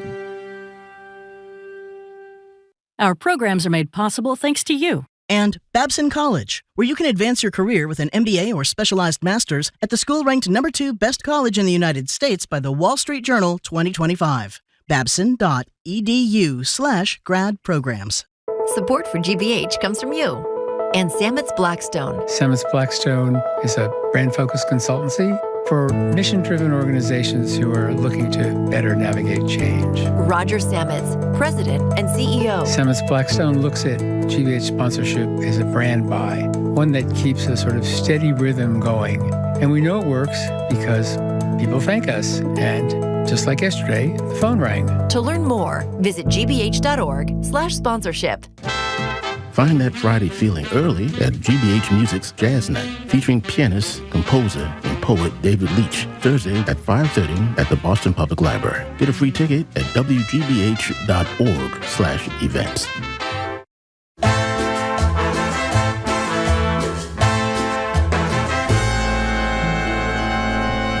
I'm Jared Bowen. This is The Culture Show, live on 89.7 and streaming on the GBH News YouTube channel. It's time for our recurring feature, AI Actual Intelligence, where we tap into the most interesting thinkers in our region for their original and algorithm-free insights and observations. We're now joined by Matthew Schifrin, founder and CEO of Bricks for the Blind, a Boston nonprofit that translates Lego's visual instructions into words, giving people with vision loss the opportunity to build. This month, we're focusing on what museums are doing and should be doing to make art accessible to the visually impaired. Welcome back to the show. It's great to see you. Happy New Year. Happy New Year to you, Jared. Great to be here. It's great to speak with you as always, especially about this issue. So much of what you bring to us are things that people don't necessarily think about, but imagine for those of us who are not visually impaired, the luxury we have in being able to experience the visual arts. Of course, that's different for people like yourself. How have you begun to realize that this has changed in museums, that they have begun to understand this as well?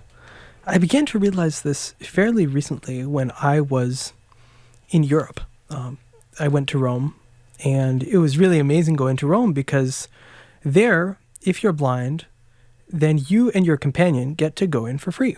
I was there with my family, and I turned into this human free pass getting dragged around. Everyone wanted to go to a different museum. And the reason that Rome was so revelatory for me was that they let you touch all of their sculpture. In America, that would not fly. In America, I went to the MFA as a kid, and I said, "Can I touch this sculpture?" And they said, "Yeah, we'll give you the thickest gloves we have." And I said, "That's great. I can't feel anything." Yeah. They said, "We're sorry. That's all we can do."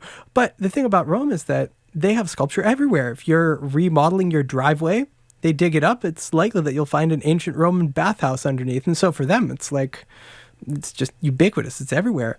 And it was just incredible to be able to stand on my brother-in-law's shoulders and touch whatever parts of sculpture I could. The Capitoline Wolf with Romulus and Romulus is missing a finger, Remus is missing a toe. But here I was touching history.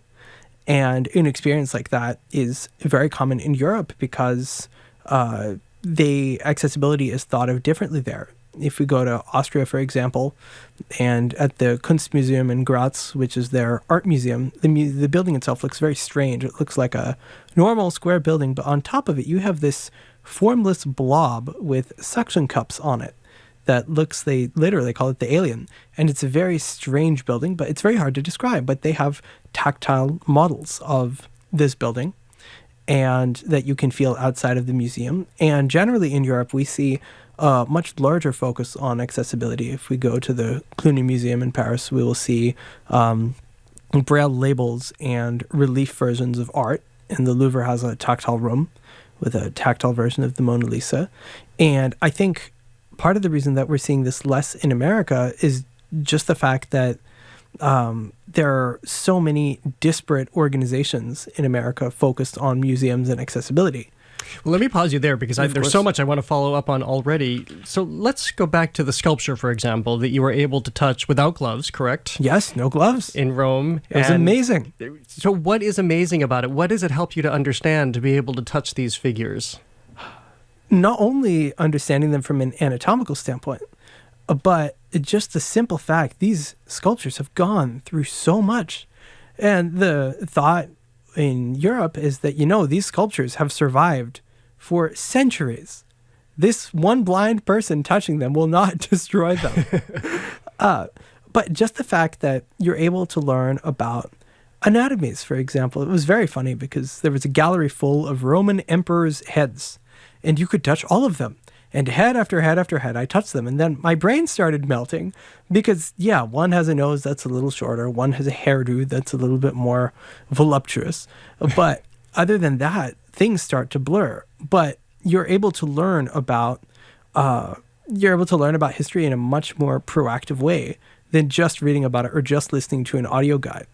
What was the most profound understanding that you came away with once you had that ongoing tactile experience, and you were able to glean this very visual picture of what these faces and hairdos were like? I think it was the scale of everything. For going back to the Capitoline Wolf for a second, I had to stand on top of a 6-foot-tall brother-in-law to even be able to begin to get the scope and the scale of this. At the British Museum, there's the arm of an ancient Egyptian colossus. It's about the diameter of a large tree trunk, and it's just there. And you're able to think, okay, if this colossus arm is about the length and width of a tree trunk, then just imagine the size of this thing. And for blind people, this is especially important because unlike sighted people who can look at an object and glean all that information at once, for a blind person, touch is sequential. And so you're going to touch a nose, and then an eye, and then an eyebrow, and then an ear, and then your brain will fill in the gaps and assume that this is someone's head. And I would also imagine that for sighted people, we have seen television shows and movies and prints and paintings about what ancient Roman cities looked like. And this allows you, especially if you see a colossus, you're able to understand how they designed their cities and the place of these statues in their cities. Absolutely. And as a blind person, you're not necessarily getting that information, that insight, until you touch the thing. So you also mentioned going to the Louvre and through Braille had an understanding of the Mona Lisa. How does that work, and how is what she looks like and how that painting is rendered, how is that communicated through Braille? I unfortunately have not been to the Louvre myself, but having seen tactile, we get into an interesting situation here because what these museums are doing, oftentimes the Braille labels are going to have some history on them, but oftentimes what museums are doing is they're going to be doing 2D reliefs, tactile reliefs. Sometimes they 3D print stuff, but oftentimes you're going to see relief images of whatever it is. And for those who have lost their sight later in life, that makes perfect sense because you know what this thing is and you have experience from translating from 2D image to 3D image in your head. But as a blind person, whenever I get a relief of something, be it the Mona Lisa or whatever, it is significantly more difficult because my brain is not as good at converting from 2-dimensional picture to 3-dimensional object, even though that picture is tactile. And if I were to feel the Mona Lisa, I would be in a similar state of polite confusion in the sense that this is definitely historically important, but I don't necessarily get it from a tactile standpoint. Yes, she is smiling. That is nice. But that would be all that I would be able to ascertain most likely. I'm speaking with Matthew Schifrin, founder and CEO of Bricks for the Blind, also a regular contributor to The Culture Show. So let's move back to the United States now, where you just a moment ago said there hasn't been a coordinated effort in this regard for accessibility. Where is it working? And I hope that you're going to tell me at least somewhere in our greater Boston area or throughout Massachusetts it is working. Yes, the MFA, it is definitely working. And hats off to the docents there. There's a wonderful artist there, Rob Dunleavy. He's one of the best artistic tour guides that I have ever had the pleasure of being on a tour with. And the MFA is doing a wonderful job in the sense that they're able to balance actual tactile things that are safe to touch, but with a lot of that artistic insight that an audio guide can't necessarily provide because Rob is a human and Rob has experience as an artist as well. And it's really a pleasure hearing from these experts. And I mean, the MFA, I think the trouble for these museum people is that on one hand, they need to keep their art safe. On the other hand, they need to keep their disabled patrons engaged and energized and happy. And that is definitely a very fine line to walk. Is there any conversation happening about, even in the years that I've been covering the arts, I know that just the notions around what you can touch, what you can't touch has changed. I remember when I first started covering these stories, you always had to put on, they weren't the thick gloves that you were talking about, but lighter gloves. And then I think museums and conservators started doing, at least some, started doing away with those because they realized that people could be actually more destructive because they didn't have that tactile feeling. So it was better to disband with the gloves. Is that changing and allowing select touch with artifacts? There are touch tours, thankfully, that museums are doing, and they're able to select durable enough artifacts that they trust won't disintegrate. And I'm very glad that they're doing these touch tours. But I think there is a little bit of selfishness as a blind person in the sense that I always want to touch more than is safe to touch. And I used to do this as a kid. I don't do this now, but when I was a kid, I would play a game called Distract the Docent, in which my parent or friend would figure out when security personnel were out of view, and I would speed touch a sculpture. They'd say, "You have 30 seconds, go." Oh boy, your parents were complicit in this. They were. I wouldn't dare do that now, certainly not. But at the time, there definitely was a thrill of secret, illicit accessibility.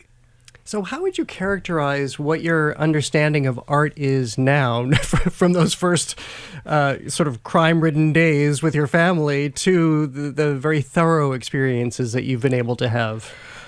I think that my understanding of art is still very much dependent upon sources about it, literary sources, and not just touching the stuff because, like, in America, you just can't. And in Europe, you're luckier.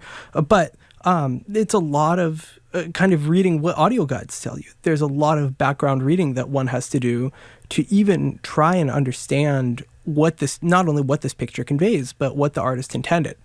And thankfully, there are plaques next to the paintings which tell us some insight. But a lot of it is still very literarily focused because still, unfortunately, you just can't touch a painting, you know? That's just not practical for anyone. I also think about, because you've mentioned in our conversations so far, people who have lost their sight after having the ability to see versus someone like yourself who never had the ability to see, and how dramatically different that is for the institutions trying to provide that access because it's really a completely different experience versus someone who has the baseline. It is such a drastically different experience. And it is grueling for these institutions because they're ultimately trying to juggle two completely different views, two completely different approaches. For example, in Japan, we have this, called the Morinoka Museum, and it's a museum designed by a blind teacher for blind children, and it just has stuffed animals, a life-size peacock, a life-size shark, ancient Japanese weaponry, and unlike those who've lost their sight, later we see blind people going to this museum and having aha moments. One person said, "Wow, I didn't realize an otter had legs. I thought it was a fish." And another one said, "Wow, I didn't realize that fish had fins and tails and stuff. I only saw them from packages in the grocery store." And those types of aha moments are what museums have to juggle with the more practical moments of those who've lost their vision later in life. Do you have a favorite piece of art that you've encountered so far for that very intimate experience that you've had? I think that that Romulus and Remus sculpture still in Rome, and just having the opportunity to touch history was so powerful. Where do you head to next? You're quite the I don't know how you have time to do anything you do. If people have been listening, they should go out back to our podcast to listen to all our conversations. You have done just about everything already, and you're a very young man. But where are you off to next to explore? Hoping to go to Spain for a conference in a couple of months. So that'll be very interesting to see what their museum situation is like. Do you have any idea what the Prado, for instance, is doing? Do you suspect that they're more in line with European museums? I assume they would be more in line with what France is doing, but France is kind of cheating because Louis Braille lived in France, and the Braille Code was created in France. And I think there definitely is some pride there, and them really wanting to kind of make Braille ubiquitous within the country itself. But I'll look into the Prado and see what they're doing. Well, we'll look forward to hearing about your visit there. But until we see you next month, Matthew Schifrin, thank you so much for being here. Thank you so much, Jared. Always a pleasure. Likewise, Matthew Schifrin is founder and CEO of Bricks for the Blind, a Boston nonprofit that translates Lego's visual instructions into words, giving people with vision loss the opportunity to build. To learn more, including how you can help, go to bricksfortheblind.org. Well, thank you for listening to another edition of The Culture Show. Tune in tomorrow as Joyce Kulhaywick joins me in advance of this week's Golden Globes Awards ceremony. She has her list of films to see right now, plus sculptor Alison Crony Moses on her show and Foster Prize win at the ICA. The Culture Show crew is Max Chowgillet, Kate Dellis, and Chelsea Mers. Today's engineer is Bill Piacitelli. Brad Lewis produced our YouTube live stream. As always, if you ever miss an episode, be sure to check out the Culture Show podcast wherever you get your podcasts. I'm Jared Bowen. Have a great day. The Culture Show is made possible in part by a generous contribution from the Fiducia Fund, proud to support this station's arts and culture programming.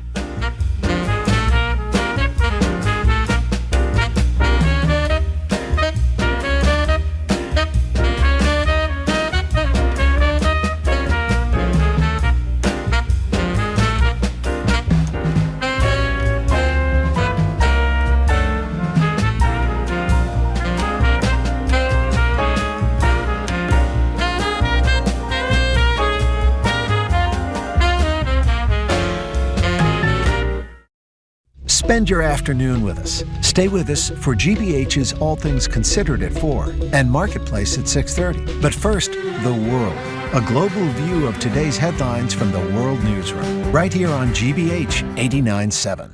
And the Massachusetts Health Connector for Business. Premium value plans can help small business owners find and offer accessible employee health benefits. Learn more at mahealthconnector.org/business. Support for our programs comes from you. During World War II, a group of intrepid reporters told the whole world the truth about the bombings of Hiroshima and Nagasaki. Watch American Experience Bombshell tonight at 9 on GBH2.